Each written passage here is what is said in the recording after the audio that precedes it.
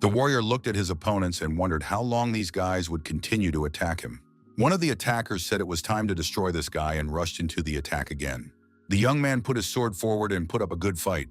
The wounded young man had no intention of giving up, even though there were many enemies and the wounds on his body were bleeding.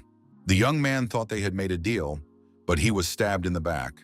But in any case, he had to protect his master. The guy said he had to hold on with all his might. Help was on the way. His opponent asked if by help he meant these scoundrels. The young man saw that the reinforcements had been destroyed. The villains held the heads of his warriors in their hands. The guy didn't understand how this could have happened.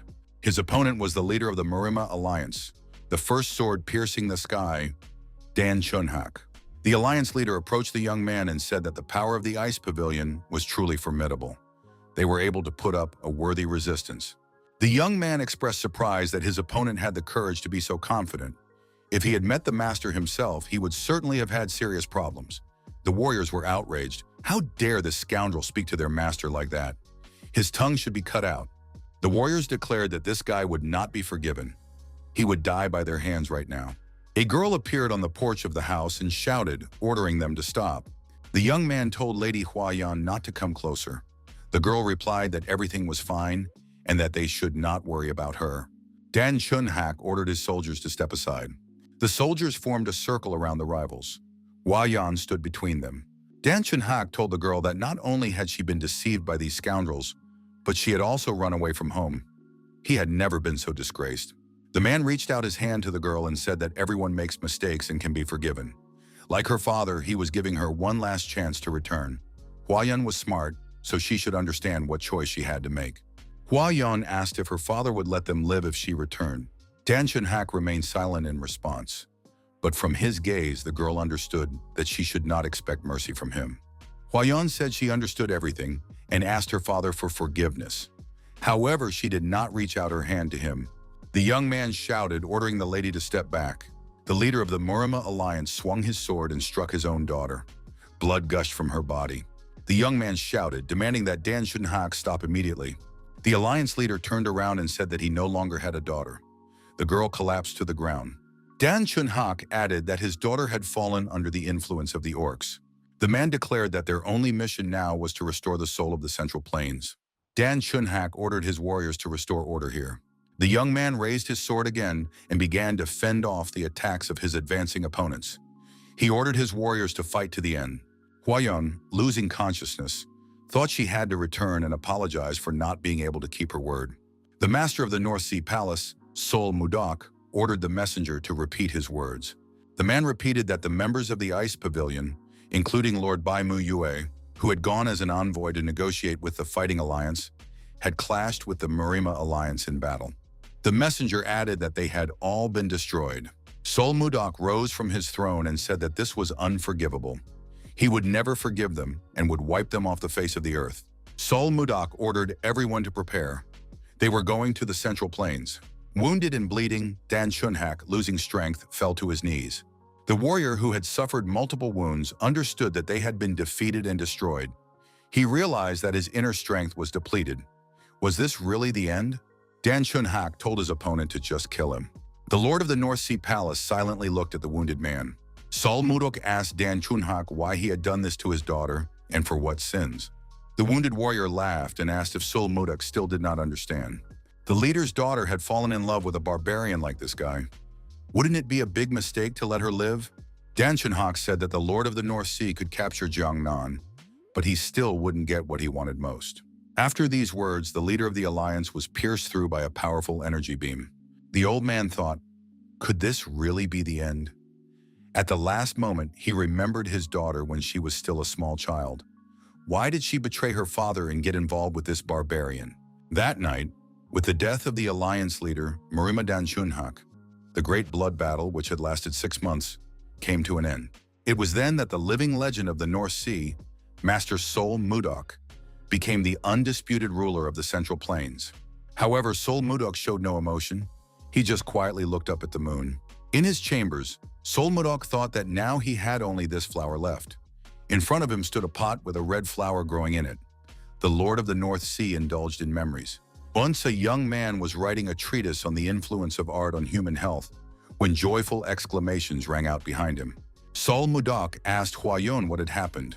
The girl was holding a pot with a flower in her hands and said that the flower of love had finally bloomed. Sol Mudak said that the flower of love only blooms when two people truly love each other. The girl replied that she had never doubted his feelings, although she was very upset that the flower had not bloomed for so long. But now it had bloomed, and it was incredibly beautiful. Huayon said with tears in her eyes that it wasn't just her one-sided love. Sol Mudak also sincerely loved her, and the young man confirmed this. Sol Mudak hugged the girl and said that he loved only her because she was so beautiful. Sol Mudo thought that Huayon was truly happy now, and he was grateful to this flower. After these memories, the Lord of the North Sea decided that he must fill the entire garden with flowers of love for Huayon. The young man said that no matter how hard he tried, he could not forget her. The young man was surprised, but the flower of love bloomed again. The young man wondered how this was possible. The Lord ordered his assistant to find someone who could explain what had just happened before his eyes. If necessary, they would have to search the entire Central Plains, but an explanation must be found. Several days passed.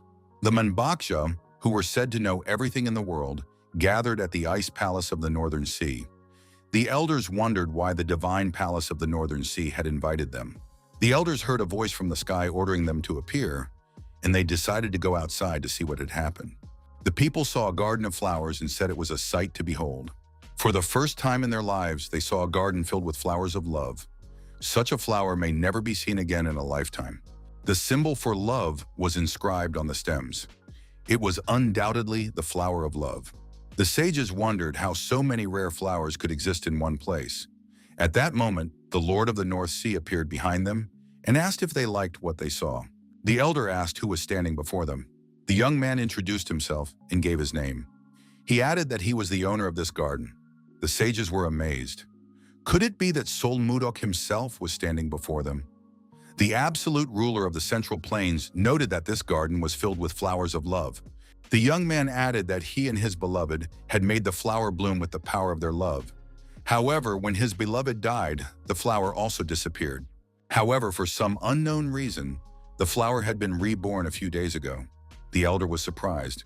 Had the flower of love really been reborn? The wise men decided that this was a strange phenomenon and a real mystery to them. Although there was one possibility. One of the elders said that there is a possibility of rebirth in a new body, and this is called reincarnation. It seems that the deceased love of the palace owner has been reincarnated somewhere in this world, but her current whereabouts are unknown. The elder added that if this were not the case, there was simply no other explanation for the flower of love blooming again. Sol Mudak thought about reincarnation and felt hope rising within him. The Lord thought that he had succeeded in entering the Central Plains and uniting the entire region, fulfilling the long-held desire of the North Sea.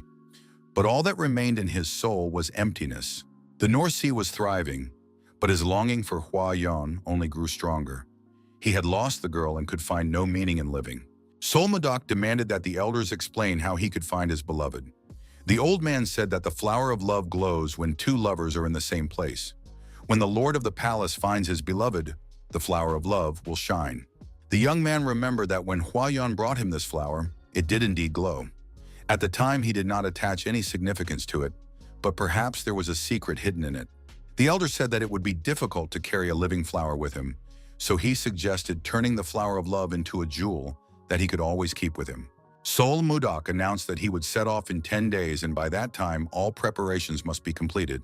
The Lord added that if everything went well, he would reward each of the Manbaksha with 100 yang of the highest quality gold. Sol Mudak thought he would never see her again, but now there was great hope in his heart. The young man decided that he would never give up this hope and would strive to make it come true. Wherever Huayon was, he would follow her even to hell. 10 days later, the ship was sailing full steam ahead in the right direction. A lot of time had passed in the search. Sol Mudak looked at the navigation chart and marked the place where his ship was supposed to arrive. The last place they had not yet searched was Hainan. The young man thought that it had been 3 years and 5 months since he began a search. Having searched the entire central part of the country, he still could not find his beloved. During his search for Huayon, he had progressed from the transformation level to the profound level and had undergone a complete metamorphosis twice. Sol Mudak remembered a conversation with his beloved, At the time, he did not understand why the girl needed to go. Hwa-yun replied that her father had decided to take part in the negotiations. If she went, he would definitely be able to understand her lover's intentions. Sol Mudo replied that it could be a trap. Hwa-yun said she wanted to trust her father at least this once. She asked Sol Mudok to let her do so. The young man agreed, but warned her that if she sensed something was wrong, she should leave without hesitation. The girl was heading to Hainan. Hwa-yun took something out of her sleeve and told Sol Mudo to take it. It was a memento left to her by her mother. She said that the necklace had the ability to return to the person who gave it. The young man said that this necklace would always guide him back to her. Hwa-yun said not to worry, she would never leave him. Sol Mudok thought that he should have stopped her at all costs. A storm broke out at sea. The sailors shouted that everyone should hold on to the ship's railings as tightly as possible and tie themselves with ropes. Sol Mudo thought that the sudden storm was a bad sign. The young man took the appropriate stance and activated the protective key 1,000-kilogram hammer. A protective sphere formed around Sol Mudok, preventing the destructive effects of the raging sea. The ship rocked violently on the waves, and sailors who were not securely fastened to the ship's railings began to fall into the water. The passengers on board began to call for help. They were women and a child. Sol Mudok decided that something had to be done urgently. A sailor shouted that another huge wave was approaching. It was necessary to hold on tight so as not to be washed away into the sea. Sol Mudok realized that the ship would not withstand such a strong wave again. There was only one way out. The young man decided to use his unique abilities to save the ship. The sailors were surprised. Why had it gotten so cold all of a sudden? Sol Mudok realized that he had to freeze the waves. The ice tunnel was activated. The young man noticed that the necklace had begun to glow. But why now? Suddenly, a powerful beam of light pierced the thick clouds and fell directly on the hero. The sun appeared in the sky, and Sol Mudok was forced to squint. The sailors couldn't believe their eyes. The storm had ended unusually quickly. Land appeared ahead on the course. Sol Mudok felt very weak and did not understand where he was. Why was it so cramped here? Was he in a carriage now? The young man did not understand what he was doing here, because just a moment ago he had been fighting the storm. Screams came from somewhere. Sol Mudok looked out of the carriage and saw people running away from huge insects. A girl and a child were standing by the road. They watched the insects' actions with horror. The man shouted that he would save Sabina and Annie. Suddenly, the carriage and the huge insects were cut to pieces. The old man was surprised. What had happened to the first-class carriage? Sol Mudok left the carriage. He assumed that he had probably ended up in a forest somewhere in the Central Plains. Seeing the foreigners, Sol Mudok realized that he had traveled quite far. Huge flies continued to circle above the people. Sol Mudok activated the Divine Ice Shot and froze one of the giant flies. The young man did not understand how a simple creature dared to attack a human just because it had grown in size. He said he could not forgive such a thing. Sol Mudok used ice crystals in the Divine Ice Shot, destroying all the flies nearby. The oldest of the men said his name was Edmund Roll and that he was the head of the Roll Trading Guild. The man thanked Sol Mudok for saving his people and asked the name of the magical swordsman. Since the man was a foreigner, the protagonist did not understand what he was trying to say. Sol Mudok asked if anyone present could speak the language of the Central Plains. In response, silence reigned. The strangers began to talk among themselves in an incomprehensible language. Sol Mudok was surprised. Could it be that no one present knew the language of the Central Plains? Another man approached the hero and tried to explain something in his own language. The stranger held out his hand, on which lay a ring, and tried to give it to the young man. The eldest of the foreigners began to make strange movements, trying to explain the meaning of his words with gestures. Sol Mudok still did not understand anything, and the expression on his face spoke volumes. The man asked if the young man now understood what he was saying. Sol Mudok was surprised because this man had suddenly begun to speak fluently in the language of the Central Plains. Was this the power of the ring? The man confirmed this and added that it seemed to be the language of a place called the Central Plains. The elder said he wanted to introduce himself again. His name was Edmund Roll, and he was the head of the Roll Trading Guild. The man thanked the young man again for saving the guild members and asked what the magical swordsman's name was. Sol Mudok replied that he did not know what the term magical swordsman meant, but his name was Sol Mudok. Edmund was surprised. Did the young man really not know what a magical swordsman was? A magical swordsman is a person who uses a sword and magic at the same time. Sol Mudok asked what magic was. Edmund was amazed that this man had just shot ice and didn't know what magic was. The hero did not understand where this man came from or how to even begin a conversation with him. Sol Modoc held out his hand and said he would ask a question, asking Edmund to answer quickly. The old man was frightened and thought that this man was definitely crazy.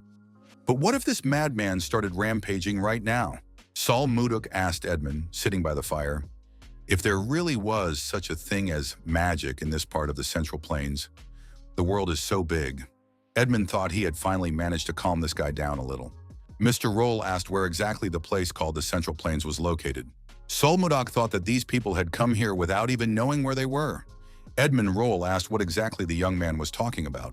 Sol Modoc explained that it was strange to ask where the Central Plains were when you were standing on their land. The man thought again that this guy was definitely crazy. Edmund told the swordsman that this was not the Central Plains, but a forest on the way to Barhan, the capital of the Kingdom of Drake.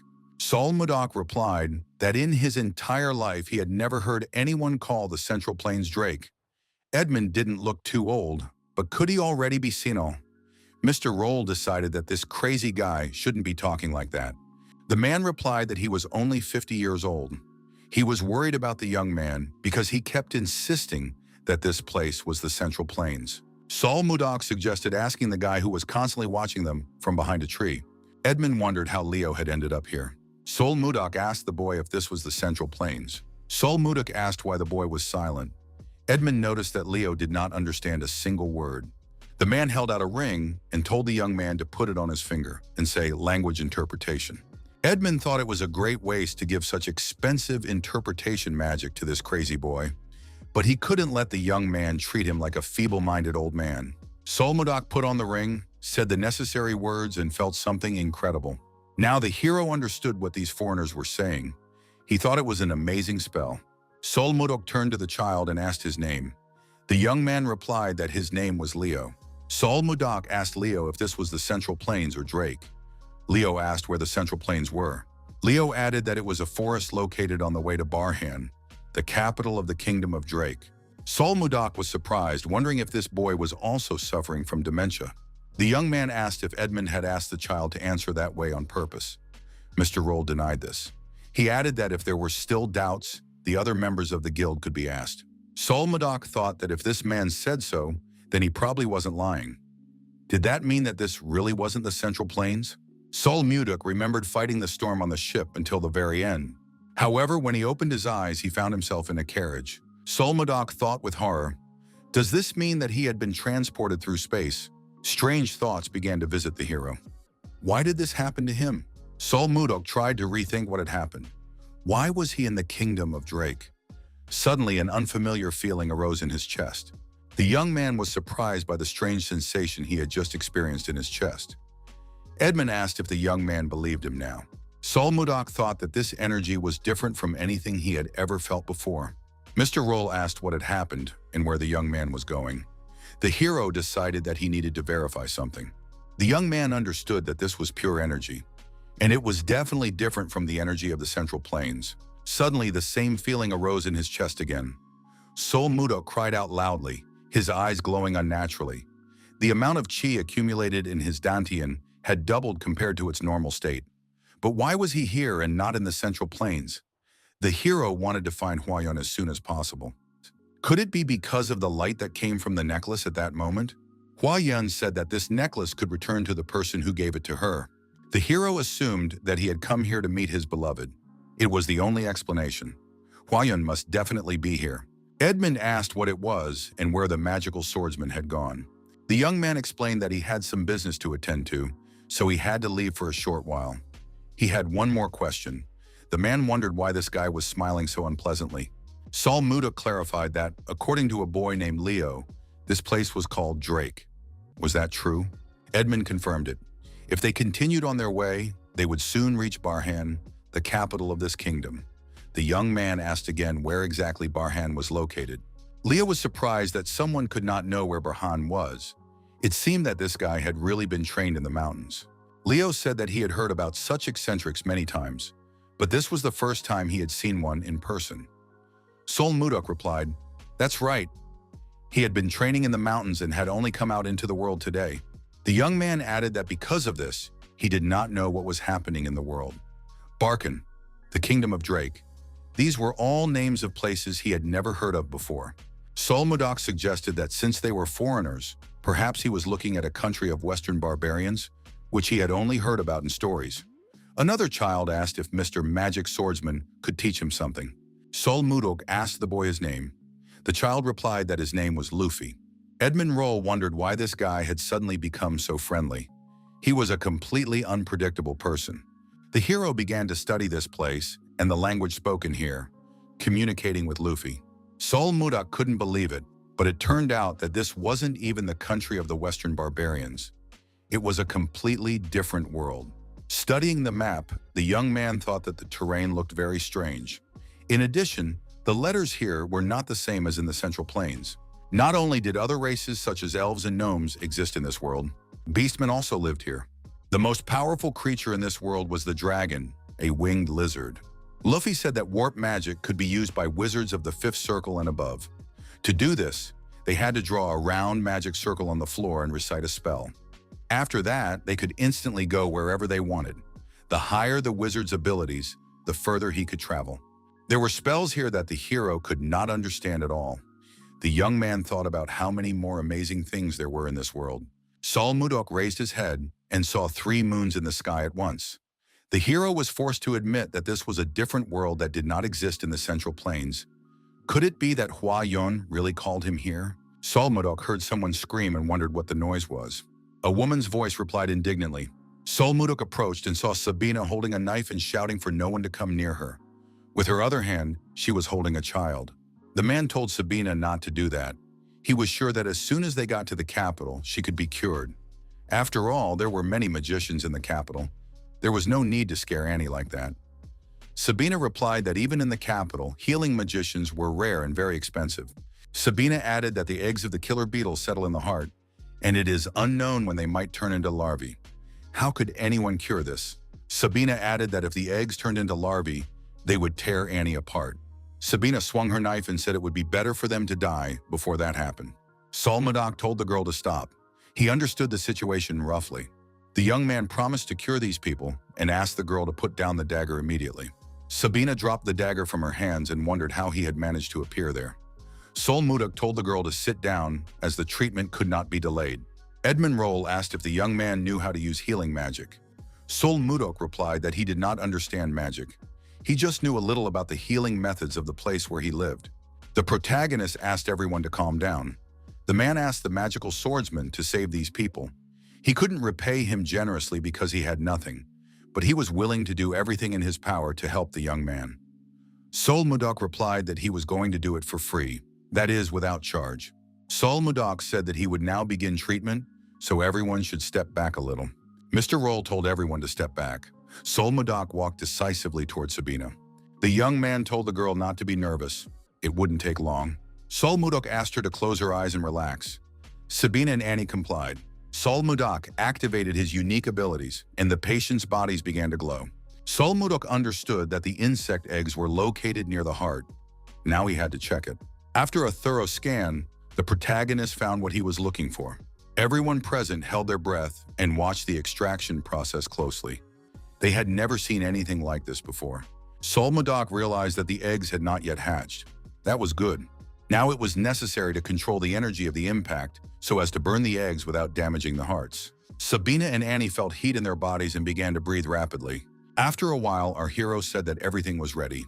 Sabina couldn't believe it, but she was glad to hear those words. Sol Modoc explained that he had removed all the insect eggs, so now everyone could rest easy. Edmund asked if Sabina and Annie were really safe now.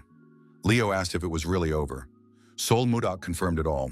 The young man added that there would be no side effects, so now there was no need to worry. Annie thanked Mr. Magic Swordsman. Sabina said that the young man was their savior. Everyone present bowed and thanked the young man for his excellent treatment.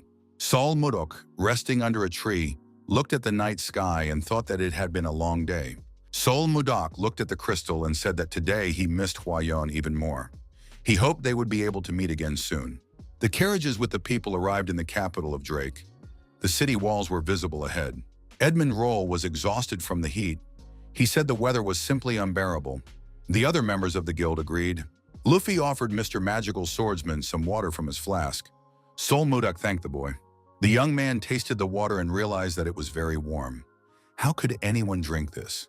Sol Mudak released a little cold energy, and the flask was immediately covered with frost. Its temperature dropped significantly. Luffy said that it was very hot now and asked if Mr. Magic Swordsman was okay. Sol Mudak admitted that it was hot, but better than before. The cool water from the chilled flask quenched our hero's thirst. Sol Mudak handed the flask to the child. The boy was surprised at how cold it was. Sol Mudak suggested drinking from this flask because such water tastes much better. The boy took a few sips and was satisfied. Such water really quenches thirst and cools the body. Luffy asked if Mr. Magic Swordsman could freeze his flask too. Sol Mudak thought that this child had been a great help to him, so he couldn't refuse this request. The protagonist activated his ice energy and said that everything was ready. After a while, all the other members of the guild approached our hero, holding out their flasks. As a result, everyone present wanted to get their share of ice water.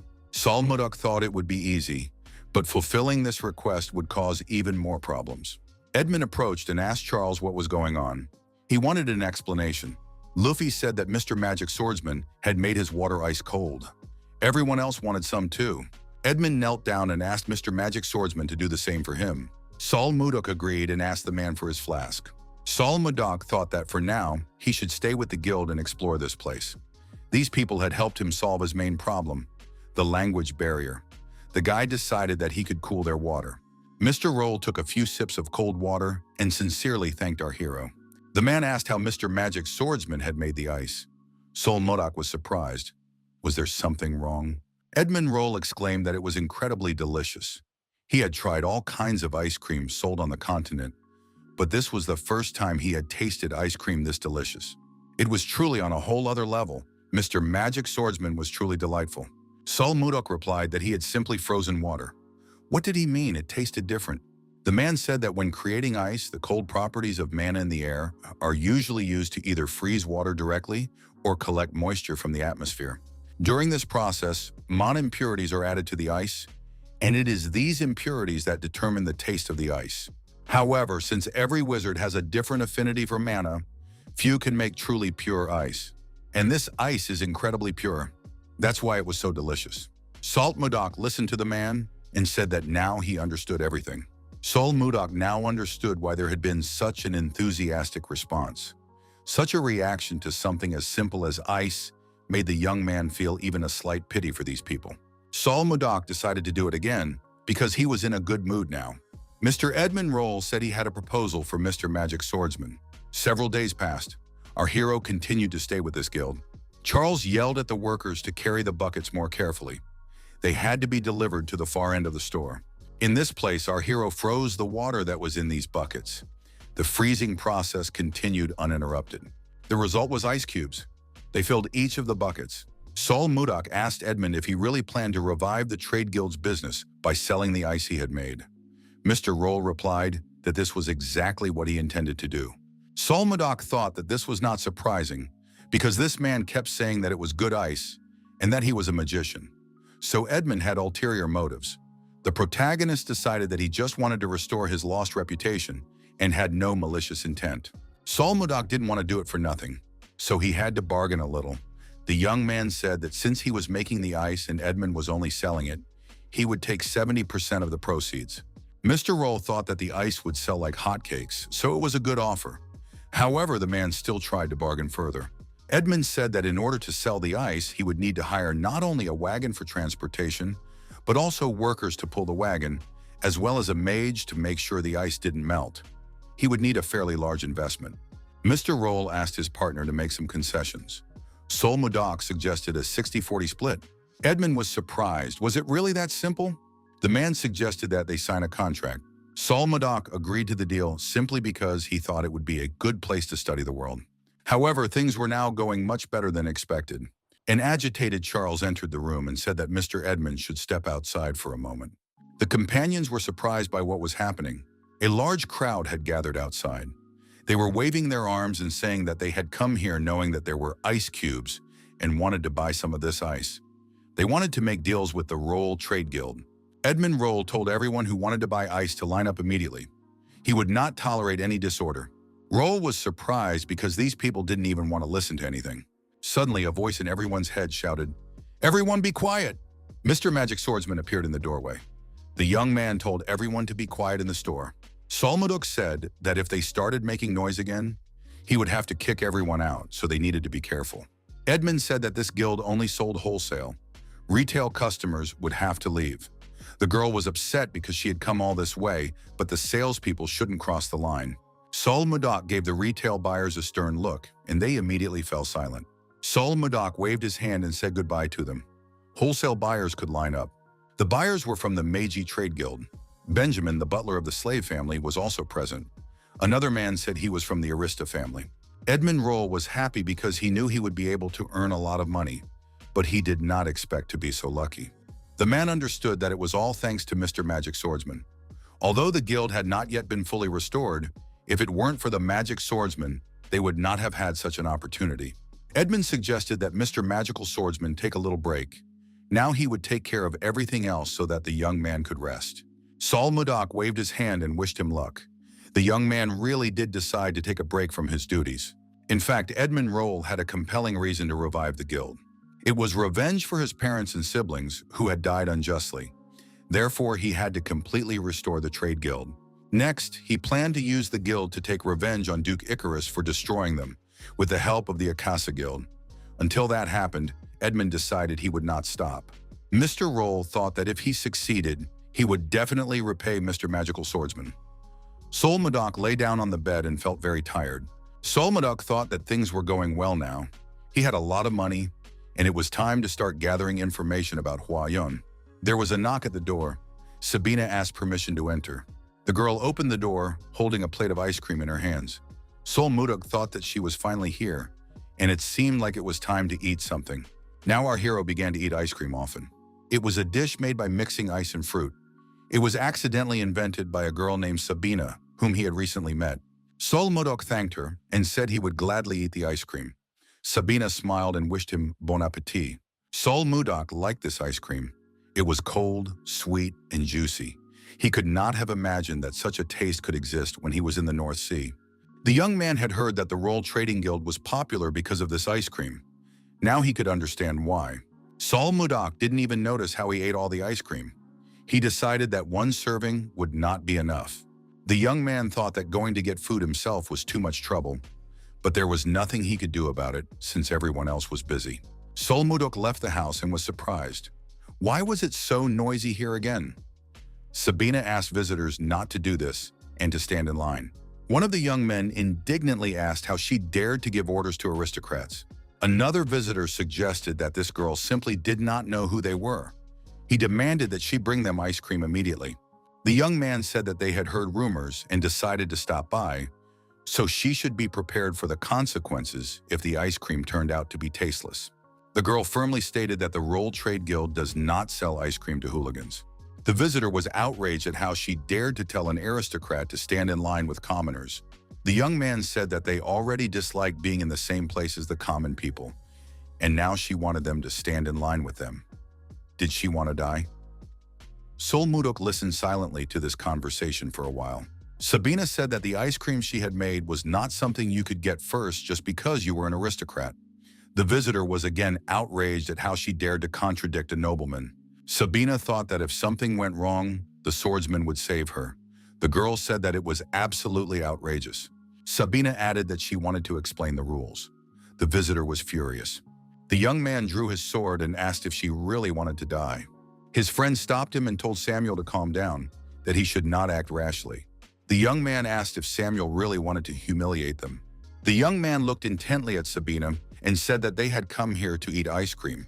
The girl felt his cold gaze on her. She felt as if her heart had frozen.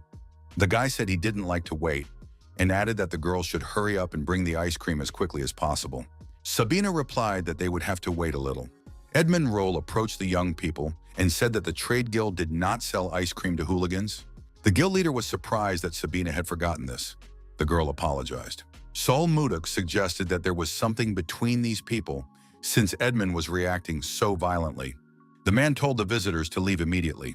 Further failure to comply with the above guild rules was unacceptable. The young people responded that this was extremely outrageous. How dare he insult aristocrats? He said that the young people were mistaken. The reason he was not selling ice cream was not only because they had barged in without waiting in line. One of the customers asked what the reason was. The man said that they should ask Duke Icarus about it themselves. The young man was surprised that the man knew his father. The young man looked closely and thought that the man's eyes reminded him of someone. The young man smiled and said that now everything was clear to him. The fallen guild of Roll. The young man's companions were frightened when they saw this smile. It was the same smile that appeared when Justin was angry. Justin drew his sword from its sheath and said that insulting a nobleman was punishable by death.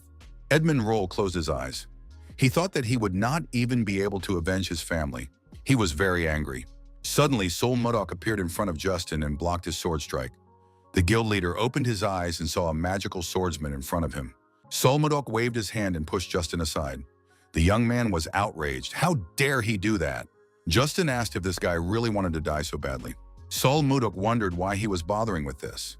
After all, he had only come here to eat another serving of ice cream. The protagonist thought that they had simply told the rowdy customer that they would not sell him ice cream, and now he was threatening everyone with violence. It was simply ridiculous. Sol Mudok said that these young people had no manners at all. Justin responded with a curse. Our hero added that he would take the opportunity to teach these young men a good lesson. Justin swung his sword and shouted that this guy would die along with the guild leader. Justin, burning with rage, approached the protagonist and prepared to strike with his sword. Sol Mudok easily dodged his opponent's blows. Laughing, he said that he was not afraid at all. The protagonist dodged the blow once again and said that for such a young age, the guy was doing pretty well. But no matter how much he swung his sword, he would not be able to reach him. Since ancient times, righteousness had been followed by reason, and it was reason that created harmony. If these actions represent the aristocracy, then the aristocracy has no principles. Sol Mudok added that he was not such a narrow-minded person, so today he would personally put this young man's manners in order. Justin was outraged at how this scoundrel dared to speak that way about aristocrats. Sol Mudok declared that it didn't matter what the young man said. Only discipline was needed to learn respect. Justin missed again. The protagonist thought that this reminded him of the Central Plains. He had forgotten how the world worked because of his attachment to Hua Yun. In the end, the truth was that only the strongest survived. Sol Mudok activated his formless Qui and directed it toward his opponent. The shapeless key in the form of an arrow pierced Justin's wrist, forming a hole in his hand. The young man dropped his sword, fell to his knees, bleeding profusely, and cried out that his hand was wounded. Edmund Roll asked in surprise what that was. Sol Mudok approached the frightened young men. The young men shouted for him to stop, otherwise they could not vouch for themselves. Sol Mudok told the injured man that he needed to lie down. Why was he getting up? Justin took his colleague by the shoulder and told him to step aside. Sol Mudok thought that this guy really had a talent for many things, but if he decided to fight, then so be it. The protagonist said he was curious to see how long this guy could last. Even without a weapon, Sol Mudok was able to throw Justin far back again. The armed young men were frightened. One of them told Justin to pull himself together and not do anything stupid. Justin looked at his hand. The wound was healing and shrinking in size. Charles saw this and said he couldn't believe it. The protagonist was surprised. This guy had only taken one hit. Sol Mudok thought that Justin was weaker than he had previously thought. Should he stop? Our hero knew nothing about this world, so he couldn't just destroy people. Justin asked who this man was. Who was he to behave like this? Didn't this stranger know who he was? How dare this stranger treat him, Justin von Icarus, this way? Sol Mudok looked at Justin and thought that this guy was a real fool. He couldn't even assess the situation and was truly possessed by evil. The armed young men said that this stranger would not get away with mocking a nobleman so easily. Sol Mudok looked at the stick lying nearby and thought it would do. Our hero picked up the stick and said that it was an object taken from the void. As he did so, Sol Mudok's eyes lit up strangely. Justin von Icarus thought that he was looking at a magical swordsman. Sol Mudok held the stick in his hands but activated the power of the sword. Our hero declared that now there would be a sword of trial, and for this, the energy of the sword was activated. The hooligans fell to their knees in fear, and terror appeared on their faces. Sol Mudok swung his arm and said that for people like these, a baton was the best medicine. Sol Mudok carried out his plan and beat the young hooligans with a stick. The victims, kneeling on the ground, admitted that they were wrong and asked for forgiveness. They said they would never do it again. Sol Mudok told them to repeat it because he hadn't heard them for some reason. Justin thought that this stranger could definitely deal with them, so he repeated again that he was wrong. He would never repeat the mistake he made today. Sol Mudok thought that, as expected, a club worked well anywhere. The protagonist told the young men to be extremely careful from now on. Edmund and Charles were surprised by the magical swordsman's behavior. They thanked him. In the palace, the king's subjects reported on current affairs. Count Slave said that a report had been received from a subordinate whom he had sent to the kingdom of Serbia a few days ago. King Tomalov III told the count to continue. The count added that the kingdom of Serbia had managed to regain the Blackstone region in the north, which had previously been barren. In addition, there were rumors that the kingdom of Hyson was going to develop the territories beyond the Sahara Desert. Duke Sergio von Icarus said that it was too dangerous for people to live on the other side of the Sahara Desert because of the many monsters that lived there. Was the kingdom taking any measures? The count replied that he was not sure, but suspected that they might want to lure Ainos to their side. King Tomalov III was very surprised to receive this information. Count Krenz asked if this was really true. Baron Arista asked if they were talking about Ainos, one of the 10 sword masters on the continent. After all, the swordsman had always refused, despite the money he was offered. They say he wanders the continent, never staying in one place. Count Slave did not understand why such a man would go to Hyson. Count Krenz asked if it was not for money, then what was it for? Maybe he had a lover? Count Slave asked who this woman he loved was. Did everyone know her? The count replied that she was the younger sister of the current king of Hyson, Laird II, Princess Daphrin. Had Laird II really given away his precious younger sister? It seemed that the king of snakes was beginning to take action. This meant that there were now 2 sword masters in the kingdom of Hyson. Now they would try to expand their territory, which had been established during the reign of Lair I. In the east, the desert nation of Hyson is expanding its territory, and in the south, the trading nation of Serbia is developing its lands. In addition, the Zeva Empire, located across the sea to the west, is also expanding its possessions. We cannot sit idly by. King Tomalov III asked what they should do. He wants to hear everyone's opinion. Duke Icarus said that it would be good for them to expand their territory. The king pointed out that they had no place to expand. The king asked if the duke meant the other side of the Lazar Mountains, the one to the north. Duke Icarus replied that they had no other choice. The king thought, the northern lands are difficult to develop. Even if they were captured, this part of the earth is useless because of the ice that covers it. That is why everyone is reluctant to move north. It ultimately means being pushed out of the struggle for power over the continent. Sooner or later, someone would be sent north to resolve the issue of territorial expansion. The king suggested ending today's meeting and continuing the discussion on this topic next time. Duke Icarus thought that the count and his highness were hiding something. King Tomalov III and Count Slave continued their conversation in private. The king asked if Cotton had made any mistakes recently. The answer was no. The king said that in that case, the duke was being selfish again. For the past 10 years, he had been sending everyone who rebelled against him to the north. The count admitted that it was his fault. The king said that this was not true. The count was the only one of all his subordinates whom he could trust. The king said he had heard about ice cream in the capital. What did Cotton know about it? The count asked if he was referring to the Roll Trade Guild's ice cream. It was called candy because it tasted sweet, unlike other types of ice cream. The king asked how long the guild's shop had been in business. Count Slave replied that it had been quite a long time. The count decided that His Majesty wanted to try the ice cream and suggested visiting Roll. The king said that Cotton really knew what he wanted.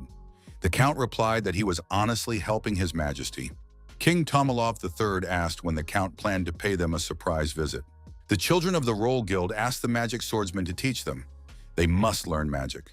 If something dangerous happened to the guild, it would be very useful. Luffy said he would study hard.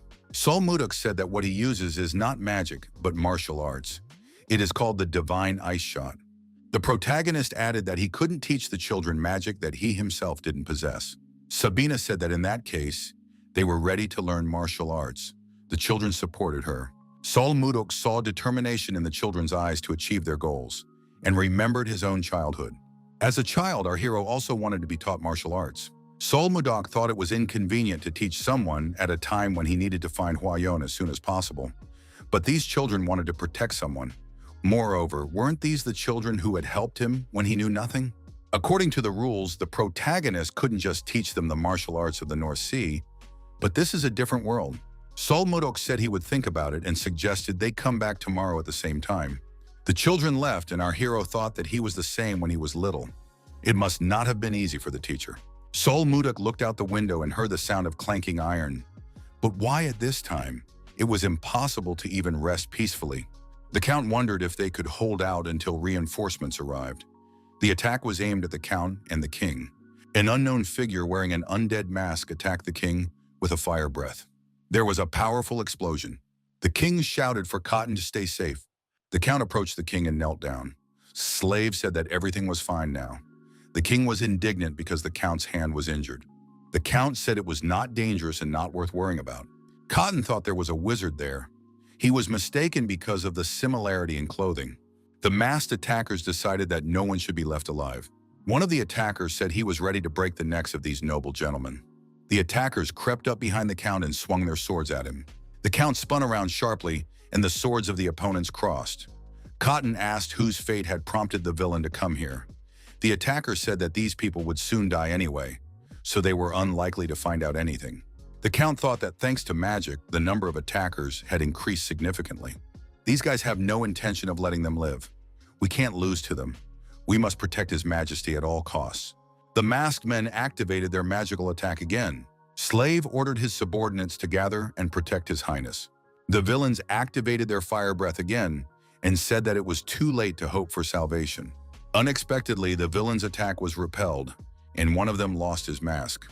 Sol Mudok was on a branch of a nearby tree.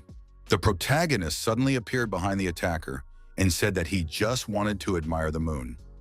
After these words, the villain was attacked. Sol Mudok suggested that the attackers finish quickly because he was worried that the ice cream would melt. The villain thought he had lost sight of this guy for a second, but he wouldn't let him relax. This guy is quite unusual. The attacker thought that they outnumbered this guy, so victory would be theirs. They needed to deal with the King as quickly as possible and get out of there to avoid any unforeseen situations. The villain told his comrades that he would deal with this guy and they should deal with the King. Sol Mudok looked at his opponent's weapon and said he didn't expect to see such a sword here. That meant he would have to let him play with the North Sea Ice Palace's new toy, the Solon. The protagonist told his opponent not to hold back an attack. This angered the villain even more. The attacker rushed at the young man and declared that this guy would not return alive. Sol Mudok easily dodged his opponent's attacks. The criminal was unable to achieve his goal. Sol Mudok fought back, and his opponent flew far back. The King asked in surprise what was happening. The Count asked His Highness to take a step back. The King looked at the young man and thought that he was the hope of the kingdom. One of the attackers turned to the commander, Captain Morian, and said that they were facing a master swordsman. Sol Mudok suddenly flew into a rage and said that it was all because of these scoundrels. The young man added that his ice cream had already melted in the rain. The masked criminals were surprised. What was this guy talking about? The protagonist said that now he would show them how upset he was about the ice cream. The young man added that he would count to 3. After that, he could not promise that those who remained here would survive. The villains decided that they should not be afraid, that they needed to destroy this guy, and attacked from different sides. The villains approached, and Sol Mudok continued to count to 3. On the count of 3, our hero activated his spirit energy defense, and a barrier was erected. The King and the Count couldn't believe their eyes. Who was this young man? Sol Mudok said that he had taken revenge on the enemy for the ruined ice cream. After that, the young man simply walked away. The King told the Count that he was giving him 1 hour to find this guy.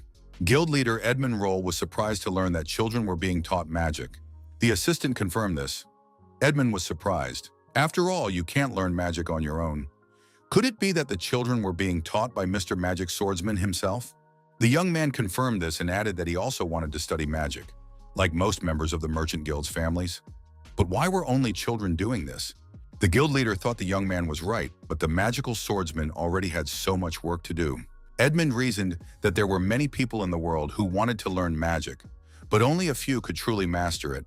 The children were lucky. Mr. Roll asked where the children learned magic. The guildmaster smiled and thought that the day when the guild would take flight might come sooner than he expected. Guildmaster Edmund Roell approached the young man with a request. Sol Mudok replied that he did not understand what he was talking about. Edmund said that he knew that Mr. Magical Swordsman was teaching children magic. The protagonist understood what the guild members had been gossiping about. Edmund added that he was sincerely grateful and did not know how to thank the magical swordsman for this service. Henry informed the gentleman that he had a visitor. Sol Mudok looked at the guest and saw a young man with eyes full of tears. Sol Mudok told the boy to leave immediately. The young man knelt down and begged the Lord to spare him, Chamberlain. The visitor grabbed our hero by the leg and said that His Majesty had ordered this man to be brought today. Otherwise, he would take matters into his own hands. Sol Mudok said he didn't care about that. Edmund wondered, was this really His Majesty's Chamberlain?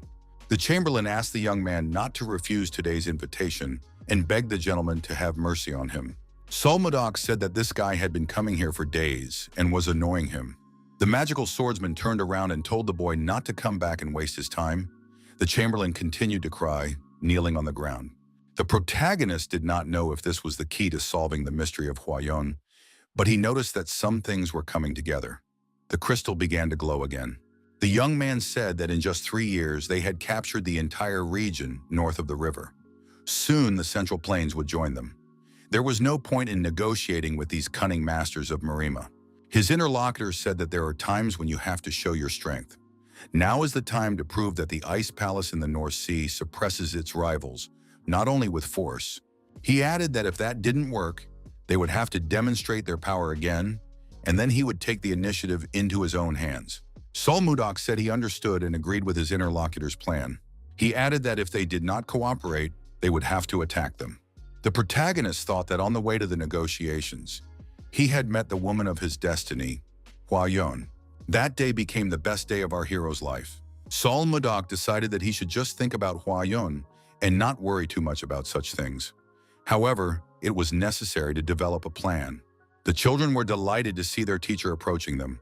Sol Mudok decided that he needed to think everything through calmly. The king was upset. Had this man refused again? The Chamberlain apologized to His Highness. The king said he was going to thank this man for saving him.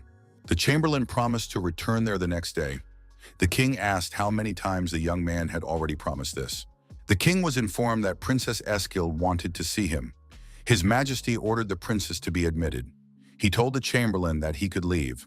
The princess appeared at the door. The king told Escold to come in quickly. The princess noticed that the Chamberlain had a very unhappy expression on his face. Was something wrong? The king had to tell his daughter everything. The girl was frightened. Was her father all right? Had he been injured? The king replied that he was fine and that she should not worry so much. The princess was surprised. Why had he refused the invitation? His Majesty replied that the young man did not respond to his request. Escold decided that this stranger was indeed a remarkable person. The princess said that the ice cream recently made by the Roll Guild had become a bestseller. The king replied that he had already tried this ice cream once. The wizard of the Roll Guild who created this ice cream was the one who saved him. The king added that realizing this made him want to get this person even more.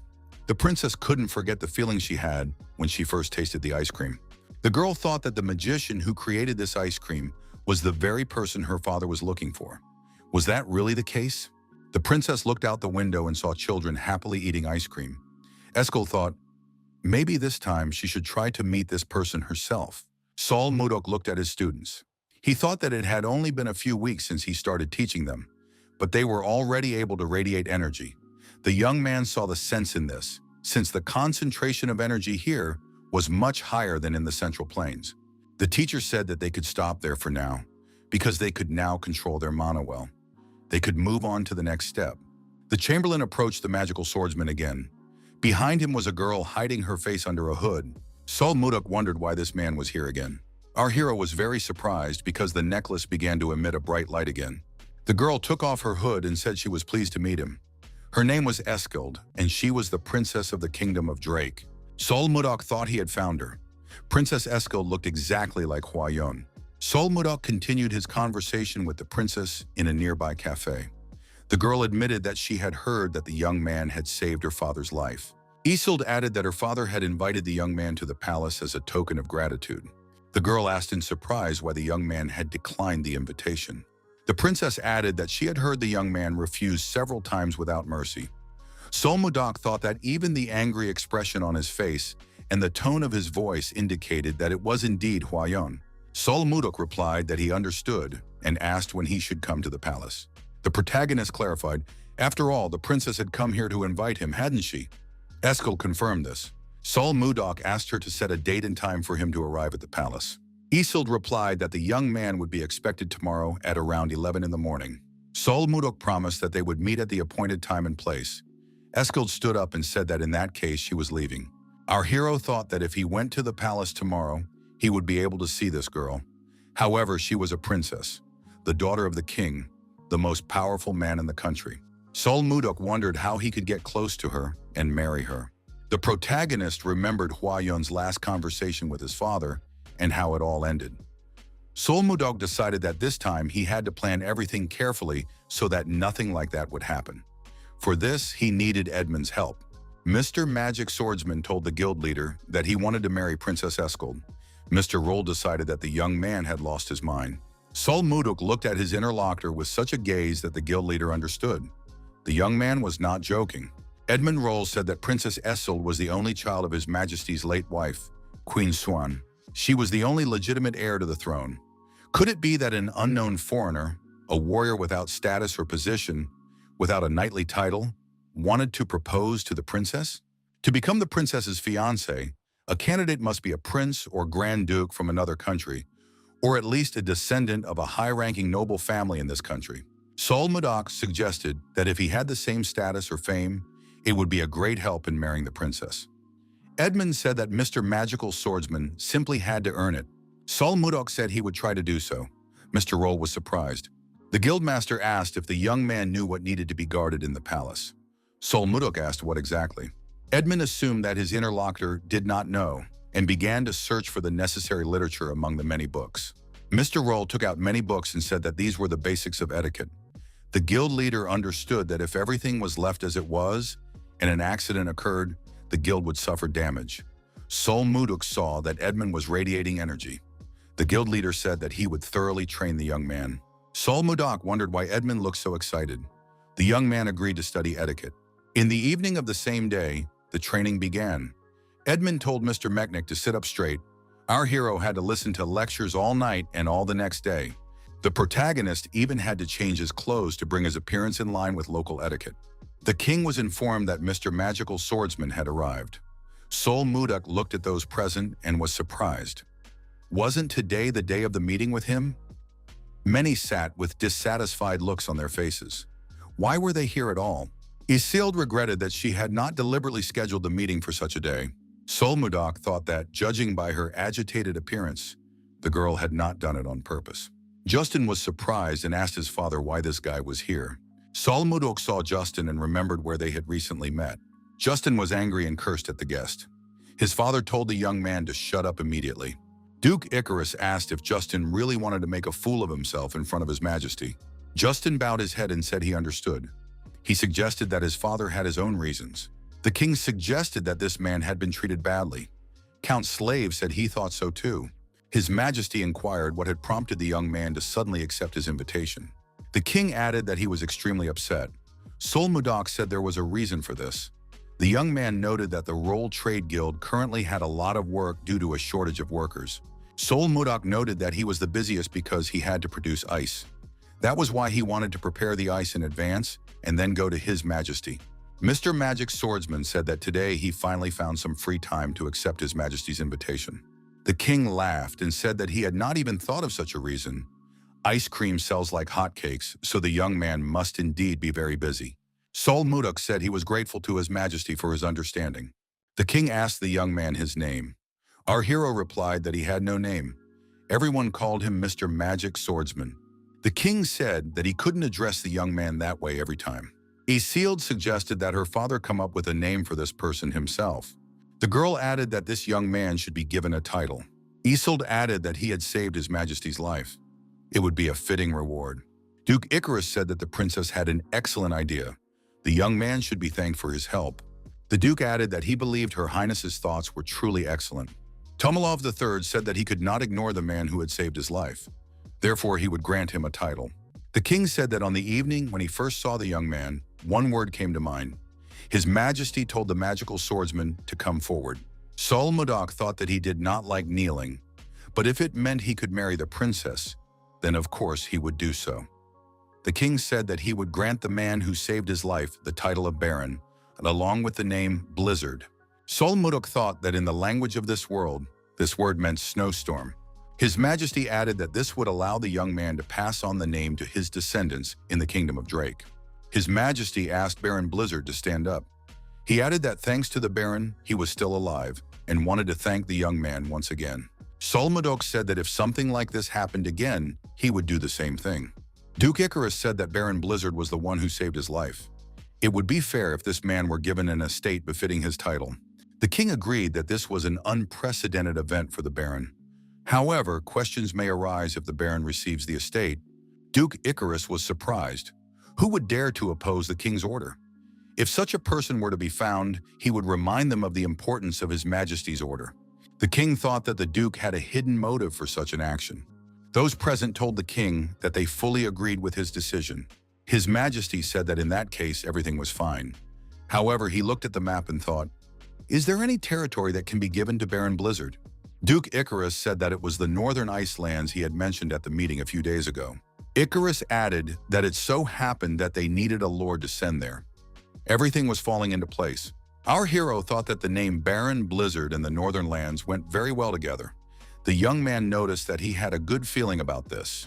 The king understood what the Duke's plan had been from the beginning. Duke Icarus wanted to make this man pay for the damage he had done to his son and his pride. Escold thought, is this the northern lands? After all, it is an icy continent. The girl was upset. Was His Majesty really sending this man there? Baron Blizzard suggested that this man wanted to drive him away because of the incident with his son. Our hero decided not to refuse if he got the land. He decided to use this as an opportunity to strengthen his reputation and reduce the gap in status between them. The guild leader asked if the magical swordsman was really going to the northern lands, where snowstorms rage, avalanches occur, the cold is fierce, and even mana is unstable. The magical swordsman told the guild leader not to worry. He was in good health and would not catch a cold. Edmund was surprised. Was the magical swordsman a Yeti or something similar? Baron Blizzard asked who the Yetis were. Edmund replied that they were a legendary clan that had lived only in the northern regions since ancient times. Outwardly, they resemble humans. But according to legend, they are about 3 meters tall, and because of their height, they are endowed with tremendous strength. They are completely immune to cold and violence. There is a rumor among the people of the kingdom that one inhabitant of the north is equal in strength to 100 inhabitants of other parts of the country. That is why they hate being ruled and do not recognize the existence of leaders. Baron Blizzard said that sounded interesting. The young man added that if he gained the recognition of the northerners, his reputation would rise. However, that was easier said than done. Our hero opened the door and saw the children. What were they doing here? The teacher said that for those who were new to martial arts, the northern lands were dangerous. Sabina said that they still had a lot to learn. If the teacher left, who would teach them magic? Sabina and the children begged the teacher not to leave them. Baron Blizzard looked back and saw Princess Escold behind him. The Baron asked why the princess was so upset. Escold said she wanted to talk after the children had left. The protagonist turned to the children and said that they could leave now. The children looked at each other, but remained where they were. The teacher asked what they were up to. Sabina said that the teacher should listen to their request. Leo added that if the teacher agreed, they would leave immediately. Baron Blizzard said he agreed to listen to them. The children were delighted and ran off. The princess remarked that the Baron had very energetic students. The young man replied that they were quite rebellious. Baron Blizzard asked the princess if she felt better now. Escold said she was very sorry. She had asked her father for the title for no reason. However, it was because of this idea that the Baron was now going to the northern lands. The protagonist thought that Hwayon and Escold were very similar, but he had no idea that they were so similar. Hwayon also apologized to him for Dan Chun-hak. Our hero remembered the moment when Hwayon told him that it was all her fault. Baron Blizzard said that if he hadn't received this title, he wouldn't have gone north. Princess Escold repeated that she was truly sorry. The protagonist found the girl very cute. Baron Blizzard turned around and said he had to go. The princess asked how she could calm the Baron down a little. The young man replied that perhaps after he received a good luck charm. Princess Escold was surprised. What did a lucky charm mean and what was it? Baron Blizzard explained that it was a kiss filled with sincere concern for another person. The princess jumped back in surprise. Judging by the girl's reaction, the young man decided that he shouldn't have said that. In any case, he needed to go and prepare for his departure. Baron Blizzard asked the princess to forget about this conversation. Escold was angry. What kind of person was he? He just said he wanted to leave, turned around and walked away. Who does that? The girl asked the young man to stop. The protagonist turned around and asked what was wrong. Baron Blizzard thought that maybe he had done something wrong. The princess decided that this guy's behavior seemed familiar to her. The young man said he didn't want to impose on someone who didn't want him to, so everything was fine. It could just be ignored. The girl grabbed the young man by his clothes and pulled him toward her. The next moment, Princess Escold kissed Baron Blizzard on the lips. After that, the princess blushed with embarrassment, put her hood up, and ran away. The confused Baron Blizzard remained standing in place. The young man thought that he must return after achieving success. At that moment, the crystal on his chest glowed brightly. Princess Escold continued to run away, shyly hiding her face. Rumors spread throughout the northern city that a new lord was coming. They say he saved the king's life. For this, he was granted a title and an estate.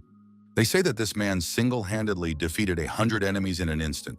The men continued to discuss this topic while sitting in the tavern. One of them said that this man was a sixth circle wizard and possessed fencing skills that were on par with a master swordsman. His companion was surprised. Why would such a remarkable man come here? One of the patrons said that it was obvious. This man had fallen out of favor with Duke Icarus. The man added that in any case, these were just rumors. The man said that if this person was frightened enough, he would simply run away from here. The hunters, a man and a woman, were in a snowy forest looking for a wyvern. The woman suddenly screamed. She saw the wyvern jump out of the forest and rush at them. The woman managed to fall into the snow, and the wyvern rushed past. The man, dagger in hand, rushed to the girl and asked if Luna was okay. They were just trying to get some viper eggs. Luna saw the wyvern trying to catch up with the man approaching her. She shouted to Jake that there was danger behind him. Jake looked back and saw the viper's huge mouth behind him. He thought his end had come. Suddenly, the wyvern was attacked by a stranger and fell bleeding onto the snow. The stranger asked if they were all right. Luna, holding Jake, thanked the young man for his help. The guy replied that he had simply done what he had to do as a lord. Our hero turned around and said they would see each other later. Before the girl could recover, their savior had disappeared. She noted that this man was very fast. Jake was surprised and said that the wyvern's eggs had also disappeared. The new lord was in the castle. There was almost no one in the room. The young man was surprised. Why was it empty? Didn't everyone know that today was his inauguration? The assistant apologized to the lord and said he would send messengers to every village again. Baron Blizzard said there was no point in doing so. Even if he sent them, it was unlikely that anyone would come. Our hero understood how they performed their duties. Now he guessed why the lords here changed so often. However, the protagonist had his own path. Several days passed. The man from the tavern was angry and did not understand what was happening. Who was it really? Could the new lord have done this? The hunter acknowledged this and added that he was also upset. He did not expect to be treated this way.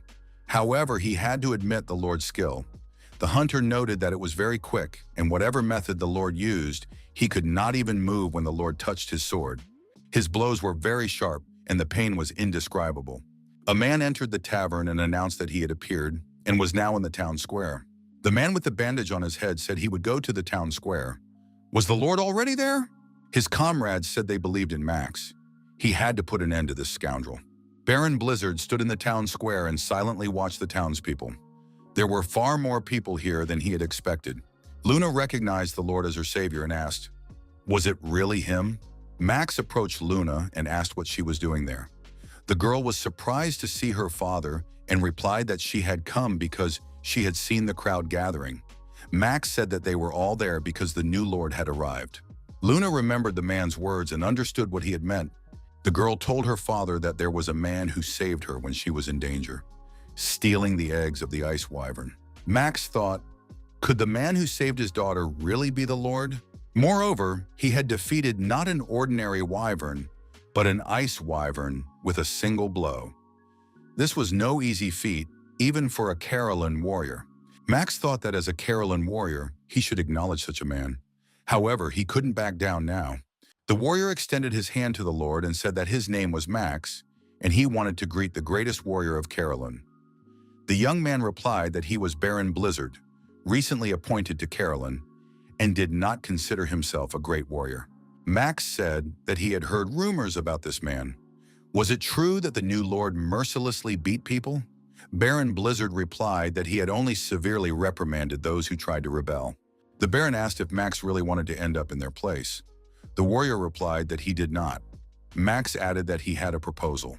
It is very cold in this part of Carolyn, so since ancient times, people have been drinking strong alcohol to cope with the cold. Max asked if the new lord was ready to compete with him in drinking. Baron Blizzard replied that he agreed. Max told the lord to think carefully and make the right decision. It is a very strong drink, capable of rushing blood throughout the body. The Baron replied that he did not care. Baron Blizzard noted that if he won, Max would recognize him as his master and follow him unconditionally. Those around them thought the Baron had completely lost his mind. Who would agree to bet with Max on a drink? Max agreed. Witnesses gathered around the table. The opponents sat opposite each other. There were many mugs of alcohol on the table. Max said that if the Lord wanted to give up, it was not too late to do so. Baron Blizzard said that as a lord, he could not break his word. It was time to begin. Max was determined and warned the Baron that he would not regret his decision. After a while, a significant number of mugs on the table were empty. Zemyak asked Max if he was okay. It seemed as if Max had just lost consciousness. Max raised his head and said that he was the best drunk in Carillon. Luna asked her father to stop drinking. Max looked at his opponent and realized that his vision was blurry. Baron Blizzard said that they would continue. Max didn't understand why the Lord was still fine. Baron Blizzard said that his opponent should just give up. Max said he would continue and had no intention of giving up. Those present watched Max anxiously as he tried to drink another mug of alcohol. They also looked at Baron Blizzard, who drank another mug without much effort, as if it were ordinary juice. The Lord put the empty mug on the table and said he felt perfectly fine. Perhaps it was because he hadn't drunk alcohol in a long time. Max couldn't hold on and fell off his chair. He was completely drunk and couldn't move. The townspeople were surprised. This couldn't be happening. Had Max really passed out? Baron Blizzard rose from his seat and said that in that case, everyone present should gather at his castle in exactly 5 days. The Lord declared that he wanted to see which of them could keep their promises. At the appointed time, the bridge was lowered and the passage to the Lord's castle was opened. Lord Blizzard sat on his throne and observed those present. The young man looked at the townspeople and said that he had assumed they would not come. However, the local people were good at keeping their promises. Max said that this was self-evident. The Lord added that he was very pleased. Baron Blizzard assumed that everyone knew who he was, so he wanted to get straight to the point. He gave the people 10 days to prepare for the move. The protagonist was surprised. Why couldn't he hear any answers? Luna asked if the Lord really wanted them all to live in this castle. The Baron said he had been misunderstood. Would there be enough room for all the residents in the castle? The young man asked who told them they would live here. Baron Blizzard added that they were now moving north. Over the past 5 days, our hero had wandered around the area and found a good place in the north. At least 10,000 people could live there. Max said that this was where groups of ice cannibals lived. The Lord asked, "Are you talking about those bald guys with bear-like bodies who walk on 2 legs?" Max was surprised. Had Lord Blizzard actually encountered them? The protagonist said that not only had he encountered them, but he had destroyed them all. The Baron added that there was no need to worry. He had prepared everything for the move and found a really great place to live. After the meeting, everyone began to disperse to their homes. The protagonist thought that everything was going according to plan. Someone greeted him from behind. The Lord turned around and saw Luna and Jake in front of him. The young people introduced themselves. Baron Blizzard assumed he knew why they had come. He was just about to call them himself. Jake was surprised. Why did the Baron need them? Blizzard said not to worry, it was nothing important. The Baron told the young people to just follow him. Luna and Jake were extremely surprised when they saw what the Lord showed them. They were baby ice wyverns. Luna said she had guessed as much. The Lord had stolen the eggs for this very purpose. How could he do such a thing when they had worked so hard to obtain them? Baron asked who had saved them that day. Blizzard asked everyone to be quiet as the cubs were sleeping. The Baron said that at first he thought about raising them himself, but they turned out to be noisy. Plus, they eat a lot. Luna said that it was useless to take these hatchlings away. Once they hatched from the eggs, they would recognize the first person they saw as their mother. The protagonist was surprised to hear this. The Lord asked if he should continue to raise these annoying and troublesome creatures. Jake disagreed that wyverns were annoying. Luna said that ice wyverns are larger and more powerful than ordinary ones, and that the Lord has the opportunity to tame them. Jake said that if he were Baron Blizzard, he would tame the wyverns, because they could easily fly to Tenston. The Lord asked where this place was. Luna replied that it was the second capital of the Kingdom of Gaia, located 1,000 kilometers west of Corellon. It was a place where there was literally nothing. The Baron was surprised. Is it really possible to fly so far on wyverns? Jake replied that the round trip would take about 2 hours. The protagonist asked how he could tame a wyvern in that case. Luna was surprised. Had the Lord changed his mind? Baron Blizzard said he had a great idea. A few days later, the people of Corellon began a great migration at the behest of Baron Blizzard. The girl approached the teacher and said that people were having a hard time. The protagonist thought that everyone was exhausted after 3 days and nights on the road. Baron Blizzard believed that there were still people who did not trust him and were hesitant. Our hero knew that they would soon reach their goal, and then the hearts of these people would change. The Lord told everyone to listen to him carefully. Blizzard said that they were almost there. Even if it was difficult for everyone, they had to trust him and hold on a little longer. The old hunters said that they did not know where they were going. They were not even sure that there really was no ice cannibal there. Baron Blizzard reminded them that he had said he would defeat them all. The Lord hoped that people would believe him and understand.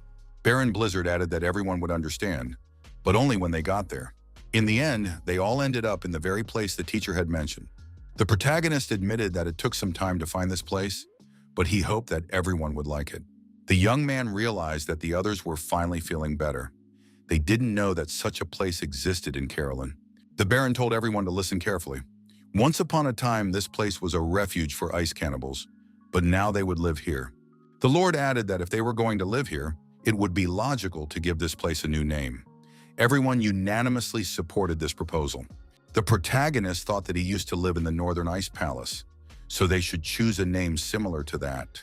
Baron Blizzard declared that from now on, this place would be called White Castle. Our hero thought that now all that remained was to take the wyvern cubs away and place them in a free space. Suddenly, a strange sound rang out. The protagonist looked in the direction of the sound and realized it was ball lightning. The wyverns couldn't stand the sound and fell to the ground unconscious. The young man with the ball lightning in his hands was surprised. Where did the wyverns come from? The protagonist was surprised. Where did the wizard come from? Baron Blizzard approached the wizard and attacked him with ice magic. Blizzard grabbed the wizard by the throat and said he wouldn't ask twice. Where did he come from and who was he? Our hero asked why the wizard had attacked his wyverns. At some point, the wizard felt paralyzed. His body was completely immobile. The Baron said that this man's lineage was not paralyzed, so he could speak and must answer honestly. The wizard said his name was Count Jerome von Karen.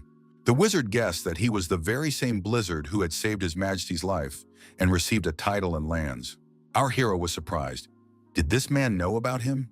The Baron asked if he was by any chance the same former lord who had been appointed here and then expelled. Count Jerome von Karen said that he had his reasons. The protagonist said that this young man was looking down on him in vain.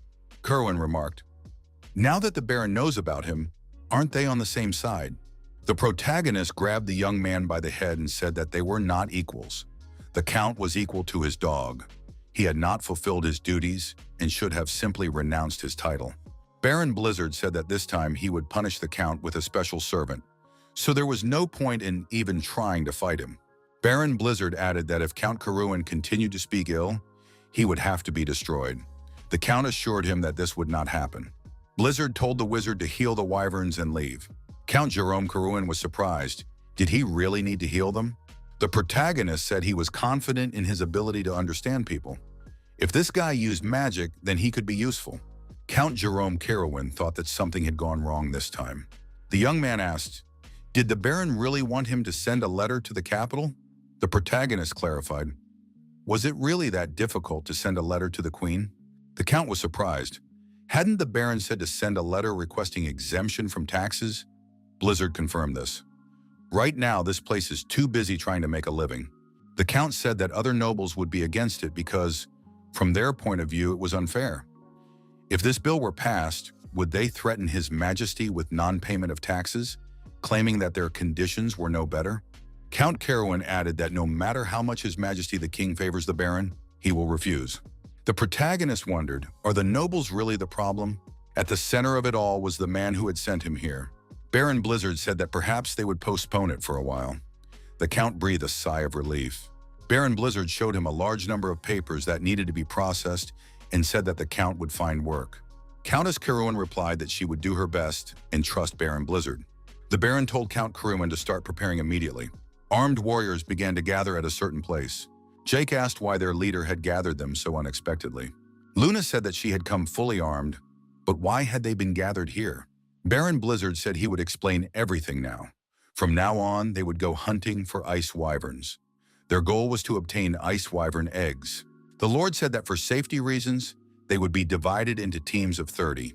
They must focus on stealing the eggs. Even one would be enough. The Baron added that if the mission is successful, the warriors will receive an additional reward. The winning team will receive an extra 100 gold coins. The warrior said that this was a huge sum, one that he could never have earned in his entire life. Could they really receive such a reward? Carolyn's warriors couldn't believe that the Baron would be willing to pay so many coins. Blizzard said he never makes empty promises. The main thing is for the warriors to complete the task. The Baron told Count Jerome Carowin that over the next 10 days he would be watching each team and looking for useful guys. Later, these guys would be used for other purposes. Jerome asked, was the Baron thinking of creating a knightly order? Baron Blizzard thought, did he say something wrong? After all, every lord has at least one order of knights. They say that the Lion Knights of the Duchy of Icarus are especially powerful. They are so strong that they would not lose even in a battle with the Royal Knights. The protagonist thought that this time he would make his army bigger and more powerful than the Snow Ice Squad because he couldn't lose Huayan a second time. Baron Blizzard announced to the soldiers that they were going on an expedition. The Ice Wyvern was very aggressive. The warriors attacked the wyvern from all sides. Each of them wanted to receive the reward for the eggs. Max shouted for the second squad to immediately pull the net. The net was thrown, and the ice wyvern was trapped. Baron Blizzard said that the attack looked good. Count Jerome noted that the warriors had been hunting for several days, and now their hands and feet would work in a perfect sync. Jerome thought that it would never have occurred to him to steal an ice wyvern egg and raise it from infancy. If all went well, they could make a lot of money transporting and selling the spoils of the hunt, such as skin and bones. They would be delivered to distant cities by ice wyverns. Count Jerome imagined ice wyverns unloading at seaports. Baron Blizzard praised everyone. If there were many ice wyvern eggs after this hunt, everyone would receive a great reward. After these words, the warriors continued the hunt with even greater enthusiasm. Jerome thought that by uniting the unruly warriors of Carolyn into a single entity, amazing things could be achieved. As expected, the ice wyvern was destroyed. A warrior named Storm had a hand in this. Baron Blizzard said it was quite good.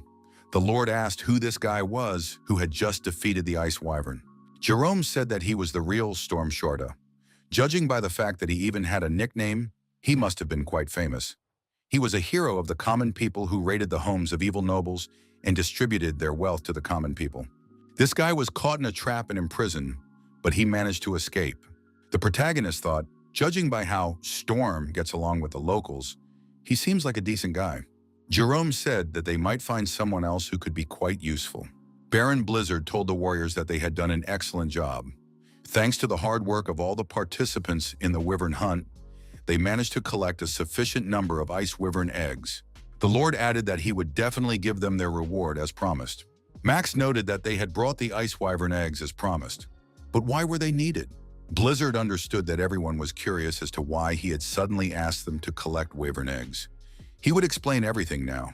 After hatching, ice wyverns accept the first person they see as their mother. In fact, this is how they can be tamed. The Baron announced that he plans to use the tamed ice wyverns as a means of long-distance transportation. Loaded wyverns will be able to deliver goods to any point in the country. Max asked what kind of goods they would specialize in. Blizzard replied that the first thing would be ice ogre leather. Max and the other warriors were surprised. Did the Lord really want to send them to their deaths? The Baron asked who, in their opinion, had gotten rid of the ice ogres that had been swarming around this white castle for so long. Blizzard said he would not allow the warriors to become food for the ice ogres. The warriors understood that the situation was now definitely different from before. Jake and the others felt a surge of courage. They declared that they would follow their lord. One of the warriors told the teacher about the misfortune that had befallen them.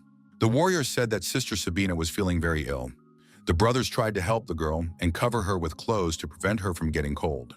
Sabina had a fever and thanked Luffy for his support. The younger brother and sister told Sabina to hang in there, assuring her that the teacher would come to her aid soon. Baron Blizzard did indeed appear and said he wanted to examine Sabina. The girl admitted that she was very cold. Blizzard realized that the situation was more serious than he had previously thought. The Baron asked the children what had happened to Sabina.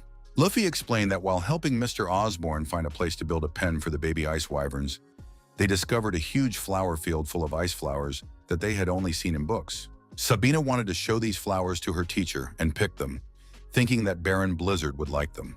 They returned with the flowers and Sabina, exhausted, fell to the ground. After that, she lost consciousness. Luffy asked the teacher what they should do now to calm the children down and prevent anything bad from happening. The protagonist took the ice flower from the girl's hand. He looked at the plant and thought, "Isn't this a snow flower?" So these were the ice flowers the children had told him about. The protagonist realized that this was the only elixir of the North Sea in the Central Plains. How could these flowers have ended up in this world? The teacher told Leo to take Sabina in his arms and follow him. They had to hurry and go to the training ground. The young people went to the training ground. Leo carefully laid Sabina on the couch. Blizzard announced that he would begin treatment immediately, so children were strictly forbidden from approaching the ward until permission was granted. The protagonist thought that in this world, the snow flower was called the ice flower. In this world, it is known as the mysterious flower, which emits only cold air. But in the North Sea, where Sol Mudok lived, the fruits of this flower are an unsurpassed elixir. Due to the extreme cold, it can be difficult to harvest the fruits of this flower. However, for our hero who is well-versed in ice ki, this is not a problem. The protagonist thought that Sabina had fainted because her ice ki was not strong enough to withstand the cold. Our hero put the fruit of the ice flower in the girl's mouth and called her name. Sabina opened her eyes and looked around in surprise. How did she get here? The teacher said that when the girl finally woke up, she should sit up straight and try to direct her ki. Sabina, with her eyes closed, began to do what the teacher asked of her. Blizzard noticed that the cold ki in the girl's body was perfectly condensed into internal energy. All this happened without any side effects.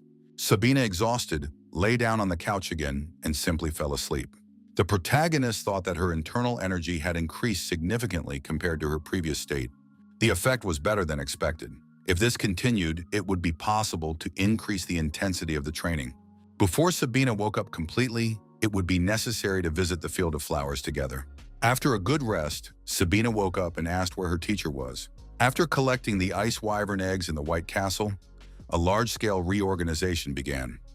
First, Sol Mudok checked the list compiled by Jerome and organized his elite knights, the Baran Knights Squad. Baron Blizzard said he would not say much, but would simply make these warriors his knights, the Knights of Baran. Short, who showed the best results in all aspects, was appointed captain of the squad.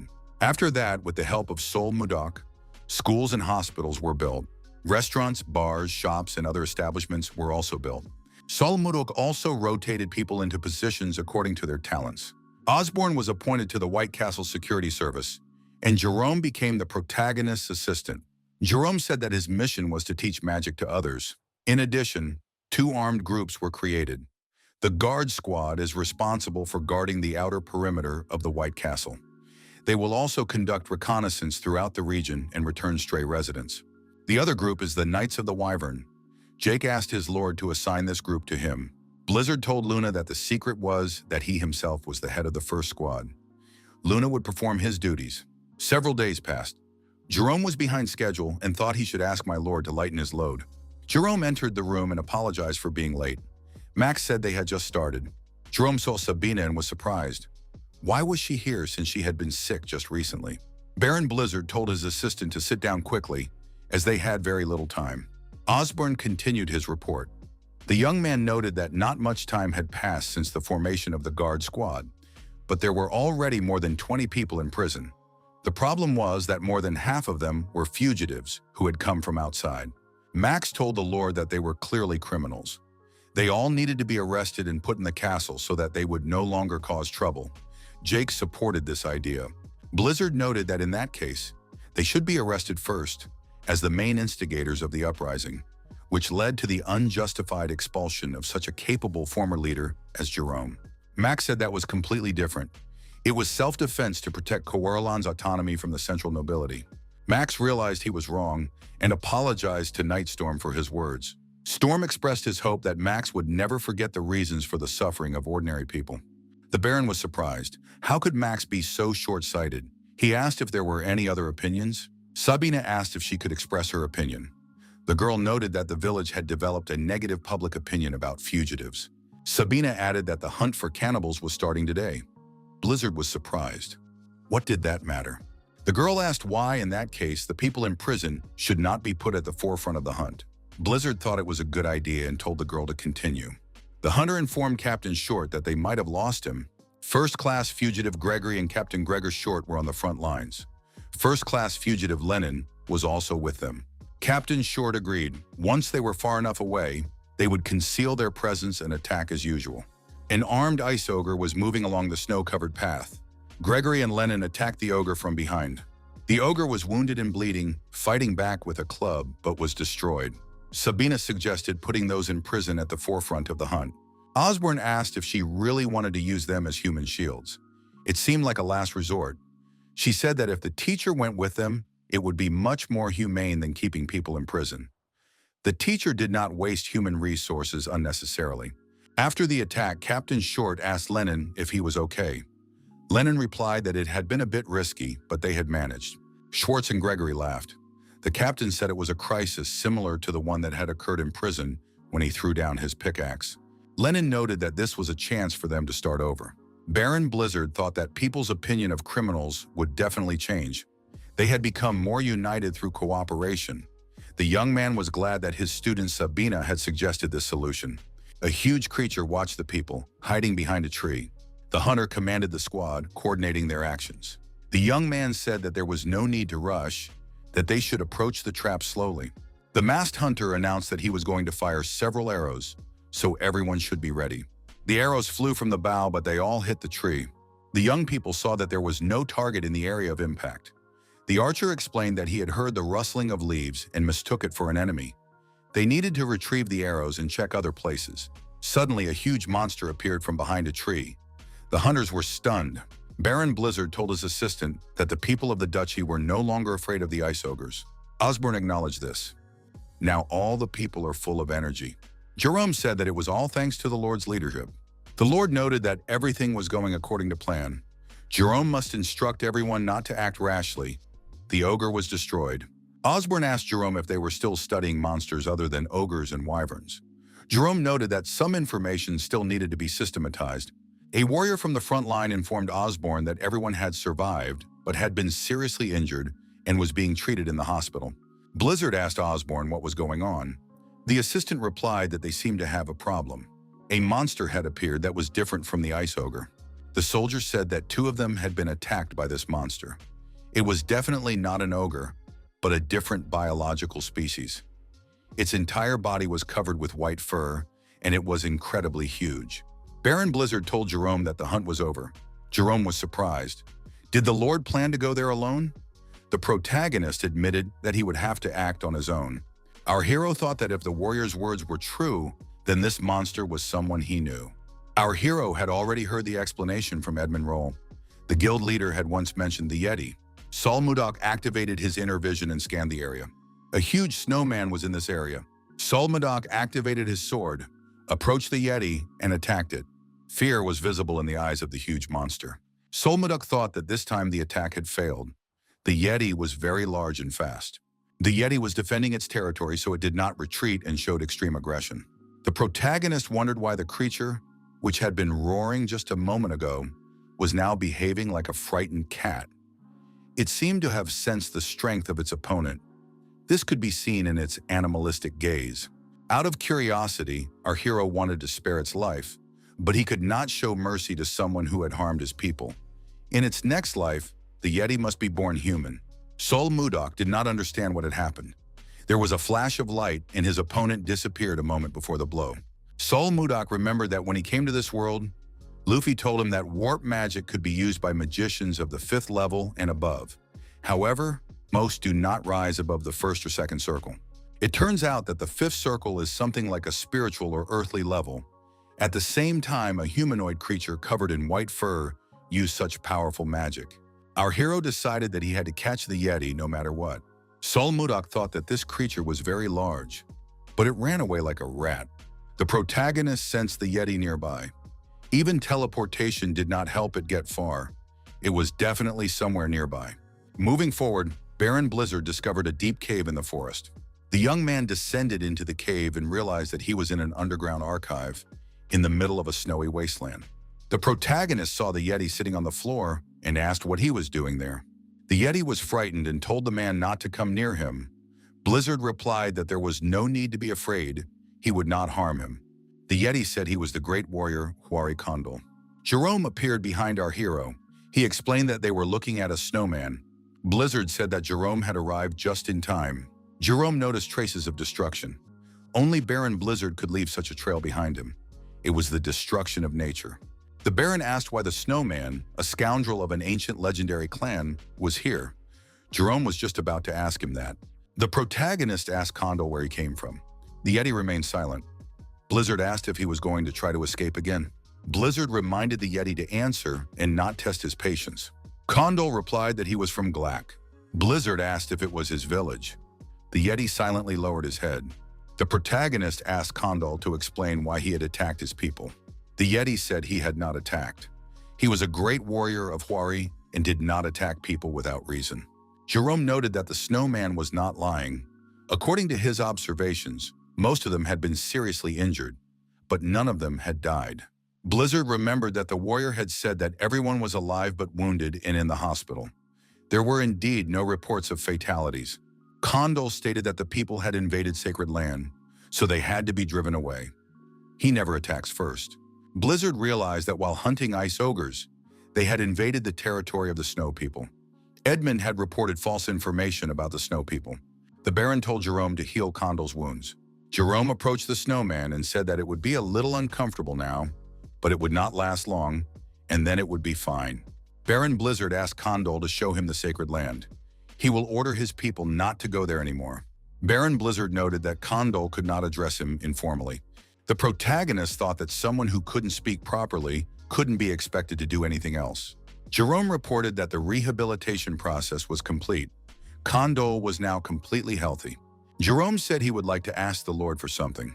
Edmund Roll asked Henry how much time had passed since the promised deadline. Henry replied that it had been about 3 months. Edmund took off his hat, clutched his head, and said that in that case they were finished. Henry was surprised. Was the trade guild really ceasing its activities? Edmund said that the magical swordsman promised to wait 3 months and would definitely send ice. The guildmaster noted that there had been no news since then. Henry was surprised. Had that really been said? Henry told Edmund to calm down. The magical swordsman was not the kind of person to break his promise. Suddenly, a huge flying monster appeared in the sky. Edmund and Henry were very frightened. It was an ice wyvern. The men backed away and, unable to keep their balance, fell to the ground.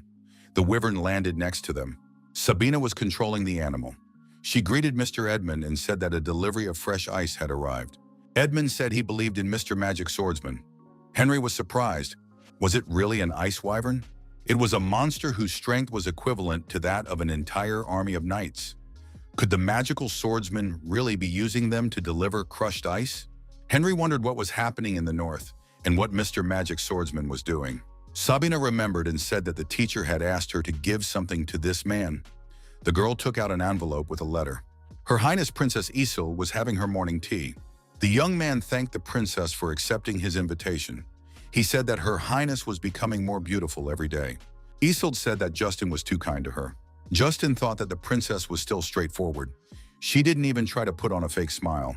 However, pleasure can only be achieved by fighting for what you want. Justin decided to just wait and then see a smile on that indifferent face. A maid approached the princess to report something. The assistant said that a letter had been received from Baron Blizzard. Princess Escold rose from her seat and said she had to hurry. Justin was surprised. Was the princess really leaving? He had come here in the morning to see Her Highness. The girl said that one day was clearly not enough for fencing practice. Justin should not waste any time and return as soon as possible. The princess, accompanied by her assistant, retired to the palace. Justin was angry because Baron Blizzard had interfered with him again. The princess unfolded the letter and immersed herself in reading. The young man asked the dear Princess Escold how she was doing. Everything was fine with him thanks to the lucky charm she had given him. The girl blushed with embarrassment as she remembered their only kiss. Baron Blizzard reported that the northern lands were a wonderful place to live. There were dazzling crystal caves and warm water from hot springs. It was warm inside the caves all year round. A city called White Castle had been built there. The Baron added that it was indeed a beautiful place, but there was one omission. Princess Escold was not there. The young man sent the princess a small gift to express his longing. An icy flower appeared in the girl's hands. Blizzard said he would write to her again. The princess did not understand what was happening to her. Why did she keep thinking about this man? The girl looked closely at the ice flower. Escold said she had to check everything and see for herself. Before sending the letter, the protagonist enchanted the ice flower. Our hero was sure he could break anything he wanted. It's hard to control the creation of such small details. Suddenly, Jerome approached. He said that the gentleman should go straight to the office. A great discovery had been made, and he wanted to show him something. Baron Blizzard was surprised when he saw what it was. Could it be the library of an ancient wizard? Count Jerome was surprised. Why wasn't the gentleman happy at all? After all, it was a huge discovery. Jerome added that it was the legacy of an ancient family, the cornerstone for the revival of forgotten magic, and an opportunity to go beyond the fifth circle and so on. The Baron said he felt some kind of energy and asked Jerome what he had up his sleeve. Jerome replied that he didn't want to bother the gentleman with trifles. It was just a useless thing. Blizzard took the small bag from Jerome and said that people always become curious when they see something hidden. The bag contained crystals. Jerome explained that they were just stones that sometimes glowed. The assistant added that he had not tried to hide them on purpose. They were mana stones, which contained compressed magic. Baron Blizzard asked what was so special about these stones that Jerome decided to hide them. Jerome replied that he was now a fourth circle mage. He had almost reached the fifth circle, but had been unable to advance any further for a long time. So he thought the stones would help him. The Baron said he understood the young man. It was not easy to overcome such a barrier, so he understood how Jerome felt. Count Carowin thanked him for his understanding. Baron Blizzard added that this was precisely why it was completely unacceptable. Jerome was surprised. Wouldn't strengthening his abilities benefit Carolyn? The Baron acknowledged that with the Mana Stone, Jerome might be able to advance further. But what would the young man do next? Run off in search of the next Mana Stone? The speed of transition to a new level is not the main thing. The Baron added that the pursuit of true understanding is much more important. Growth is achieved through hard work and time. There are no shortcuts. Jerome thought that, as annoying as it was, Baron Blizzard was right. After all, he had reached the fourth circle on his own. The protagonist tried to calm the young man and said that magic does not tolerate haste. He must proceed slowly, step by step, and he will achieve everything. Jerome said that at some point he began to forget his grandfather's teachings without even noticing it. Blizzard thought that fortunately the young man understood everything himself. Blizzard asked what else this stone could be used for. Jerome replied that it was suitable for almost any kind of magic, to enhance mana, create barriers, or cast connection spells. Blizzard was surprised. Did that mean that even a mage was not needed with a mana stone for communication? Jerome confirmed this. The assistant explained that if a communication spell was cast on the mana stone, even a person without magic could use it to communicate. This specimen was first-rate. With a stone of this level, it was possible to establish communication even with the Zeba Empire across the sea.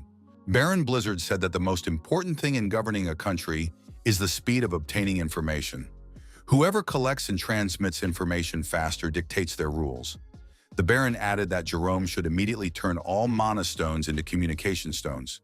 After the appropriate magical effects, the stones could be tested for connectivity. Baron Blizzard was pleased. The audibility was excellent. While testing the stone, Blizzard asked how far away Jake was. Jake replied that he was currently flying over the plain 10 kilometers from the White Castle on an ice wyvern. The young man reported to his lord that the connection was excellent and without interference. Blizzard also confirmed that the signal was clear and there was no interference. The communication stone test was successful. The Baron said that from now on, they would maintain communication using this stone. This was another technological revolution. The Baron ordered Jake to turn around and return. Jake replied that he would now perform a triple pike with a twist. Blizzard told Osborne to increase the range of the checks as soon as Jake returned. Jerome became concerned that his lordship might break the communication device by testing it excessively. Sabina ran up to the teacher and reported that she had returned, flying here on a wyvern. During the meeting, Baron Blizzard read the letter Sabina had brought from Edmund Roll. The protagonist said he had asked for information about the political situation in neighboring countries. Edmund did a great job. However, the name Enos mentioned in the letter gave Blizzard a strange feeling. The Baron asked those present if the name Enos meant anything to them. Storm Short said that, according to rumors, it was a Grand Master of the Sword. Everyone present became alert. Now objected, isn't a Grand Master of the Sword higher than a regular master? There should be no one above the level of Master of the Sword on this continent. Blizzard called for silence. In the Central Plains, a Grand Master of the Sword is said to have reached the realm of enlightenment. Such a person can create a physical manifestation of a sword. What a disappointment that only about 10 people here have reached the level of sword aura. Life without worthy opponents is terribly boring for a warrior. Blizzard thought that a master of the enlightenment level had appeared. Even if he is not equal to our hero, the protagonist wanted to meet him, the strongest in this world. Storm Short added that he had heard something strange. They say that when he fights, he emits the scent of blooming plum blossoms. Our hero was surprised. Could it be sword mastery with the fragrance of blossoming plum trees? This is a technique of the Hua Mountain sect. Only they are familiar with this practice. The protagonist thought, could he be the only one? Could someone else from the Central Plains have come to this world? At that time, Solmodoc was busy uniting the Central Plains. The Hua Mountain sect, a sword exuding the fragrance of blossoming plum blossoms. It is a beautiful sword. The protagonist told his opponent, who was encased in ice, that they were on different levels. Our hero's rival was Zhang Pengjin, the head of the Hua Mountain sect. Zhang Pengjin told our hero that if his disciple had been here, everything would have turned out differently. Sol Mudok asked if he was referring to the one who had escaped from here a few days ago. The sect leader replied that his disciple had not escaped.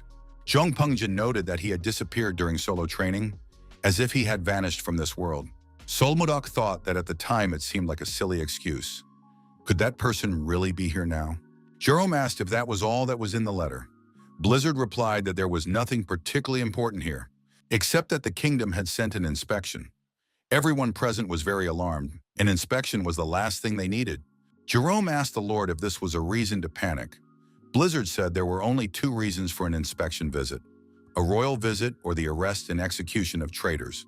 Jerome said that in any case it was necessary to prepare and asked when the commission would arrive. Baron Blizzard replied that it would be this afternoon. In other words, they had already arrived. The young men looked out the window and saw that the inspection team was indeed already at the gate. Even the knights were there. The knight told the Lord of the White Castle, Baron Blizzard, to come down immediately and receive the inspection. The knight was Justin, the son of Duke Icarus. Baron Blizzard said that he and Justin hadn't seen each other in a long time, and asked if the knight's arm was all right. Justin expressed anger and hid his hand behind his back. The protagonist was surprised. How did this commission manage to get downstairs? And why is Justin leading it? Could he really be plotting treason? Baron Blizzard said that there was no need to hide anymore. Princess Isil could come out. Her Highness was indeed behind the knights. The princess said that Lord Justin had stopped threatening them. Princess Escold asked Baron Blizzard how he was doing. The princess was amazed by what she saw. The Baron said that this was the very crystal cave he had written about. Isel said it was breathtaking. The princess announced that she wanted to see the hot springs. The Baron suggested that she follow him. The inspection arrived ostensibly for a royal inspection, but it happened immediately after the princess read the letter. Esel begged her father for permission to come here with the group. The Baron said that the princess was as persistent as ever. The Baron reminded her of the talisman, referring to the kiss, but the princess immediately interrupted him and said that the subject was closed. The girl blushed again with embarrassment. Sol Mudok thought that even in such small things, she was exactly the same as in her previous life. Our hero had been through a lot, fighting and conquering the world for revenge for Huayan. He had come a long way and finally met her here. Her appearance may have changed, but the fact that he was with Huayan again was happiness enough. The girl was delighted when she saw the hot spring. She said it was very beautiful. Sol Mudok hugged the princess and said that she was even more beautiful. The young people's eyes met. The young man said he had missed her very much. In a burst of tenderness, our hero called the princess by the name Hua Yun. Escold was surprised. What does Hua Yun mean? Who is she? Solmudok was frightened, apologized, and said that it just slipped out. The princess said that she liked the Baron's gaze. She felt warmth in his directness. However, today she finally understood something. The princess said that Baron Blizzard's affection was for her. Could it be about that woman, Hua Yun? The Baron wanted to explain something, but the princess said he didn't need to say anything. There was no need to assert himself. She understood everything. For a moment, our hero was speechless. Escold and Hua Yun. Even if he told her about reincarnation, she still wouldn't understand the feelings he had carried through the years. At that moment, a stranger hiding behind a tree pulled out a knife and rushed at the protagonist from behind. Justin called out to Arbin and asked how it went. He asked if the ambush had been successful. On the snow, among the bloodstains, lay the very crystal that our hero wore around his neck as a necklace. Justin stood over the body of the night guard with his bloodied sword. The girl looked at him with fear. Justin apologized to the princess for his late visit. Escold was frightened and tried to hide in the next room. However, Justin kicked the door down, and the princess fell to the floor, flying to the side. Justin approached the princess and said that her highness had been rude. The young man said that the princess had dismissed his feelings and then fallen for the first man she met. The princess was indignant and told Justin to try repeating that. Escold said that Justin had caused a commotion over such a trifle. Baron Blizzard would not let it go. Justin said that the princess was still thinking about him even now. Justin told the princess that Baron Blizzard was already dead. The cunning young man explained that he had sent a group of elite assassins after the Baron. Escold closed her eyes in fear, but when she opened them, Baron Blizzard was standing in front of her. The young man asked if the princess was hurt. The girl replied that she was fine, but how was the Baron feeling? The next moment, the Baron jumped sharply to the side. An enemy sword flew past him. Blizzard was surprised. Could his opponent really wield a sword using ki? The Baron pulled the princess close and said that it was Justin's doing. It seemed that he had prepared carefully. A knight in armor appeared before the young people. Duke Icarus asked his son if he wanted to finish off Blizzard. Justin asked his father to let him use an elite group of assassins, because they were capable of eliminating even a master of the sword. Duke Icarus said that would not be enough. His father added that if Justin intended to destroy this man, he needed to prepare properly. A sword appeared in the Duke's hand, which was controlled by the owner's mana, creating magical armor. Now Baron Blizzard dodged this sword and had to save the princess. Justin laughed with joy when he learned that this sword could destroy even a Grandmaster swordsman. After all, everything looked different now. He said that it was even good that those killers had failed, because now he himself would finish off Blizzard. The princess was afraid for the Baron. Our hero told the girl not to come near. She had to stay in a safe place. The protagonist told Escold to hide and not worry about him. He would be back soon. When they met, our hero said that Justin had changed since their last battle. However, he was still unremarkable. Justin said that these were empty lectures again, and drawing his sword, approached his opponent. He thought that the Baron was exhausted after fighting the mercenaries. The perfect chance to destroy him. Justin was unable to defeat his opponent, just like last time. The Baron attacked him, and Justin received the same wound as before. Justin cried out in pain, grabbed his arm, and fell to his knees. Our hero used his unique abilities and said that at this distance, Justin would not be able to harm Princess Escold. Justin was outraged. Did Blizzard deliberately pretend to be wounded to lure him away from the princess? The Baron said that a cornered beast is dangerous. Even a mouse will bite a cat if it is pressed against the wall. The protagonist said that a rat like Justin dared to attack Escold. There would be no forgiveness for that. Justin rushed at his opponent and said that Blizzard should not underestimate him. Our hero replied that he always exercises caution and attacked his opponent using his unique abilities. During the confrontation, Justin found himself on his knees in front of his opponent. He was losing on all counts. Justin didn't understand what was happening. Why couldn't he gather his mana? Blizzard said that Justin's attempts were futile. His Dantian was destroyed. From now on, Justin would never be able to use mana again. Now he was useless. Justin became angry and shouted in despair. Of course, he did not expect such an outcome. The protagonist slapped his opponent across the cheek, and he flew to the side. That was all it took. Our hero told the young man lying in front of him to spend the rest of his life in repentance. Blizzard added that now Justin would learn what it was like to be weak. He looked at the sun hiding behind the mountains and said it was too late. It was time to go back. Our hero thought that Princess Escold was waiting for him. Justin's plan had been thwarted completely and irrevocably. The criminals were behind bars. Baron Blizzard told Jerome that this was how he dealt with ringleaders. He still couldn't believe that he now had problems with mana. Our hero thought that all that was left for him to do now was to meet Princess Escold. Buren saw the princess and Jerome talking together. The princess was holding the young man's hands. Our hero was surprised. What was going on here? 15 minutes earlier, Baron Blizzard said that was great, it must be somewhere around here. The Baron said that everyone was starting to search. Whoever found it first would receive a generous reward. Jerome asked if this was where the Baron had been ambushed and lost his precious pendant. Blizzard confirmed this. Jerome said he had found out everything. They were experienced killers. How did the Baron manage to fight them off? Blizzard admitted that the killers moved quietly, but overall they were weak. The protagonist added that if he had been in better shape at the time, he wouldn't have gotten a single scratch. Jerome replied that he was certainly impressed. The princess approached the young people and said that the Baron had lost his necklace because of her. The protagonist was surprised to see the princess nearby. The girl was very sorry and said that if they had rushed to search for it right away, they might have found the necklace.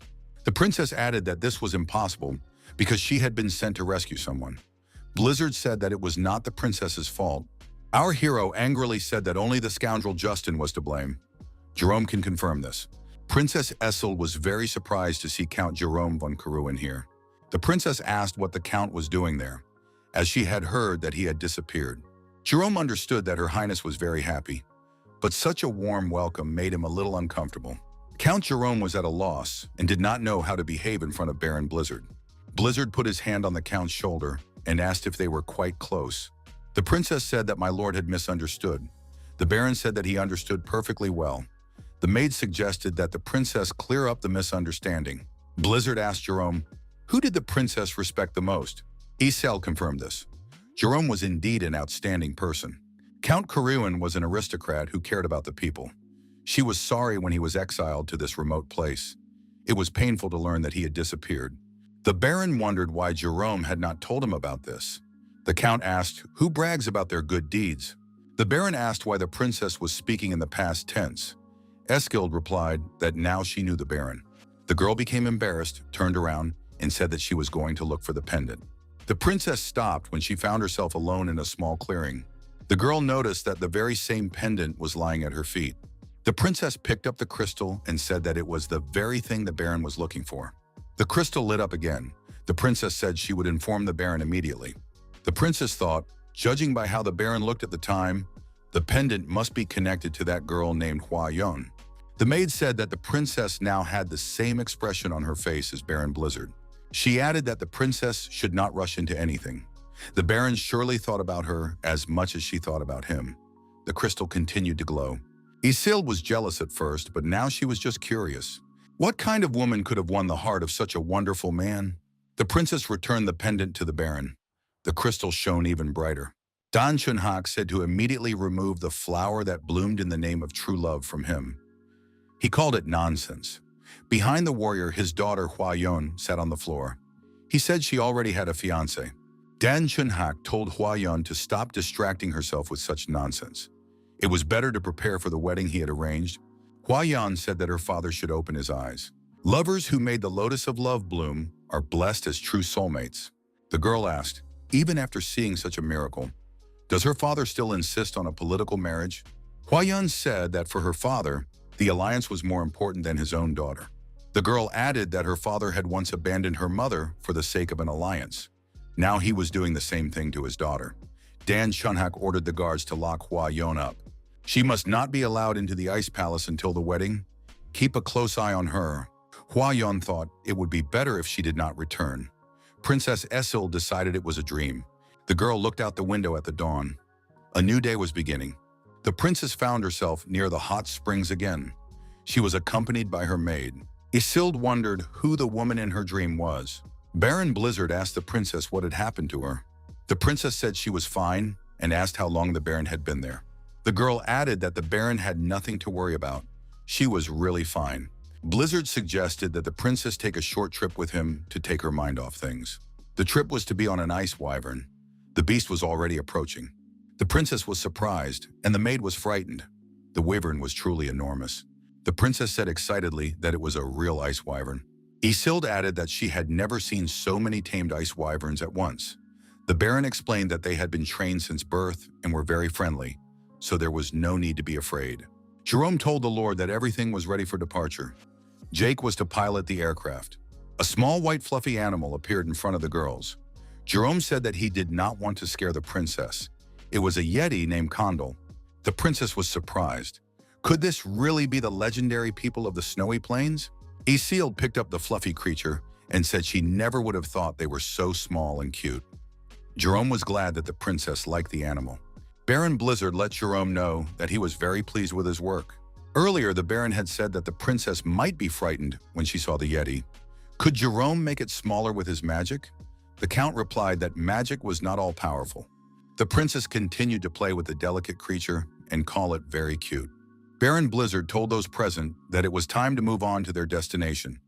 The flying vehicles were ready. A wyvern named Lilith was harnessed and ready for takeoff. The Baron mounted the beast and told the princess to join him. He held out his hand to her. The ice wyverns flapped their wings and began to gain altitude. The flight proceeded normally over the snow-covered forest. The princess held tightly to the railing. It was her first time experiencing this feeling, and she was scared. However, she understood that nothing would happen to her because the Baron was nearby. Baron Blizzard suggested that the princess open her eyes and look ahead. Escold opened her eyes and was stunned with surprise. She had never seen anything like this before. The girl saw the sun rising above the horizon. Below her were thick clouds. The princess said it was incredibly beautiful. Jerome asked if the girl felt better. The princess thought that the Baron had been taking care of her all this time. When they met, Louisa said that he should have warned her in advance. Blizzard asked how he was supposed to contact her from such a distance.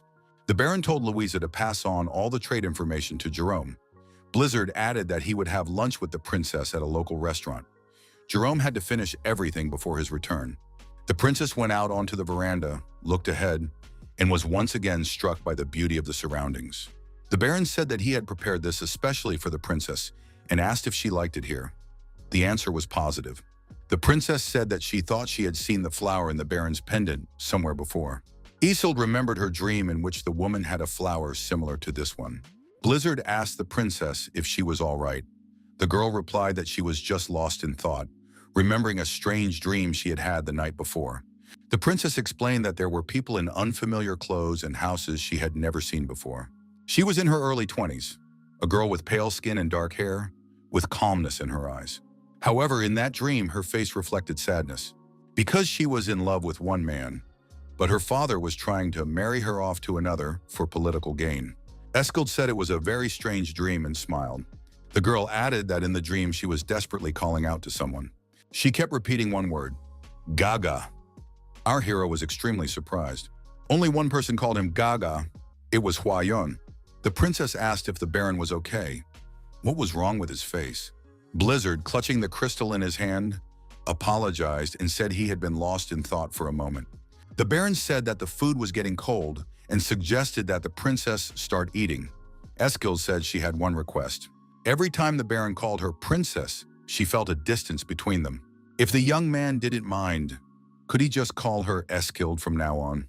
The young people finished their meal. The plates on the table were empty. Jerome entered the tavern and said that he would finish his business with the Tenstin trading house. The young man also asked if the food was to her liking. The princess replied that she had never heard of the word Tenstin before. Is there such a place in the kingdom of Drake? Blizzard explained that Tenstin was not located in Drake. The Baron added that it was a city in the kingdom of Gaia. The princess was surprised again. The kingdom of Gaia is a powerful state in the northwest of the continent, ruled by queens for many generations. It is even called the country of women. The Royal Knightly Order of Gaia, consisting exclusively of women, is particularly well known. In terms of strength, they are second only to the Knights of the Zeba Empire. Escold thought that they had achieved a lot, but she did not expect that it would come to Gaia. The princess wondered, would her arrival cause diplomatic complications? The princess told Sir Jerome to continue. The Count reported that they were currently supplying Gaia with ice ogre skin, which was in high demand there. Louisa noticed this and suggested opening a Carolyn workshop here and establishing direct trade, bypassing customs duties. Blizzard said that the leather was already selling well. Was there any point in manufacturing products? Jerome explained that the queen sits on the throne in Gaia, and most of the nobility are also women. If they start making clothes and bags that suit their tastes, it will set a fashion trend and significantly increase profits. Labubas made from leather could also be used. Luia said she knew leather craftsmen from Corellon. If the Baron agreed, they could start right away. Blizzard thought that appointing Luia as the head was the right decision. The Baron promised to get the necessary raw materials and said that they could begin. Jerome thanked him for allowing them to continue their activities. Their leather is so popular that everything sells out on the day of delivery. Suddenly, there was an explosion in one of the houses behind the square. Jerome reported that it had occurred near their warehouse. If the wind changes, the flames could spread to neighboring buildings, he added.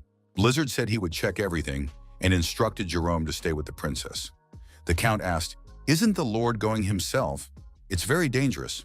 Escold said she would go with the Baron. Blizzard replied that it wouldn't take long and that he would be back soon. Everyone should stay where they were. The princess told the Count that they couldn't just sit idly by. They had to go there too. One of the women was in despair. Her shop was on fire. She had devoted her whole life to it. The townspeople shouted that more water was needed. Was anyone still inside? The Baron arrived at the scene and thought the flames were much stronger than they had seemed from a distance. Blizzard noticed that Escold and Jerome were also nearby. The princess admitted that she was too worried and couldn't stay put. The protagonist couldn't blame her. He would have done the same.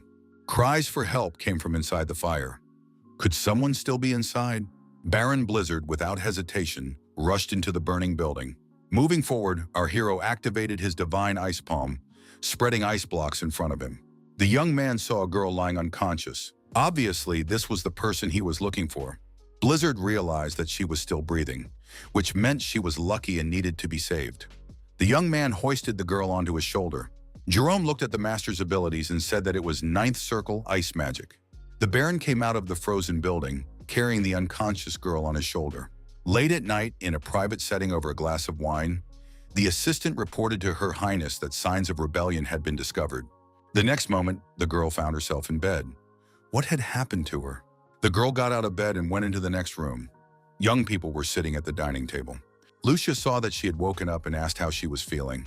The girl looked around and asked where she was. Louisa replied that it was the Carolyn Company. The girl had heard earlier that this company had become popular because of its leather trade, but why couldn't they recognize her? She asked if anyone here was from the Kingdom of Gaia. Lucia replied that they were all from the village of Carolyn, located in the north of the Kingdom of Drake. That was why the company had that name. The girl asked who her savior was. Luia replied that Baron Blizzard had saved her. The protagonist was silently eating his food at that moment. The girl approached the Baron and thanked him. The stranger gave her name, Schiller McMahon. Lucia was surprised. It can't be, Jake asked who she was. Lucia explained that Princess Schiller was the second princess of the Kingdom of Gaia, who had reached the level of Master of the Sword at the age of 25. She now heads the Royal Order of Knights and is the most prominent person in the kingdom.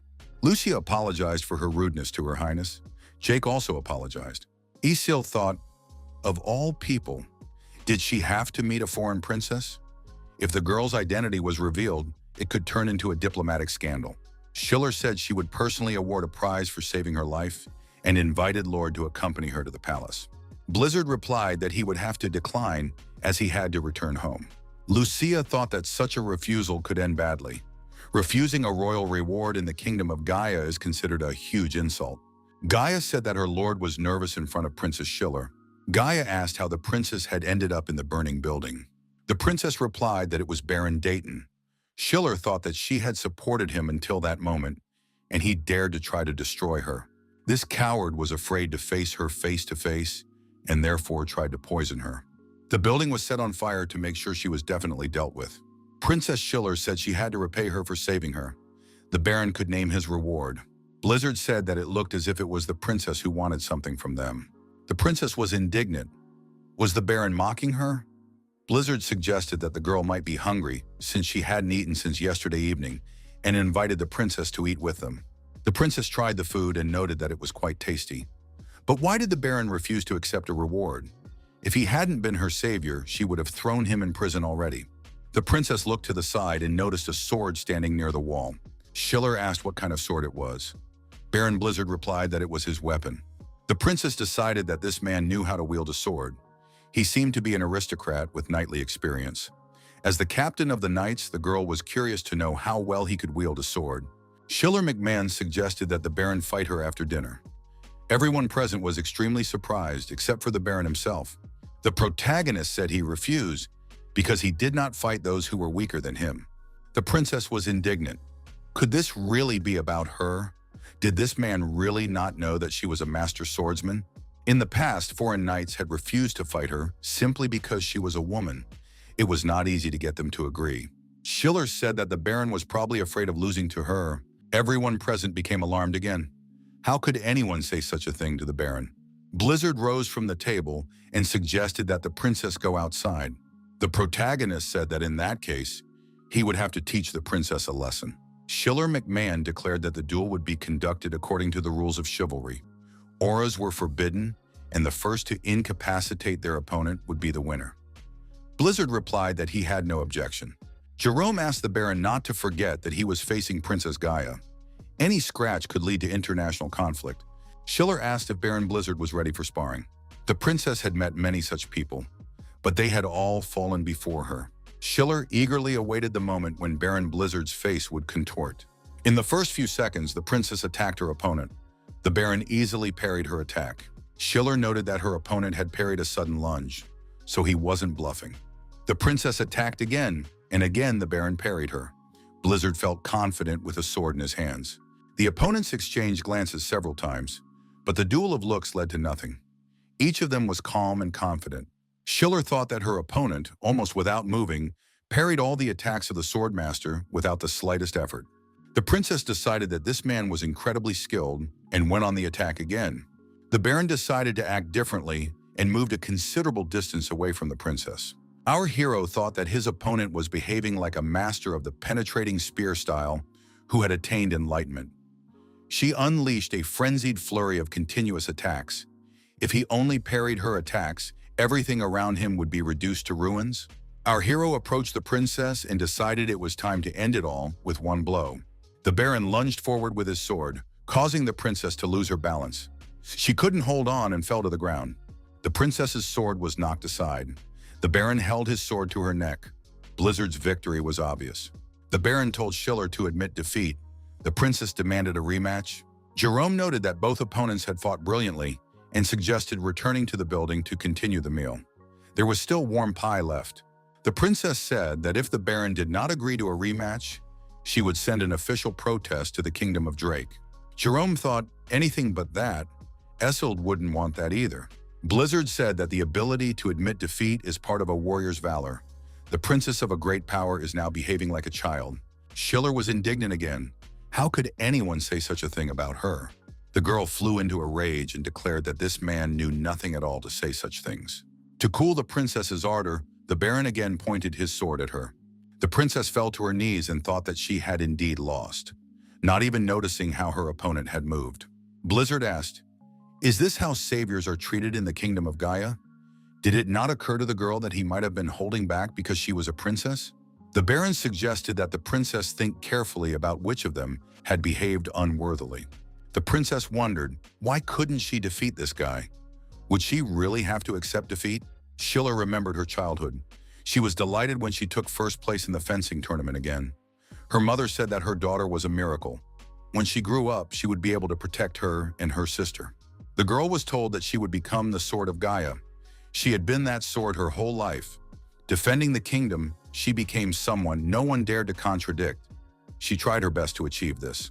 Schiller looked at the Baron and wondered who this man really was. Blizzard told the princess to choose her opponents wisely from now on. The Baron suggested that Azil take a walk around the city since they were returning to Carolyn the next day. Leaving the battlefield, the Baron told Jerome to buy a few more swords. Schiller asked Jerome if the woman next to the Baron was his wife. Jerome replied that she was not. Jerome added that he could not reveal all the details, but that the girl was a noblewoman from a distinguished family. Schiller McMahon realized that these young people were not yet married. The princess told Louisa to prepare the carriage. She was returning to the palace. Schiller thought that since becoming a master swordsman, She had met someone stronger than her for the first time. She had to remember that name, Blizzard. The girl wondered, if she had met such a person earlier, would she be different? Upon returning to the palace, Schiller instructed her trusted people to find Baron Dayton. The Baron was found dead in his own basement with a note in his hand. Judging by the text, his family had been taken hostage. The bottom of the sheet was torn off. Probably it contained the name of the person who had ordered the killing, which the killer had destroyed after the deed. Continuing her search for the person behind the assassination attempt, Schiller found neither clues nor a name. But there was one suspect. The maid reported to Her Highness that Princess Schiller had arrived. Rowan McMahon, the first princess of Gaia, said that they had not seen each other for a long time. Schiller told her what had happened to her the day before. Rowan was surprised. Could Baron Dayton have been behind the attack? Schiller added that he had poisoned her wine and then started a fire. If that man hadn't saved her, she would most likely have died. Rowan McMahon ordered Baron Dayton to be brought to her immediately. Schiller said there was no need. The princess noticed that when she reached the Baron, he was already dead. Most likely, the person who had tried to kill her was simply covering their tracks. Rowan hugged her younger sister and said she was very sorry. Rowan admitted that she had been too careless, thinking that if Schiller was a master swordsman, then she would be fine. The main thing was that she was still alive. Schiller thought her sister was upset that she had survived. Although all the evidence pointed to Rowan, Schiller refused to believe it without solid proof. Schiller wondered what Baron Blizzard would have done in such a situation. Schiller remembered that Rowan was going to travel with the delegation to King Drake's birthday celebration. Her younger sister asked if she could go in her place. Rowan was surprised because Schiller always avoided such events. Rowan asked if the person who saved her sister was in the kingdom of Drake. Her older sister asked if Schiller wanted to see him. Schiller blushed and replied that this was not the case. 3 days had passed since Blizzard and Escold returned from Tenstan to Corellon. The Baron feared that the ice flower and the tamed wyverns might be discovered by the enemy. For security reasons, diplomatic meetings and receptions were moved to the castle that had been used previously. The day of Princess Essel's departure had arrived. Time had flown by quickly. A lot had happened since then. Jerome said that Schiller would soon launch an offensive. It was necessary to strengthen the troops as soon as possible. Jerome repeated that Schiller was about to attack. It was necessary to immediately begin implementing the plan and to strengthen the army. Princess Esselt admitted that she was also worried. Isolde added that Schiller was, after all, the princess of the kingdom of Gaia. It could all turn into a diplomatic scandal. The protagonist thought that he had seen this many times before in the Central Plains. The proud gaze of a true warrior. Schiller was not one to talk about this in vain. Baron Blizzard told Princess Escold not to worry. In any case, victory would be his. He was sure that Schiller McMahon understood everything. The young man said that if anything happened, the princess could use this to communicate. He handed the girl a box. Inside the box was a communication stone made of mana stone. Blizzard explained that the latest version of the operating system was installed in this stone. With its help, messages could be transmitted without the help of a mage, even while in the dungeon. The distance between Drake and the White Castle was no obstacle for this gadget. Escold was surprised. Was such a thing really possible? Blizzard said that the princess could contact him at any time. He was always available for her. The maid informed the princess that the carriage was ready and it was time to leave. Braun noted that the world did not yet know about such stones. They had to use it secret when no one was around so that insiders would not see it. In case Justin was up to something, Jake would watch over the princess from the air using the ice wyvern. The princess thought that this thing was not simple. Just like the handwritten letter, the Baron's actions and words revealed his attitude towards her. Princess Essel thanked Baron Blizzard for everything. The Baron noticed that the bear figurine on the princess's suitcase looked better than the Labubu. The protagonist thought that he was now just a Baron. There was an insurmountable gap between him and the princess, like between heaven and earth. Solmudok decided that he needed to rise up to earn the right to be by her side. Our hero said that it was time to visit that very place. The Baron and the Count descended into the dungeon. Jerome said he didn't understand what was going on here. The mage asked who all these people were. Blizzard replied that they were the ones who had tried to destroy him. He was referring to the mercenaries who worked for Justin. They had all been captured. Jerome asked if Justin knew about this. Blizzard suggested that Justin was unaware and believed that they had all died. The protagonist locked these people up without food to see how long they could last. Only 10 days had passed. Our hero thought that compared to the mercenaries of the Central Plains, the skills and endurance of these people were insignificant. The Baron's gaze fell on two of them who seemed at least somewhat worthy. Blizzard told Jerome to bring them food. The protagonist thought it would take time to get anything out of them. After receiving food and water, the prisoners immediately began to satisfy their hunger and thirst. Jerome asked why my lord had spared their lives. The Baron replied that he planned to turn them into a squad of killers. The Count was surprised. Why would the Baron need that? Jerome asked if his lordship was going to set them on Gaia before the invasion. Was the Lord plotting a rebellion? Jerome couldn't understand what Baron Blizzard was thinking. The Mage asked the Baron if this wasn't too much. Ice wyverns and assassins? The inspection went smoothly only thanks to the princess. Next time, they could be accused of treason. As she said goodbye, the princess asked the Baron if he would come to His Majesty's birthday celebration. The protagonist told Jerome that since the king's birthday, he had decided to enter the political arena. Our hero decided that if Escold was a princess, then he needed to become at least a duke. To do this, he would have to face many enemies. In this regard, the creation of a squad of killers is a necessity. Our hero asked Short, "Is the Blizzard Knight Order assembled?" The answer was yes. The commander of the Blizzard Knightly Order, Short, added that he had gathered all the warriors on the orders of his lord. The Baron said he was giving the assassins two choices: become his subordinates or die right now. Blizzard added that at the moment they were too weak for his army. The Baron said that an intensive training program had been prepared for them. Those who agreed could take the weapons behind him. Blizzard said that knights were waiting for them outside. They must be destroyed. 3 weeks passed. The confrontation in the forest continued. The mercenaries and knights clashed in a desperate battle when they met. One of the mercenaries fell and was attacked by a knight. The knight triumphantly raised a brooch with a stone. The knight said that one was ready and today they would have a well-deserved dinner. The defeated mercenary was sent aside to rest for a while. Baron Blizzard watched the events from the top of a tall tree. The protagonist thought that 3 weeks had already passed since the knights and assassins began training together. The rules were simple. Participants were given emblems. Capturing or breaking an opponent's emblem was equivalent to death. Defeat came when one side lost all its emblems. At first glance, everything seemed simple, but nothing teaches better than competition. The losing side would be left without dinner, so no one would slack off. Both sides needed training, and everything was going well. Baron Blizzard noted that the knights had won again. Jerome cast a tracking spell on all the assassins. If anyone left the designated area, an alarm would sound. The Baron appeared before Miller and said that this was his 10th attempt to escape. After all, there had been a warning that the next time would be the last. Miller said he didn't have time to play these games. Another assassin appeared near Miller and dealt with the fugitive. The captain of the assassins, Baker, apologized to the Lord and asked him to be generous to this man. Blizzard asked Baker why Miller was so determined to escape.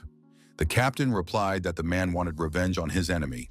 Miller was different from those who became assassins for money. When he was a child, someone killed his family, leaving only the boy alive.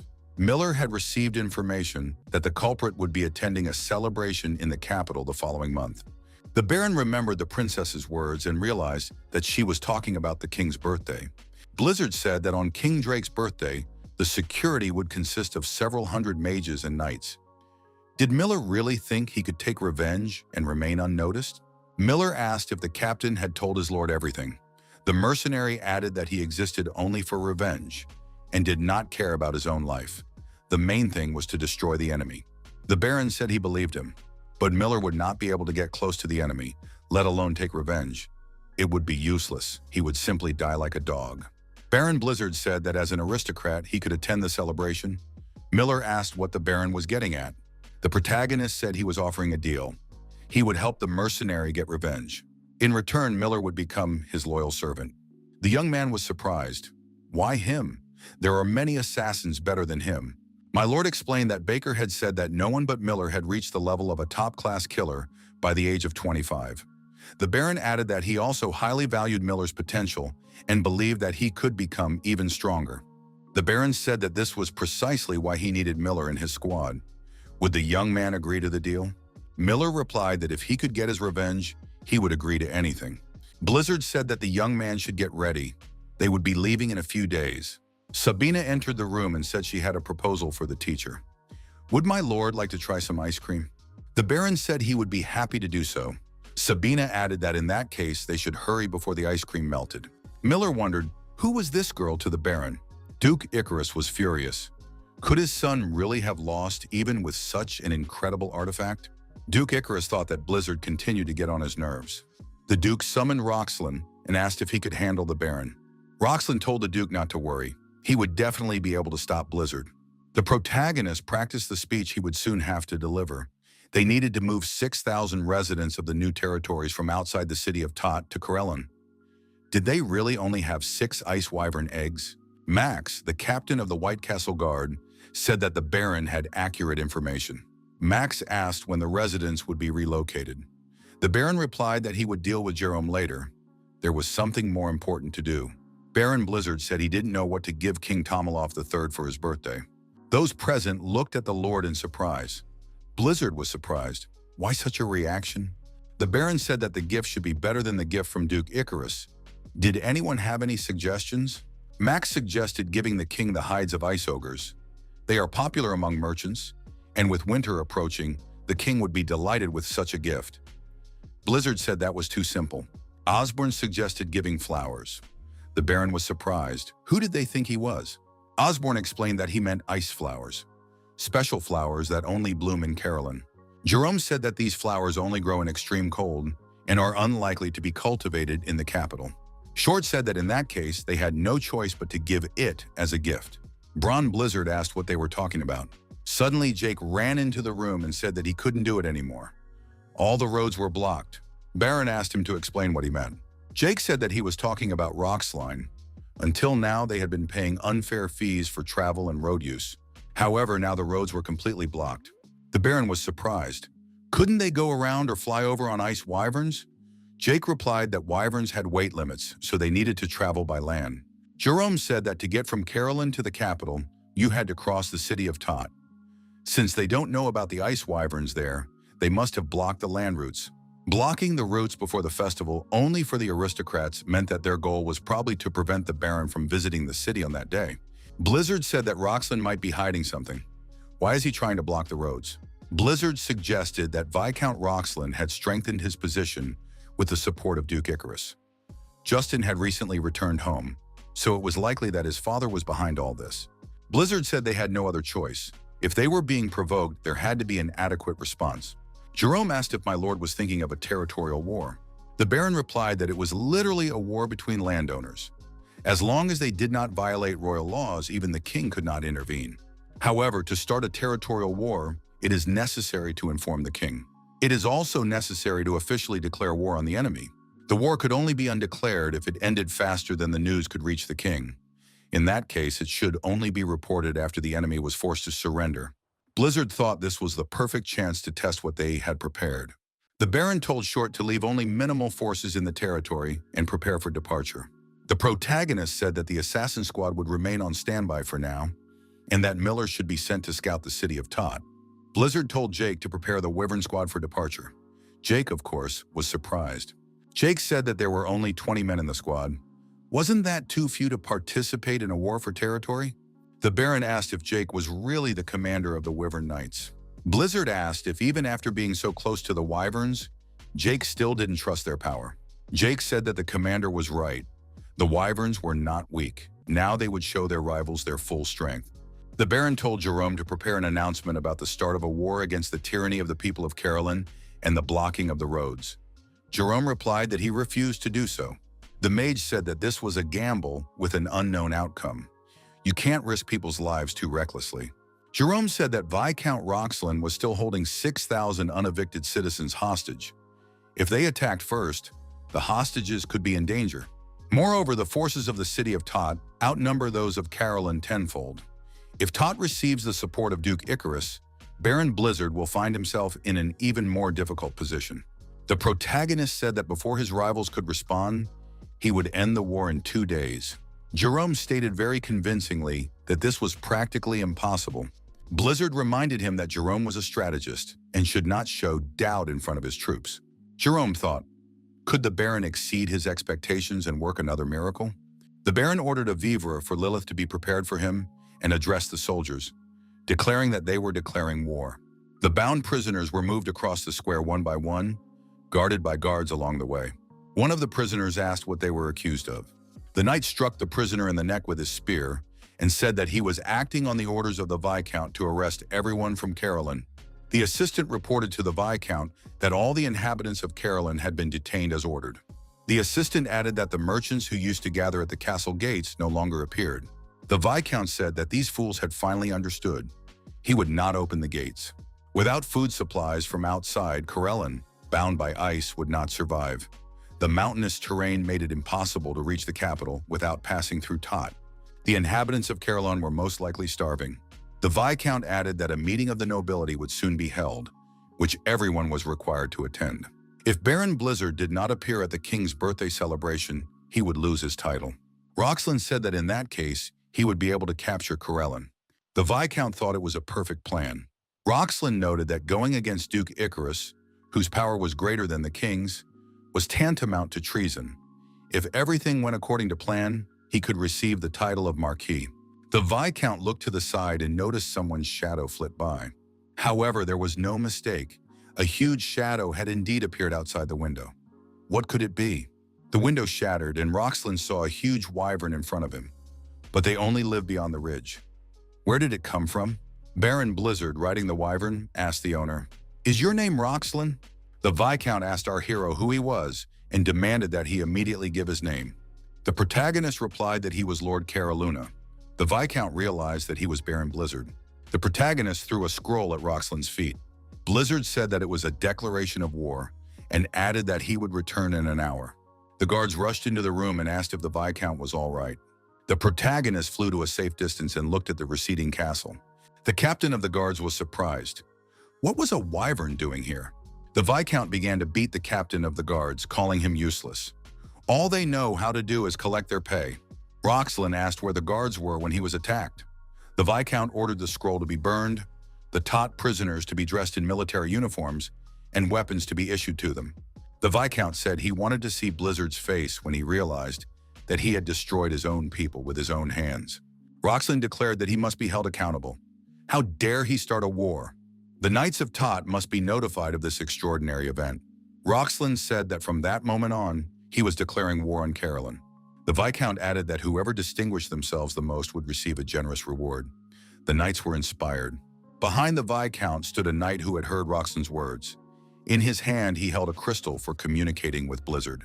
The Baron, riding a wyvern, said he had heard everything. Soldiers stood on the fortress wall, ready to repel the attack. Below the walls, a crowd had also gathered. The prisoners were armed and puzzled by what was happening. Roxlin waited for Blizzard to give the order to destroy his people. Then he would know despair. Baron Blizzard, at the head of his army, prepared to storm the city of Tot. The prisoners looked up and were surprised to see huge birds approaching them. Roxlin was surprised. What kind of attack was this? A squadron of wyverns was approaching the city. Huge stones began to fall from above, which the attackers carried with them. The mage among the prisoners activated the defenses so that the inhabitants of the city of Caroline would not be harmed. Jerome told the Blizzard Knights that the soldiers in the fortress were residents of Caroline. They needed to be evacuated to a safe place. Max and his squad quickly penetrated the destroyed wall. The squad commander said that now they would show Tot's army the full power of Caroline. Roxlin was furious. How did Blizzard know that there were prisoners behind the fortress gates? When did Caroline become so powerful? Caroline's knights flew toward their opponents on ice wyverns, striking terror into the hearts of their enemies. The enemies looked at the protagonist. They couldn't understand how he could be here. Was he alone? The order was given to attack the Baron all at once. Baron Blizzard, using his unique abilities, attacked the knights with ice blocks and dealt with them. The knights were terrified. Roxlin demanded that they fight immediately. Viscount Roxlin sent a man to Duke Icarus with a request for reinforcements. They had to hold out until they arrived and victory would be assured. The guards turned and began to flee. They said that the Viscount could stay here and die. Roxlin ordered them to return, but no one listened. The Viscount saw a huge wyvern in front of him. Baron Blizzard told Lilith not to eat garbage, or she would get indigestion. The Viscount was surprised to see his rival, Baron Blizzard, standing before him. The Viscount knelt down and admitted that he was wrong and accepted defeat. Roxlin stated that he could not disobey Duke Icarus's orders and asked for mercy. The squad commander told the Baron that they had captured a soldier who was heading for the Duke of Icarus's domain. Blizzard noted that it must have been difficult for the Viscount to lie, knowing that he himself did not believe it. The protagonist said that Roxlin would pay with his life for daring to oppress his people. The Baron struck the Viscount with a devastating blow, which was blocked. Blizzard looked at Jerome and wondered what he was doing. The Mage was the one who blocked the blow. Jerome used his unique abilities to prevent Viscount Roxlin from being harmed. Jerome said that no matter how terrible a crime an aristocrat had committed, the right to decide whether he was worthy of life or not belonged exclusively to the king. If the Baron dealt with the Viscount, their situation would become extremely difficult. Roxlin acknowledged that the Count was correct. Could Baron Blizzard really be so ignorant? Roxlin turned around and thought, finally he has arrived. Knight Volmer approached the rivals. Roxlin laughed. Did the Baron really think he had sent a messenger only to Duke Icarus? A territorial war must be reported to His Majesty and conducted under the supervision of a representative of the royal family. Roxlin said that Blizzard had not reported to the royal court, so he had sent Volmer there. The Baron wanted to achieve the enemy's surrender before the king found out about everything. Roxlin added that his plans would collapse because of his arrogance. Jerome thought that couldn't be true. There should have been soldiers on the road to the capital. How did Volmer manage to get past them? Blizzard said that now Volmer could reveal his true colors. Jerome and Roxlin were extremely surprised. Volmer took off his mask, and everyone saw that it was Miller.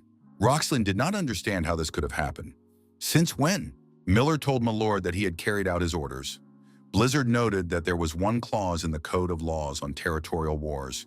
It allows for an attack without prior notice on anyone who has violated royal law. Roxlin sold the inhabitants of Carolyn into slavery. In the Kingdom of Drake, the slave trade is prohibited. Roxlin was disheartened. He had gone to great lengths to get this position. If he now lost both Tot's lands and his title, Duke Icarus would destroy him. The Viscount was frightened, turned around and started to run away, shouting that he did not want to die. The Baron used his unique abilities, and the Viscount's feet froze to the ground. The Baron approached the Viscount, swung his fist, and told him to shut up. Roxlin was punched in the jaw and fell to the ground. Baron Blizzard declared that Carolyn had won the war. Things went smoothly from there. Roxlin, having lost everything he had, was expelled from his estates. A few days later, he disappeared without a trace. It was annexed to Carolyn. Blizzard entrusted Jerome with the administration of the new administrative district. However, Jerome refused, saying that he already had enough work. Otherwise, he was ready to go on strike. The Baron asked his assistant who should be appointed to the post in that case. Count Jerome smiled and said he had the perfect candidate. On Jerome's advice, Roxlin's former vassal, Volmer, was appointed head of Tot. Baron Blizzard could not fully trust him, so he assigned 2 knights to report to him every day. The birthday of King Tomaloff III arrived. The guards at the gate also wanted to have fun at the celebration, but they remained at their posts, hoping for an extra reward. One of the guards was surprised. Where did this shadow come from? The knights looked up and saw a wyvern above them. The guards shouted that monsters were invading the city, that it was necessary to sound the alarm and mobilize everyone. Baron Blizzard descended from the wyvern and told the guards not to rush. He announced that he was Lord Carolyn. The guards were surprised. Could this be the same magical swordsman who saved His Majesty? The Baron said that he had come to visit His Majesty. There were many guests in the palace. The young people were waiting for the celebration to begin. A servant announced that Baron Blizzard had arrived. The ladies present noted that he was an incredible man. They said that he had saved His Majesty and could even use fifth circle magic. Schiller McMahon told the Baron that she was glad to see him again. The princess asked how the Baron was doing. Blizzard replied that everything was fine. After that, there was a pause. Schiller was surprised. Shouldn't the Baron ask how she was doing in return? The Baron offered the girl a glass of champagne. Blizzard said that his assistant had told him that at parties, girls always go first. The servant announced the arrival of Her Highness Princess Daphrin of the Kingdom of Hazen. Count Anos also arrived. The Baron thought that Princess Daphrin's beauty had not changed. Those present noted that the couple suited each other well. Blizzard thought that Enos was the one mentioned in Edmund's letter, the great master of the sword. Schiller asked if they knew each other. For some reason, our hero felt that Enos was not of this world. Blizzard replied to the princess that he did not know this man. Schiller asked the Baron, was the woman he was with last time not here? Blizzard asked, was the princess curious about that girl? Blizzard said that we should wait a little, as she always makes a dramatic entrance. A servant announced the arrival of His Majesty King Tomaloff III. The king entered, accompanied by the princesses. Schiller thought, could that woman be the princess of the kingdom of Drake? The girl asked the Baron, is this the dramatic entrance he was talking about? Escold saw the Baron waving at her. However, the Baron was not alone. Escold was indignant. Why was this woman here? She had heard that the first princess, Gaia, was supposed to arrive. Those present began to congratulate His Majesty on his 50th birthday. The king thanked everyone and expressed his gratitude for their coming to celebrate his birthday. Tomilova III expressed his hope that everyone present would have a wonderful time. The princess said she was very excited. What gifts would her father receive this year? A gift from Duke Icarus to His Majesty was announced. The Duke stood with a box in his hands. Inside the box was a ring with a precious stone. Icarus said that this ring would protect His Majesty from now on. It could neutralize all offensive magic below the 9th circle. Schiller noted that this artifact was imbued with magic. The king put the ring on his finger. There is no magic higher than the 9th circle, so this is a priceless relic. His Majesty thanked the Duke for such a rare gift. Icarus once again congratulated the king on his birthday. Those present noted that Duke Icarus had brought something truly incredible. Is there a gift that could surpass this? No gift could outshine Duke Icarus's gift. The servant announced the last gift. It was a gift from Baron Blizzard. The Baron knelt and inquired whether His Majesty had eaten well. The king said he was glad to see Baron Blizzard in good health. Blizzard opened the box and said it was a gift prepared especially for this occasion. It was the skin of an ice ogre that he had personally hunted. The king asked if the Baron was referring to the ferocious ogres from the northern lands. The Baron confirmed this. Blizzard said he asked the king to accept his sincerity. The king thanked him and said he would make winter clothes for the cold season from this skin. Duke Icarus thought it was very poor to bring something like this as a gift. Only a person of low birth would do such a thing. Blizzard said that one skin seemed insufficient, so he would present another gift. The king and princesses eagerly awaited to see what the gift would be. His Majesty looked into the box and saw some strange objects. What could they be? Baron Blizzard said they were monster eggs. Everyone present was extremely surprised, and many were outraged. Duke Icarus shouted that this was extremely disrespectful to the king. It was an attack on the royal family. The Duke ordered the guards to remove this man immediately. His Majesty raised his voice to stop the guards. The king inquired about Baron Blizzard's intentions. The Baron replied that they were the eggs of an ice wyvern. Since ancient times, people had tried to breed and tame them, but due to their ferocious nature and the difficulty of obtaining their eggs, it was considered virtually impossible. If ordinary wyverns could be tamed, it would already be a tremendous strength. Baron Blizzard said that taming ice wyverns would greatly increase the military power of the Kingdom of Drake. The king thanked the Baron for the gift. However, he understood that finding eggs was not as easy as raising animals from them. The Baron agreed that raising ice wyvern hatchlings was no easy task. The Baron called Lilith, and everyone present gasped in surprise. A huge and terrifying shadow appeared outside the window. It was a wyvern. Blizzard said that he had tamed this wyvern when it was still a baby, and that he would teach the royal trainer how to raise it. The Baron explained that if the cub remembered the king's face, it would recognize him as its parent and follow him. Blizzard added that 2 of these eggs were intended for the beautiful princesses. The ice wyverns would become formidable guardians of the royal family. The king was touched, for the Baron had taken care not only of him, but also of his daughters. Blizzard proved to be a truly thoughtful man. The king said that now the kingdom of Drake was only a step away from becoming as powerful as the Empire of Zeba. It was the best gift he had ever received. The princess remembered that a few days ago, the Baron had asked her to wait. Now she understood what that meant. Duke Icarus did not understand how Blizzard had managed to obtain these eggs. The Duke said he had something extremely important to report. 2 days ago, Baron Blizzard sent armed forces to the Viscount of Roxland's domain. The king was surprised. Why would Corellin attack Tot? The Duke explained that Baron Blizzard had started a territorial war. However, a war started without a report was punishable. The Duke added that a harsh punishment was required for the insolent man who had arbitrarily started the war. His Majesty thought, if this is true, the situation will become much more complicated. Princess Escold was upset. What should be done? This could ruin public opinion of Baron Blizzard. Duke Icarus thought that Baron Blizzard could be dismissed. Blizzard asked the king if slave trading was legal in the Kingdom of Drake. The sovereign replied that this activity was prohibited. Blizzard took out a scroll and said that he had a document confirming that Roxland was involved in the slave trade. Everyone present was shocked by this news.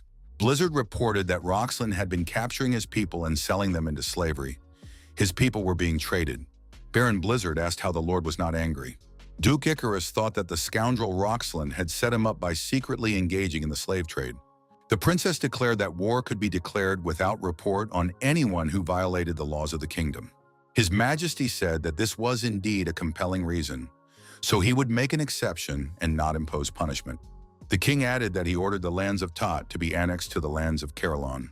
Count Slave asked the king if, since the baron's territory had increased, he should be granted a new title. His Majesty agreed with the count. He summoned Baron Blizzard to him. The king announced that from that moment on, he would refer to Baron Blizzard as Viscount. His Majesty offered his congratulations. Viscount Blizzard thanked the king. Duke Icarus thought he would do everything possible to destroy Blizzard. The protagonist went out onto the veranda to be alone and calm down. Blizzard thought that because of the crowd of aristocrats, he couldn't even talk to Escold. However, our hero finally found himself here. Blizzard looked back and saw a young man behind him. The Viscount asked who he was. Standing before the hero was Count Inos from the kingdom of Hyson. Inos announced that he had finally found Sol Mudok. The protagonist heard the language of the Central Plains. Inos closed the door behind him and said that he had been searching for his teacher's enemy for a long time. Inos grabbed his sword and drew it from its sheath. Blizzard smelled a distinct aroma. It was the scent of blossoming plum trees. Our hero remembered the enemy's words. If his student had been here, everything would have turned out differently. So this was the very student that John Pungjin had spoken of before his death. This man was known as the best young talent in the Central Plains. Standing before our hero was Li Qinchong, nicknamed True Purity. The rivals crossed swords, their eyes full of determination and confidence. After a short but fierce battle, neither side emerged victorious. Sol Mudok realized that the rumor that he was facing the best young talent in the Central Plains was true. Li Qinchong warned Sol Mudok not to be arrogant. Li Qinchong said he had been looking for this man for 3 years. In the end, the rumors led him to the ship. Hiding there, he waited for the right moment to deal with Sol Mudok. But suddenly, a strong storm hit. The lights went out, and he came to his senses here. Li Qinchong said that he had not forgotten about revenge for a single day. The best young talent of the Central Plains declared that he would finally behead his enemy. Now he could unleash all the fury of a volcano. Sol Mudok thought that this young man's technique was unlike anything else. Perhaps even he would find it difficult to counter. The door to the veranda opened, and Schiller appeared on the threshold. She said she was looking for Mr. Blizzard. The girl asked what the young people were doing here alone. Blizzard replied that he had met a fellow countryman for the first time in a long time, and they had talked a little. Li Qinchong looked closely at Schiller. He thought that she was the second princess of the kingdom of Gaia, Schiller McMahon. Could she be close to Sol Mudok? Qinchong thought if he dealt with Sol Mudok in front of the princess, there could be problems. It was unfortunate, but this time it was better to back off. Li Qinchong apologized and said he would leave first so that the young people could talk in peace. Schiller replied that it had been a pleasure to meet him. Li Qinchong left the veranda, leaving our hero alone with the princess. Translating his thoughts, Qinchong reflected that Sol Mudok had deprived him of everything that was dear to him, and therefore he would destroy everything that Sol Mudok cherished. He would destroy property, loved ones, everything indiscriminately. First, he would destroy the one he looked at with love in his eyes, the princess of the kingdom of Drake. Sol Mudok responded to his opponent by broadcasting his thoughts. Qinchong would not dare touch Escold. She had nothing to do with their conflict. Li Qinchong said that everything would depend on Sol Mudok's behavior. Schiller suggested that a serious conversation had taken place between the young people. She asked what exactly had happened between them. Viscount Blizzard said he had to leave because he had urgent business to attend to. Schiller grabbed the young man by the hem of his clothes, trying to hold him back. Blizzard asked if the girl had anything else to say to him. Schiller replied that it wasn't that important, but that it was rude of him to leave when she had found him herself. The girl added that the Viscount should learn some manners. Blizzard asked if the princess really had nothing better to do. Honored guests had arrived from every country to celebrate His Majesty's birthday. Didn't the representative of Gaia need to socialize with them? The Viscount asked why Schiller was always following him around. The girl was confused. Could she really be annoying? Schiller thought that other men were trying to get her to say at least one word to them. Why was this man completely different? The girl said that Blizzard was mistaken. She just wanted to congratulate him on receiving the title of Viscount. Schiller added that that was all. The young man said that his words were unnecessary and apologized. He added that he really needed to leave on urgent business and thanked the princess for her congratulations. Princess Schiller watched the Viscount walk away. She saw him approach Princess Isolde and take her by the shoulders.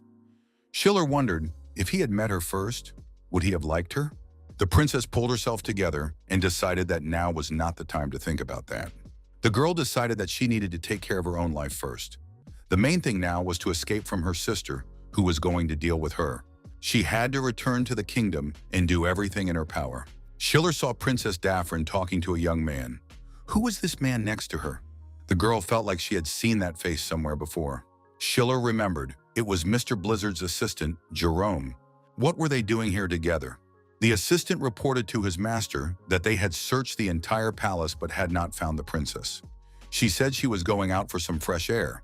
Count Inos thought that she was constantly making him worry. The Count ordered the search to continue and to report to him immediately when Daphne was found. Daphne recalled the events that had taken place before that evening. The young man informed the princess that she would be traveling to the kingdom of Drake as an ambassador with Count Inos. Daphne thought that if it weren't for her brother's order, she wouldn't be here now. The thought occurred to her that it would be nice to run away. Jerome thought the same. The princess looked back and noticed a young man nearby. She was frightened and asked who he was. Jerome apologized. He said he didn't expect anyone to be here at this hour. Daphne replied that the young man didn't need to apologize. She was just a little scared. The girl noted to herself that this guy was cute. The young man introduced himself as Jerome, the Viscount's assistant. Daphne said she was pleased to meet him and gave her name. Daphne Laird. The young man said it was a beautiful name and smiled. He remembered that Daphne Laird was known throughout the continent for her irresistible beauty. She was Princess Hyson. Jerome knelt down and apologized for not recognizing Her Highness. He asked for forgiveness for his ignorance. Daphne said it was all right and that she didn't mind such things. Jerome thought there was something sad in the princess's expression. The young man asked permission to sit next to her for a while. He explained that he was waiting for Lord Blizzard to return from the celebration, unless, of course, his presence would cause the princess any inconvenience. The princess blushed shyly and said that Jerome could do whatever he wanted. The young people began to talk. Jerome told her that he usually cleans up the messes that Lord Blizzard gets himself into. The princess suggested that Jerome had a lot of unspoken feelings toward the Lord. The young man remarked that he was the only one talking at the moment. Daphne replied that she was interested in listening to him. Jerome asked why the princess said she wanted to run away. Daphne explained that her brother was forcing her into a marriage of convenience. She did not want to devote her entire life exclusively to the development of the country. The girl noted that the conversation had turned out to be too heavy, but they were talking so casually that she did not even notice how the topic had changed. Jerome asked if he, a simple servant, could help the princess in any way. If he could do anything, then he was ready to use his mana. Daphne was surprised. Why was her heart beating so fast? The princess turned away in embarrassment. She couldn't look the young man straight in the eye. Daphne thanked Sir Jerome for his words. Suddenly, Anos appeared and called out to the princess. He said he had finally found Daphne. Anos asked the girl who the man was. Jerome replied that he was just a passing magician. The young man realized that he was standing before the great master swordsman, Anos. Jerome told the princess that if her guards had arrived, he would take his leave. Daphne called out to him as he was about to leave. The young people said goodbye for a while longer. Anos took the princess away, reminding her that His Majesty had promised to hold a grand ceremony after the holiday was over. Anos said that Princess Daphne should open her heart to him. Daphne replied that she would go first. Jerome realized that this girl had a political marriage with Anos. As they parted, Daphne told Jerome that they would meet again in 3 days at the same time. Jerome was left alone, and the princess returned to the palace. Anos followed her. Isolde thought that small talk was very tiring. Viscount Blizzard held out his hand and asked the princess to grant him a dance. The girl agreed, and the young people whirled around in a whirlwind of dance. The king, watching the princess, asked Count Cotton, "Are these two quite close, or does it just seem that way to him?" Cotton replied that he thought so too. His Majesty said that he had not seen the princess smile so broadly in a long time. The king asked Count Cotton if he thought Escold was fond of Blizzard. Cotton replied that Viscount Blizzard was said to be doing quite well. Did His Majesty really think that was possible? Until recently, this man was a commoner. Even for a Viscount, it was unthinkable to consider a relationship with the princess. No matter how outstanding his combat skills are, there is a limit to everything. It is difficult to understand the complicated relationships and interests of the aristocracy. Count Cotton added that the Viscount should not cherish feudal hopes. The wyvern reappeared over the city. Blizzard asked Edmund how things were going. Edmund Roll was happy to see the magical swordsman again. The protagonist asked if the guild leader now had enough to live on. Edmund replied that he had no reason to complain. He had become the best merchant in the kingdom and felt a surge of strength every day. Edmund said that the magical swordsman had become a viscount after winning a territorial war. So much had happened in such a short time. Blizzard said he had come here with one request. The protagonist said that he needed to find a mansion that would surpass even Icarus' mansion in luxury and splendor. Edmund replied that he understood and would prepare everything as soon as possible. Edmund Roll thought that the magical swordsman had finally begun to act. Now they would be able to respond to the Akasa trading house and Duke Icarus, who had destroyed his royal trading house. Edmund reasoned that this man would surely be able to defeat Icarus and rise even higher. He needed to be provided with the means to avoid financial difficulties. The guild leader asked why Sir Swordsman was alone and where his servant was. Blizzard replied that Jerome was on a special assignment. At that moment, Jerome was indeed on an important mission. He was in a cafe. Jerome was asked to find out who was behind the destruction of the Miller family. Jerome was surprised why he was being entrusted with everything. He wondered if Princess Daphne was all right and why she wanted to meet in 3 days. A young man approached Jerome and expressed surprise. They said he had gone missing, but it turned out he was still alive. Jerome looked back and saw Leon standing nearby. They really hadn't seen each other in a long time. Jerome was delighted and said that he had too handsome a face to die. Leon noticed that Prince Jerome's complex had not gone away. Leon asked what information Jerome had come here for. Jerome placed a bag of money and jewels on the table. Leon said that there would be a lot of surveillance. Was this an important person? Jerome replied that he was fulfilling a request, so he didn't know all the details himself. Leon asked what the target's name was. Jerome replied, Miller Kramer. Leon said that now he understood why the sum was so large. He added that everyone who had investigated the death of the Kramer family was already dead. Jerome said he hadn't heard anything about that. Leon suggested pretending that their conversation had never taken place. Jerome said that if Leon obtained the information, he would receive double the amount. Leon noted that more than 10 years had passed, so perhaps everything was fine now. He would see what he could do. Jerome wondered what had happened to the Krimers if even Leon, the head of the Information Guild, was afraid to take on the case. That meant someone really dangerous was involved. Jerome shared the information he had obtained. He said that the Kramers had an earldom. Miller was the second son. Their family was well known in the kingdom and influential. 10 years ago, the entire family was poisoned. Only Miller managed to survive. Blizzard asked if they had found the killer. Jerome replied that it was a certain Baron Gideon. Edmund suggested that Baron Gideon was not the main culprit. He was just a puppet in someone else's hands. Edmund added that there was a real culprit who ordered the poisoning of the family. Miller said that today he would deal with Baron Gideon and complete his revenge. Miller was surprised. Why had my lord come to him at such a time? Edmund said that he remembered Miller when he was a little boy. The young gentleman had grown up a lot. The guildmaster introduced himself and noted that Count Kramer had once supported them. Edmund said he wanted to tell him what had really happened that day. It was true that Baron Gideon had poisoned them. However, he was acting on the orders of Duke Icarus. Miller couldn't believe what he was hearing. How did Icarus benefit from the disappearance of his family? Edmund explained that the largest trading association in the kingdom was Akasa. Its actual owner was Duke Icarus. Edmund added that in order to grow Akasa, Icarus needed to eliminate the most successful associations of the time, Roll and Kramer. Miller was horrified. So he had been working for the man who destroyed his family? Blizzard asked Miller where he was going. Miller said he intended to destroy Icarus. Blizzard said that Miller, with his skills, would not be able to defeat Icarus, who was a master swordsman. Miller replied that he didn't care. Was the Viscount really going to stop him? Blizzard said that if Miller wants to leave, he must first defeat him. The assassin said that if necessary, he was prepared to do so. Miller attacked, but Blizzard effectively dodged the attack. The protagonist noted that it was aimed at vital points and demonstrated economical movements. It was clear that Miller had been training diligently all this time. The protagonist touched his opponent's vital point and said that now he would not be able to move for half a day. Miller was deactivated and fell to the floor. The assassin sat on the floor trying to stabilize his breathing. Miller worked on his own pressure points to recover. Blizzard was surprised. Blizzard said he hadn't shown Miller where those points were. How did he do it? Miller asked, hadn't the magical swordsman shown them to him himself? Blizzard was surprised. Had this guy copied what he had seen in just a moment? Miller said he wasn't done yet. However, after saying this, he immediately lost consciousness and fell to the floor. Blizzard told Edmund to take the guy to his room. When Miller regained consciousness, he was to find him. Starting tomorrow, Blizzard would personally train this guy to hit vital points. The protagonist thought that his eyes had not deceived him. Miller was an uncut diamond with outstanding talent. If trained well, he could become a first-class killer.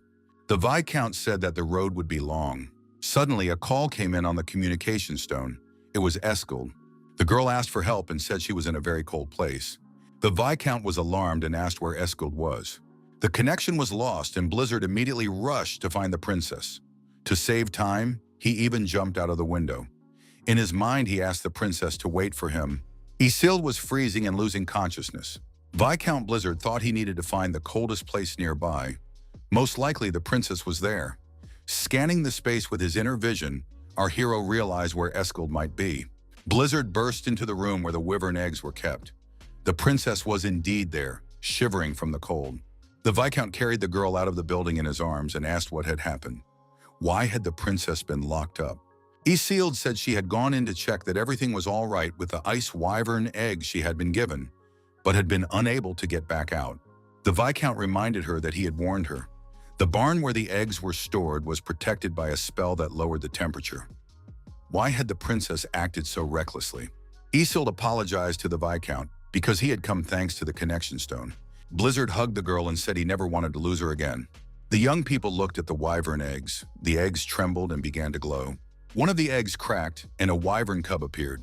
The Viscount asked the princess to remove the slime from the ice wyvern's body. That way, the baby would consider her its mother. The princess wiped the baby and said it was soft and fluffy. Escold asked if it remembered her now. Blizzard asked the girl to introduce herself. Escold greeted him and said she was pleased to meet him. The cub purred and even smiled. Escold hugged the little wyvern and said he was very cute. Blizzard suggested that the cub was female. The princess was surprised. Could the Viscount really tell by its appearance? The Viscount said that the sex of ice wyverns, like chickens, is determined by their cloaca. The beast was born healthy, so the princess should take good care of it. Escold smiled and thanked the Viscount. She promised to raise the wyvern to be beautiful and healthy.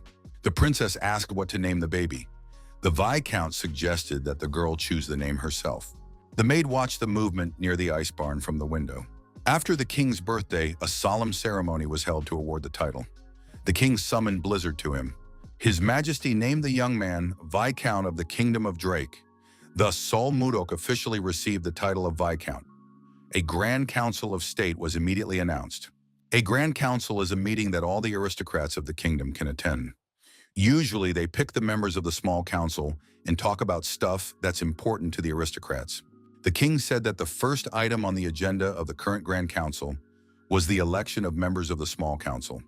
If those present had a candidate in mind, they could raise their hand and call out their name. One of those present recommended Duke Icarus. Another recommendation was also made, Count Slave. The Viscount thought that even an outsider would understand the balance of power here.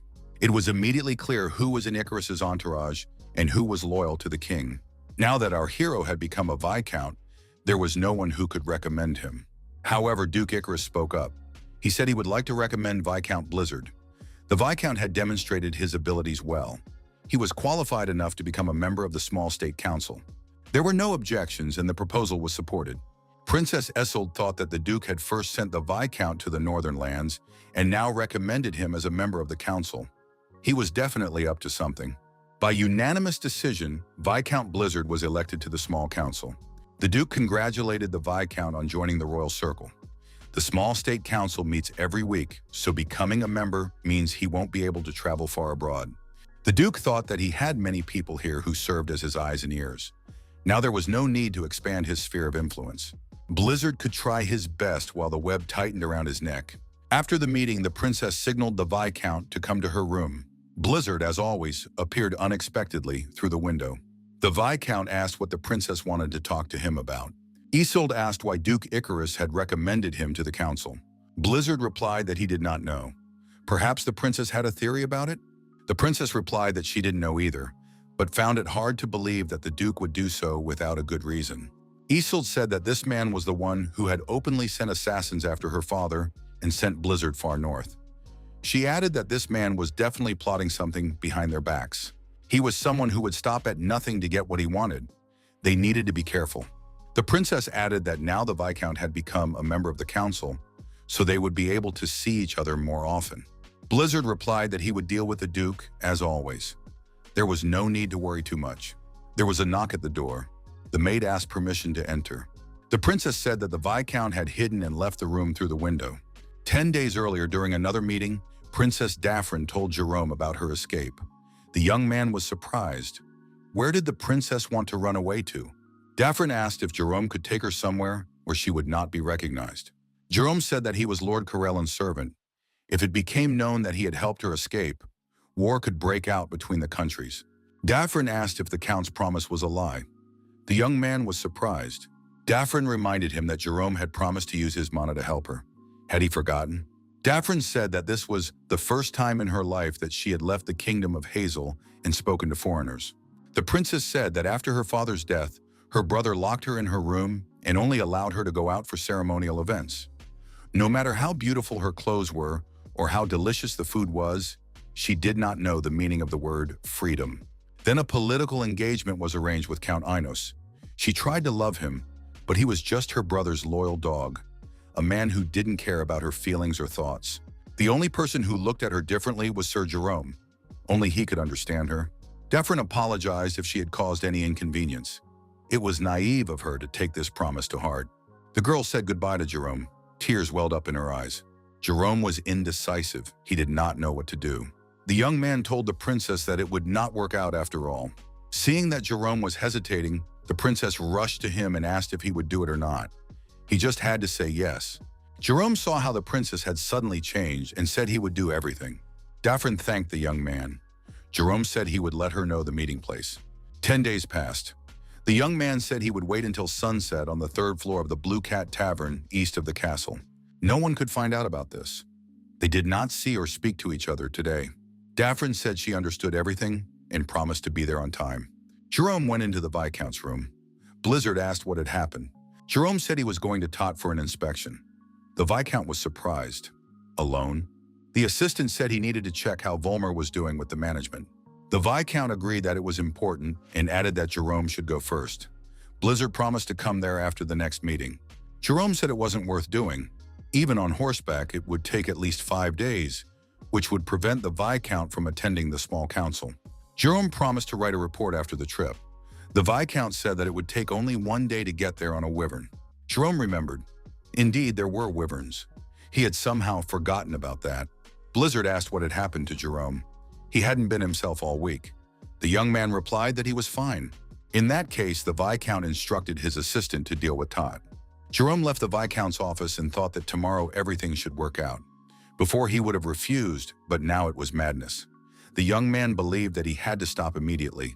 However, Jerome remembered the princess's tearful face again. Princess Escold was still lost in thought. What was Duke Icarus thinking?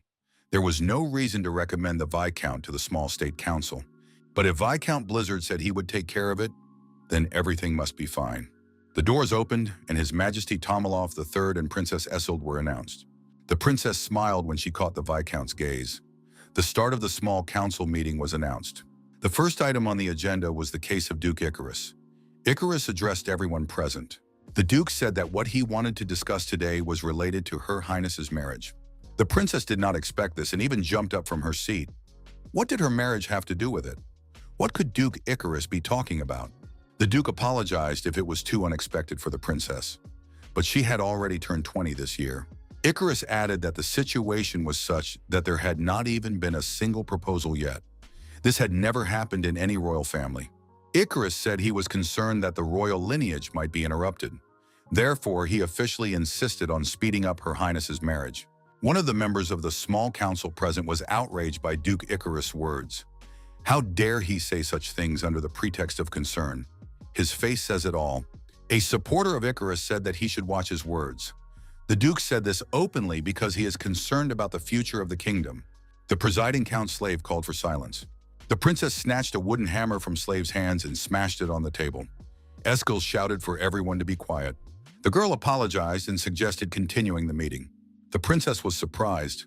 Why wasn't her father saying anything? The king told his daughter to sit down in her seat. The princess was surprised. Did His Majesty really agree with this? Hadn't the king promised that she could choose her own husband? Tumilov III said that this was the fate of all royal children.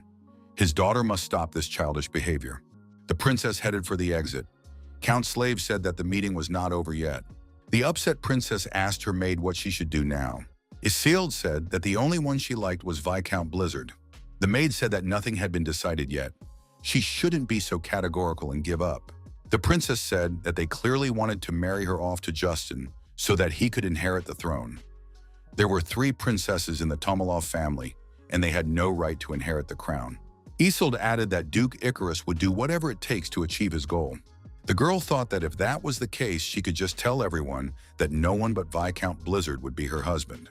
The maid told the princess not to rush and to maintain her dignity. Escold was indignant. How long should she maintain this dignity?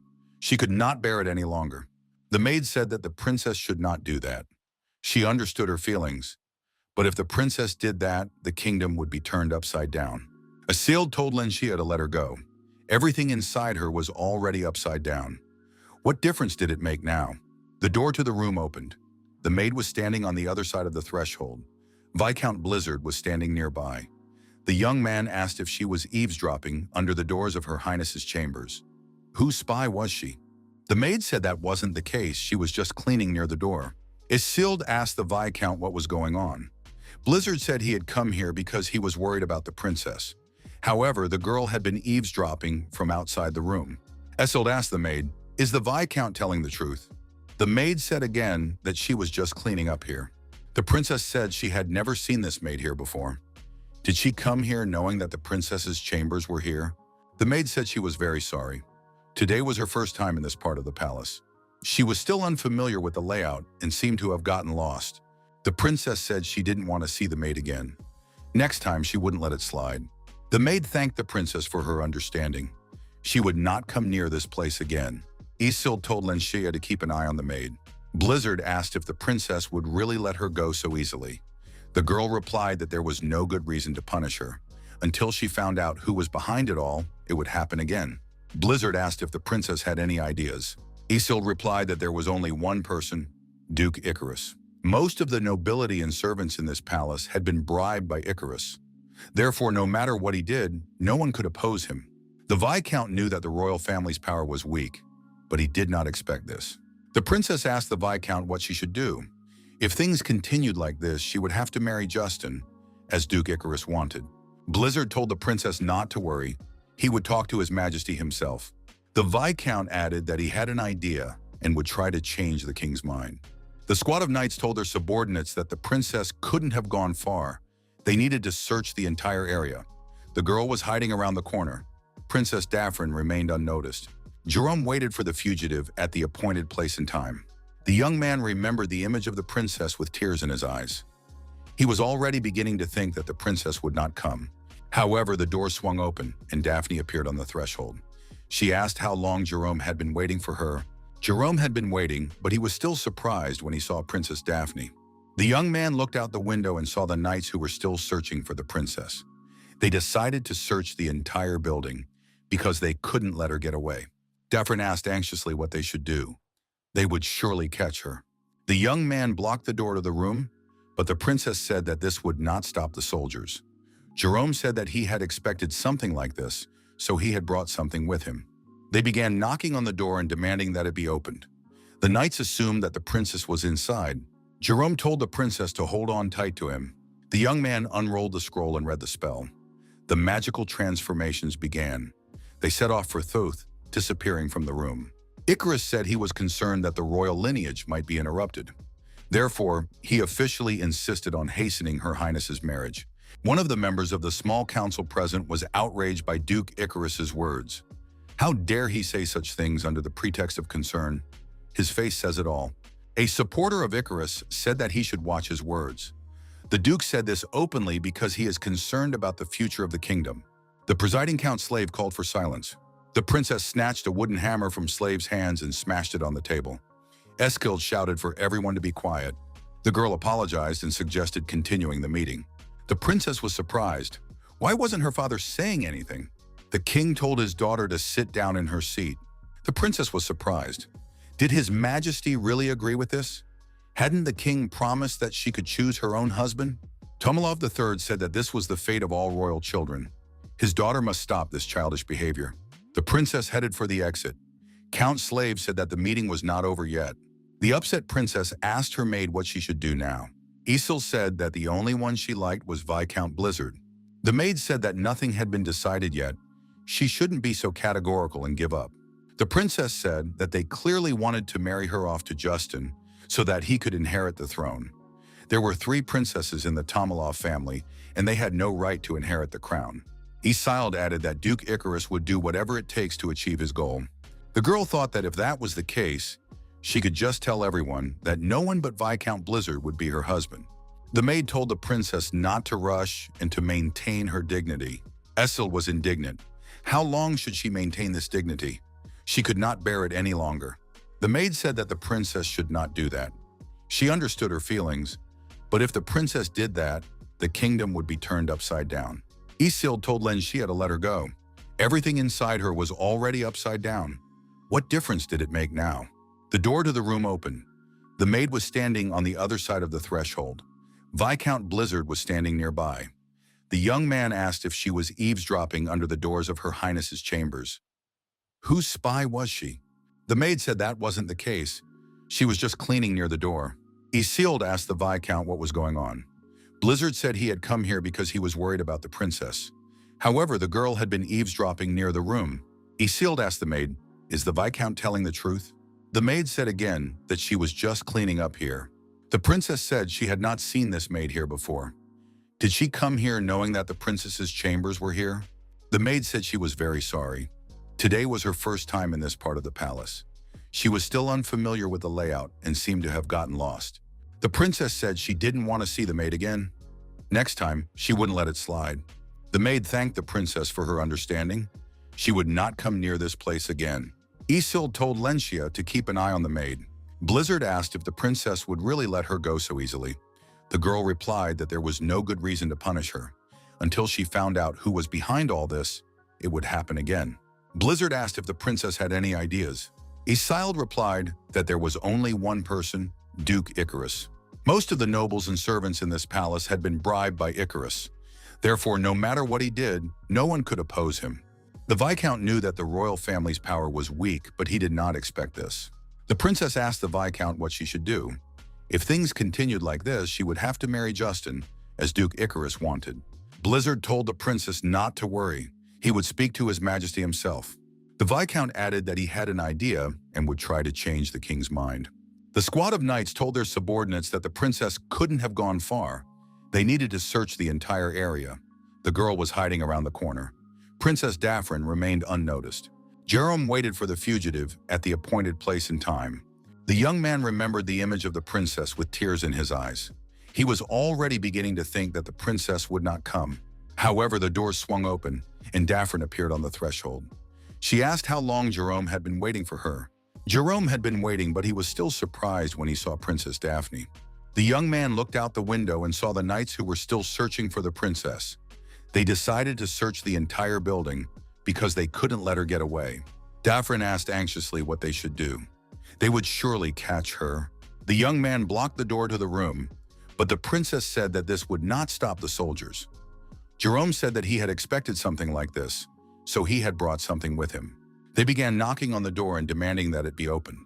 The knights assumed that the princess was inside. Jerome told the princess to hold on tight to him. The young man unrolled a scroll and read a spell. The magical transformations began.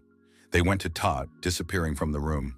Duke Icarus said that Viscount Blizzard had proven his mastery of martial arts.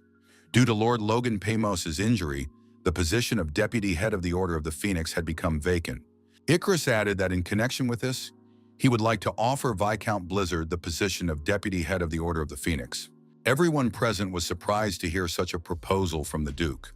The Order of the Phoenix is the strongest knightly order in the kingdom, commanded by Count Torio. It is an elite order. If someone is truly good, they are accepted regardless of race or title. Therefore, even among first-class troops, it is considered the best. Blizzard understood that Icarus was unlikely to give him such a responsible position. So what was the catch with the Order of the Phoenix? The Viscount smiled and thanked Duke Icarus. He said that he was far from perfect, but he would fulfill the duty entrusted to him. Icarus said that Blizzard was the epitome of modesty. Who else but the Viscount could handle this? The Duke noted that strange rumors were spreading throughout the castle. The king asked what they were about. The Duke explained that a week ago, on Monday night, someone had seen Princess Escold and Viscount Blizzard leaving the barn together. Everyone present at the meeting was once again extremely surprised. His Majesty flushed with anger. It was more than surprise. Blizzard remembered the moment when he carried the princess out of the cold barn. It was that very incident.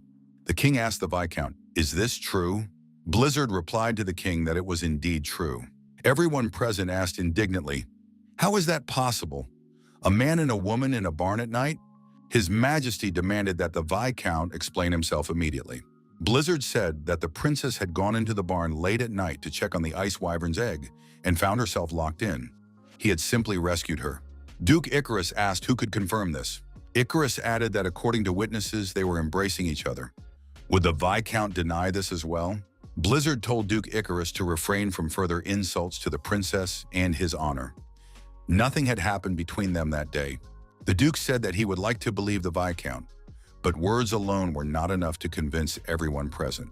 Icarus added that if the rumors spread beyond the palace and people began to doubt the princess's chastity, a scandal would erupt. The king banged his fist on the table and said that the small council was adjourned for the day.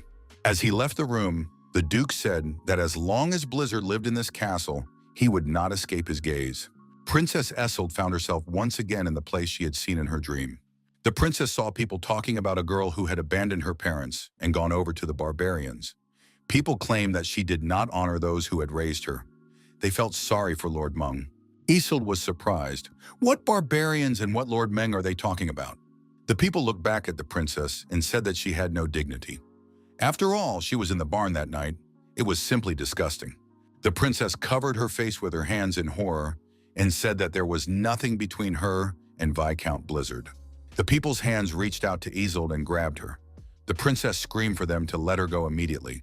The people repeated that it was disgusting. The girl screamed for them not to come near her. The people repeated the same word, disgusting. The princess came to her senses in her room.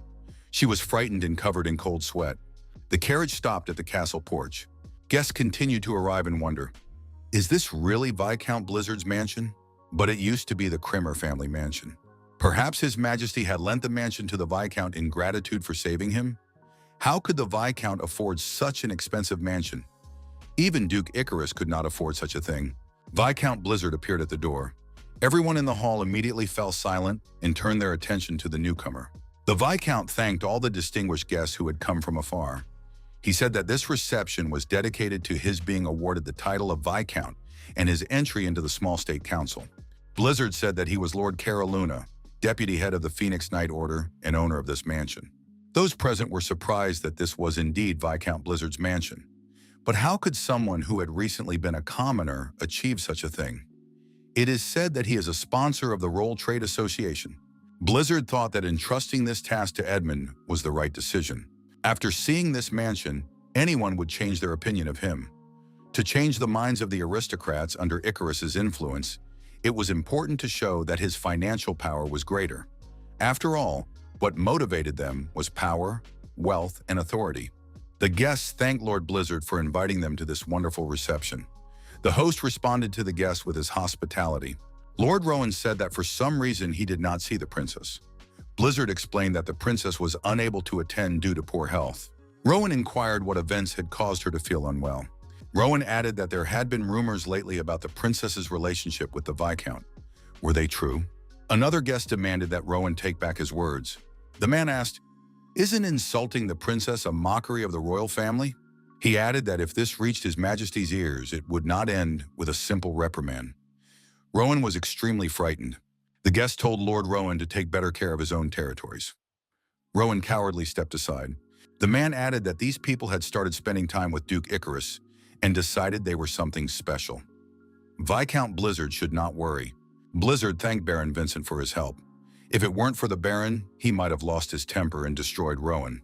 Baron Vincent laughed and said that Viscount Blizzard was a funny guy. He took it as an incredibly funny joke. Vincent added that, as a resident of the kingdom, he could not remain silent in the face of insults directed at the princess. Blizzard asked, "Is something wrong on Baron Vincent's territory?"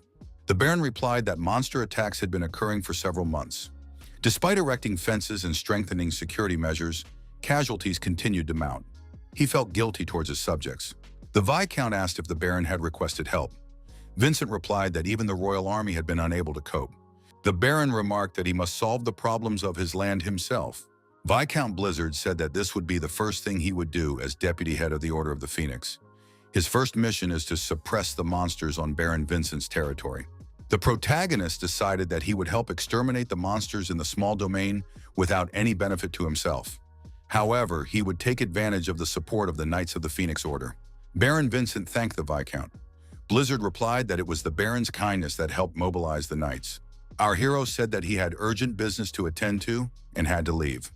They would see each other during the campaign. In a secluded place, the protagonist took out a communication stone and, responding to the request, asked what had happened. Jerome reported that they had caught him. As expected, the first target was the eldest son of the slave family. Blizzard asked where Killer was now. Jerome replied that he was in the basement of the annex at the back of the mansion. The Viscount went down there. The protagonist saw Miller standing next to a bound man with a bag over his head. The Viscount removed the bag from his head. Miller said that he had paralyzed Killer using a technique that Milord had taught him. All of his pressure points had been carefully blocked. Miller added that the self-destruct poison hidden in Killer's molar had been removed. The protagonist decided to use his unique abilities and influence Killer's brain. Blizzard extracted all the necessary information from the villain's head and subjugated him. Killer knelt down and asked his master to give him an order. Miller asked how Milord had done it. The Viscount told the killer to tell him his name, the name of the man who gave him orders, and also to reveal all the information he had. Killer said his name was Sis. He had received orders from Duke Icarus to destroy John's slave. Blizzard ordered Killer to return to Icarus and report that the order had been successfully carried out. Sis must now report daily on Icarus's every move. Sis replied that he understood his master's orders. Miller asked, "Was that a mind control spell?" The Viscount replied that this technique of soul magic was Mahongan, the art of absorbing souls. Miller asked Milord to teach him this technique as well. The Viscount refused this request.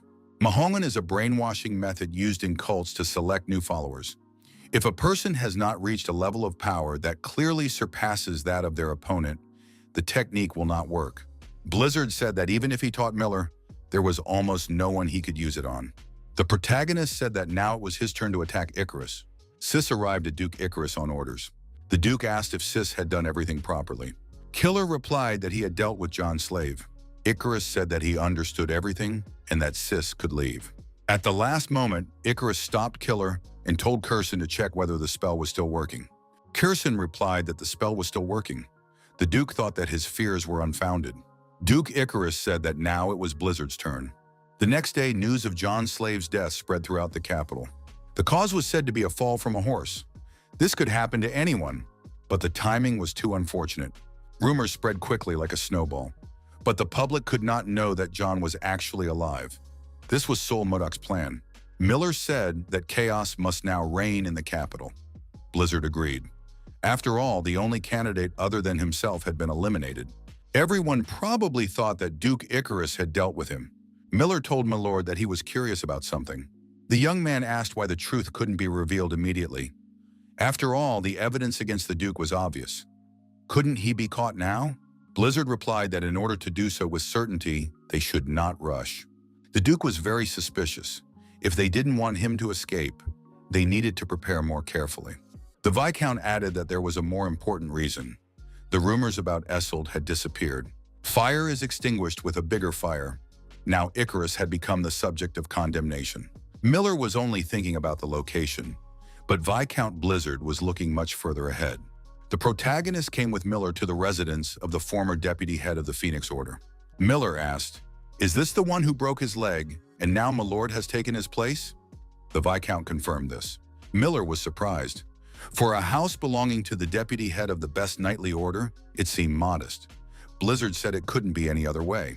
He left in disgrace, accused of insubordination. As soon as he injured his leg, he immediately attacked his superior. Miller said that something unusual was going on here.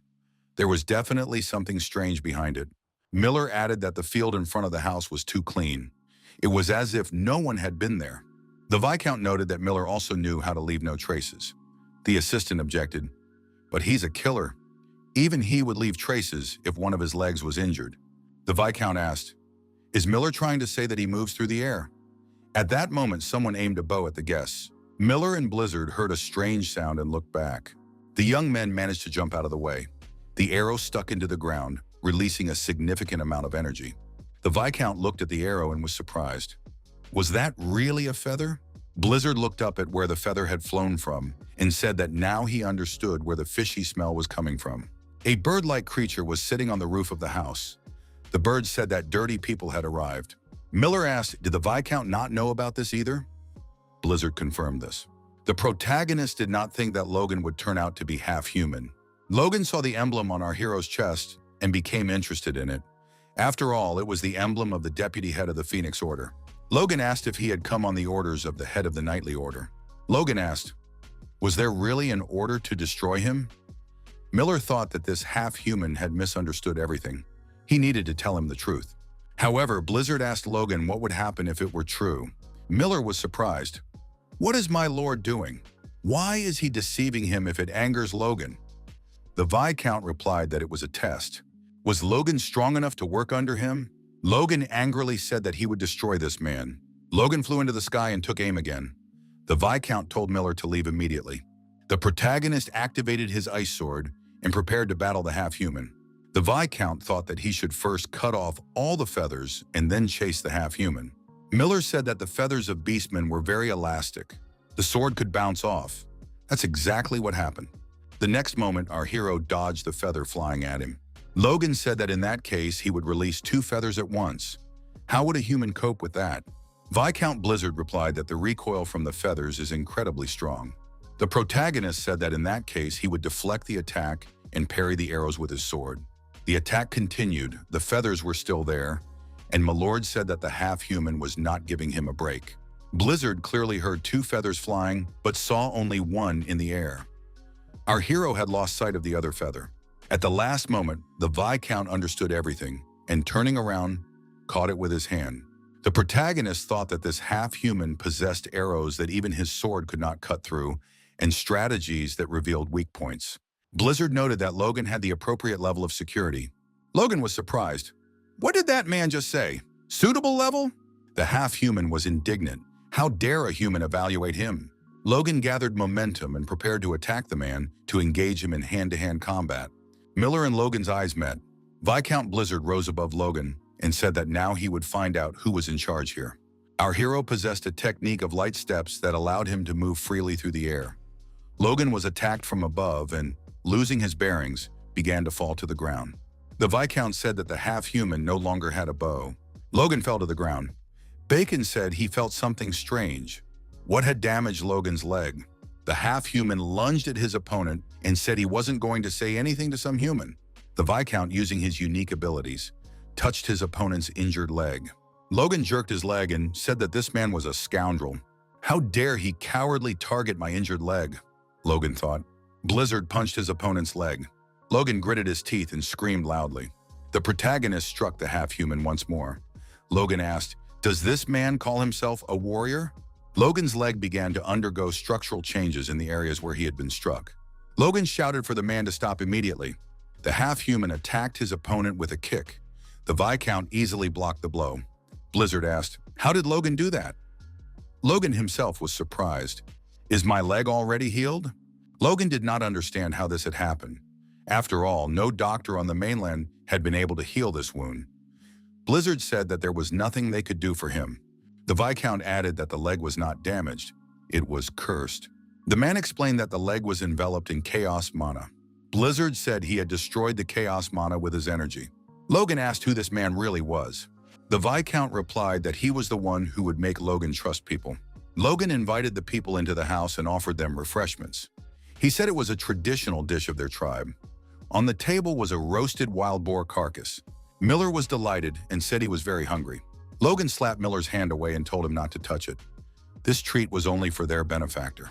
The Viscount said that he was his ward and should also be fed. Logan agreed. Logan threw Miller a mouse and told him to eat it and leave him alone. Viscount Blizzard tasted the roasted meat and said it was very tasty. Miller and Logan were sorting things out at that moment, trying to resolve the conflict that had arisen. The protagonist asked Logan how he had injured his left leg. The Viscount had heard that Logan had blamed Torio, the captain of the Phoenix Knights, for the injury. Why?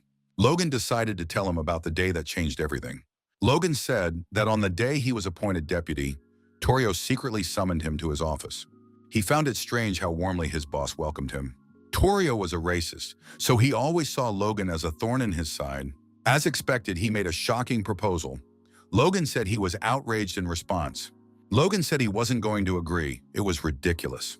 Torio told Logan to think carefully. Once he left that room, he would not be able to change his mind. Logan told Torio to take care of himself. How could the head of a knightly order act this way?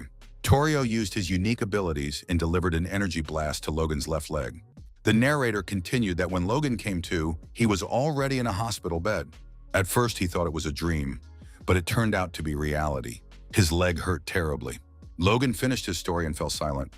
By this point, half of the boar was already gone. Logan bowed and thanked the man from the bottom of his heart. Logan said that the man not only healed his leg, but also told him that it was a curse. Logan said that now they needed to find out who had cast the curse. Blizzard said that there was no need. He already knew. Miller asked how the Viscount knew this. The Viscount clarified that he knew the name of the person who had ordered it. Blizzard asked Miller if he remembered who Sis was. Miller replied that he was the killer who came for John's slave. Blizzard said that when he used that technique, he felt a strange energy. Now the same thing had happened to Logan's leg. Miller asked, could Duke Icarus be involved in this? Logan was alarmed. Did the man say Icarus? Blizzard was surprised. Why such a strong reaction? Logan stated that the proposal he had rejected was related to Icarus. The proposal concerned treason. They wanted to overthrow the current ruler and make Icarus the new king. Viscount Blizzard smiled. Icarus had finally been caught. Icarus turned and said to his guest, he's finally here. Icarus asked, how are Commander Torio's wounds? Torio replied that his wounds were gradually healing. The commander of the order asked why the Duke had summoned him. The Duke reminded him that Blizzard had recently joined the order. Icarus demanded that Torio bring the scoundrel here. Icarus added that if the commander of the order did so, he would very soon become a Duke. Torio knelt down, thanked his lord, and said that he would definitely carry out all his orders. Duke Icarus thought that a trap had been set. He believed that this place would become Blizzard's grave. A bloodied man lay on the floor, and Viscount Blizzard stood before him. Behind him, the head of the order, Torio, approached and asked what Blizzard's deputy was doing there. Braun Vincent thanked Viscount Blizzard for coming. Blizzard said that greetings were unnecessary. Hadn't he promised to deal with the problem that had arisen on the territory? He was a little late because urgent matters had come up. Viscount Blizzard reported that he had sent the Phoenix Knights here a week ago. Vincent acknowledged that thanks to them, the fire had been quickly extinguished. Blizzard asked the Baron why he looked so worried. Vincent replied that he was deeply indebted to the Knights. Vincent added that he had something to tell the Viscount. Did he know what was happening in the Order of the Phoenix? There had been multiple incidents of violence. Viscount Blizzard burst into the room where the Knights were. He saw that the situation looked like hatred towards other races. The Phoenix Knights were indeed beating representatives of other peoples. The protagonist immediately struck the knight who was mocking the beastman. Without hesitation, the Viscount deactivated all the knights. He grabbed the wounded beastman and tried to save him. The beastman watched the knights with apprehension, who were confused by the behavior of the deputy commander of the Phoenix Order. The knights did not understand how this had happened. In a second, the Viscount knocked Commander Butler off his feet and saved the Owlman. Blizzard looked at the bloodied body and said that the Owlman had been severely beaten. He had lost a lot of blood. Commander Torio appeared behind our hero. He asked what Blizzard's deputy was doing. He asked if Commander Torio was being too harsh. Torio showed his damaged eye and told the Viscount to see what these creatures had done to him. Torio pointed at the Owlman and demanded that Blizzard bring him to him immediately. Torio added that if Blizzard disobeyed, he would be punished for insubordination. The Viscount lifted the Owlman to his feet and tried to lead him out of the room. He added that the commander could try and punish him. Blizzard added that in that case, Torio's plans with Duke Icarus would become known. Torio looked at his deputy in alarm. Torio wondered how the Viscount could have found out about the betrayal. The commander of the Phoenix Squad asked how Blizzard found out about it. The protagonist replied that they should stop tormenting the Beastmen if they didn't want to end up on the scaffold. The Owlman asked why the deputy commander had helped him. Blizzard replied that he himself had faced discrimination. The deputy commander added that in his homeland, he was despised and called a barbarian. Therefore, he could not gain the recognition of the people and reunite with his beloved. The Viscount added that he intervened because he knew this pain. Blizzard asked why the Owlman put up with it. After all, Beastmen possess the strength to easily defeat these weaklings. The Owlman agreed. However, he added that this would leave him with no opportunity for dialogue. Sol Mudok recalled that Hua Yun had said something similar. He noted that the Owlman had chosen a difficult path. Viscount Blizzard reached out his hand and said he would support the Owlman. It wouldn't take long. Our hero also wanted to see the future that Hua Yun dreamed of. The evening of the next day arrived. Viscount Blizzard continued to carry out his mission. One of the knights was outraged. How dare Blizzard disgrace him in front of his subordinates? The knight asked if Commander Torio was just going to watch his deputy's actions. Something had to be done. Torio said he saw no need to get his hands dirty. They had been given a task. He pointed to a place on the map and said that Blizzard had to be lured there. The knight asked what was so special about that place. Torio spread his arms and said they didn't need to know. They just had to get that man to come there. The Viscount and the knights headed for the indicated location. The knight who had suffered at the hands of the deputy thought they had already arrived. Rumor has it that Viscount Blizzard is a great swordsman. This area was inhabited by huge bloodthirsty monsters. Commander Torio led the squad. Blizzard followed him. Bacon sensed the presence of a strange energy. The commander raised his hand, ordering everyone to stop. Commander Torio reported that a group of monsters had been spotted ahead. The commander asked if Blizzard's deputy was indeed a great swordsman. Torio asked the deputy to demonstrate his abilities. Blizzard replied that he had to refuse. Torio thought that the deputy suspected something. Could this gathering of monsters be the place Icarus spoke of? The knight wondered if such a thing could frighten the Grand Master. The knight drew his knife and told everyone to watch him closely. He was going to fight the monsters. The knight swung his dagger, and one beast fell, bleeding profusely. Encouraged by his victory, the knight asked what the deputy commander had to say about his swift blade. Commander Torio looked at the knight with fear. Something incredible happened. The destroyed monster clamped its jaws around the knight's throat. Blizzard was surprised. Could the severed parts of the monster be regenerating? The protagonist suggested that they were facing a Zhongshi, a jumping vampire. Torio couldn't believe that they were facing such monsters. No matter how many of them you destroy, they will still come back to life. The squad commander knew that something must be here, but he didn't think it could be undead. Viscount Blizzard said that Icarus was a cruel villain. To catch him, he sacrificed an entire order. Commander Torio thought, did the Duke watch as the Owlman sacrificed them and equate him with this trash?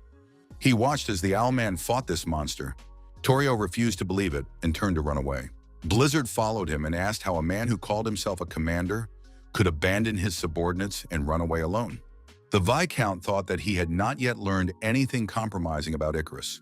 He had to catch up with the commander. The huge monster pounced on Blizzard. The Viscount thought that he was facing a strong opponent. A green liquid was poured on the knight who had been injured by the monster. He was told that it was a restorative elixir. The knight recovered and said that he had survived thanks to this elixir. He thought that he was facing Commander Torio. However, when the knight raised his head, he saw that he was facing an Owlman. The Owlman said that the commander had fled. If the knight had survived, then he had to get up. His strength would be useful in the fight. The knight was surprised because the Owlman himself was in terrible condition, yet he had given him the only medicine he had. The knight could not understand why the Owlman was doing this, because he had beaten him earlier. The Owlman asked in surprise what the guy was talking about. After all, they were comrades. Did he need any more reasons? The knight jumped to his feet and grabbed his sword. He prepared himself once again to face the monsters. The knight said that he would definitely survive and repent for the rest of his life. The Owlman replied that he would wait for that. Both knights prepared to repel the monster's attack. Viscount Blizzard continued to repel the attack of the boss monster, a huge beast. Our hero thought that no matter how much he cut it, it would still regenerate. Viscount Blizzard noticed that after freezing the monster to reduce its mobility, the frozen parts of its body stopped regenerating. The deputy commander realized that ice was the weakness of these monsters. At that moment, Baron Vincent and his squad rushed to our hero's aid. Late at night, the Baron received an urgent message informing him that Phoenix's squad had been attacked by undead creatures. Baron Vincent decided that it was necessary to come to the aid of Viscount Blizzard, a benefactor who did everything for their land. The Baron shouted for the knights to hold on. Reinforcements had arrived. However, there was no one left to fight. Vincent saw only chunks of ice around him. Viscount Blizzard said that Baron Vincent was too late. There was no one left to fight. The Baron's hands continued to tremble. It was not fear or cold, but awe. After this incident, the Viscount was given the nickname, the King who freezes death itself. That is what they called him. There are 3 orders of knights in the kingdom of Draki.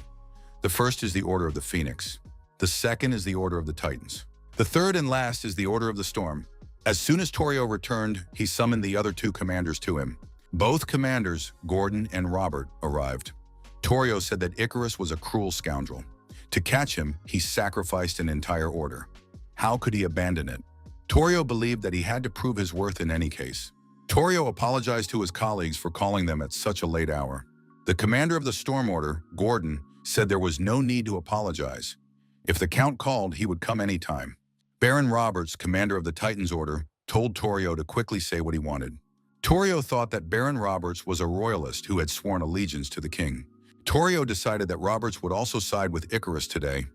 Like Logan, he would not be able to refuse the offer. Torio asked if they had heard what had happened to John Slave. Torio said that Slave was quite pathetic. While serving the king, he lost his son. Torio added that if Slave had followed Icarus, this would not have happened. Storm was surprised. Could he really speak so bluntly? Torio replied that he had thought it through. Robert asked what the threat was. He would not obey Icarus. Torio said he had not suggested that. Torio added that under normal circumstances, he would have said so, but now it was indeed a threat.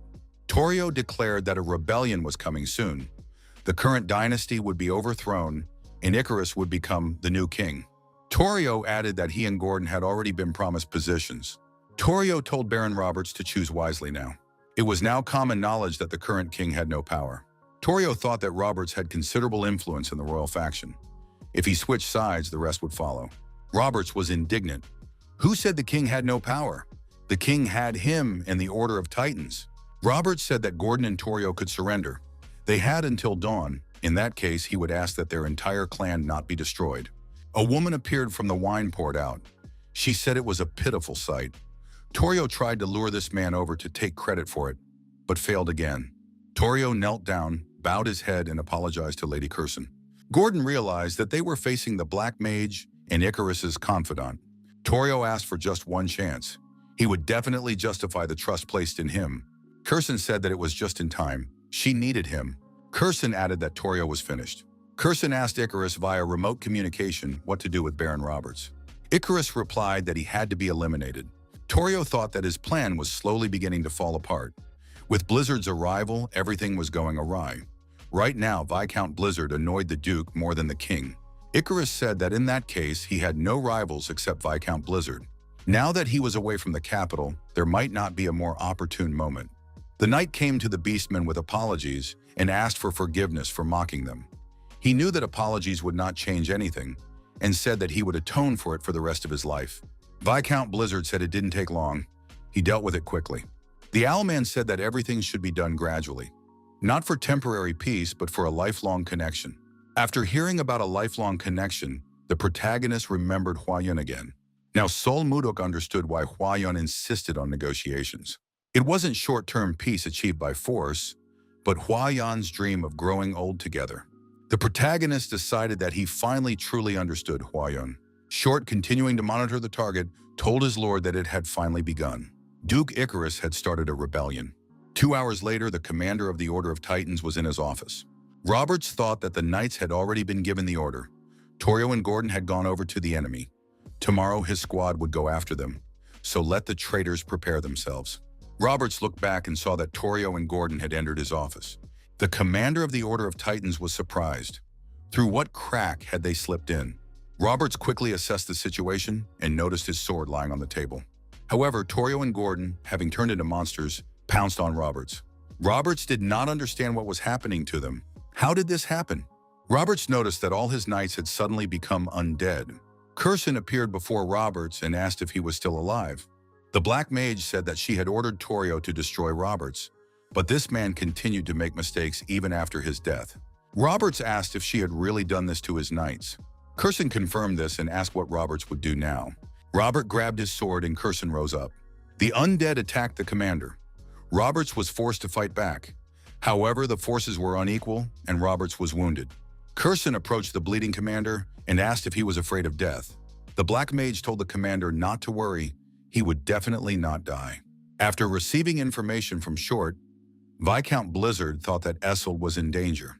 The protagonist announced that he was leaving for the capital immediately. Short reported that Icarus's supporters were gathering troops in their territories. If they all gathered in the capital, no one would be able to stop Icarus. Short said that the Blizzard Order was heading there. My lord could leave the capital to him and stop the concentration of forces. Blizzard said he understood and asked them to hold out until his arrival. Blizzard made an emergency announcement and reported that Icarus had started a rebellion. Their task now is to destroy the reinforcements. His wyvern Lilith appeared above the Viscount. Blizzard decided that they needed to finish everything quickly and find Escold.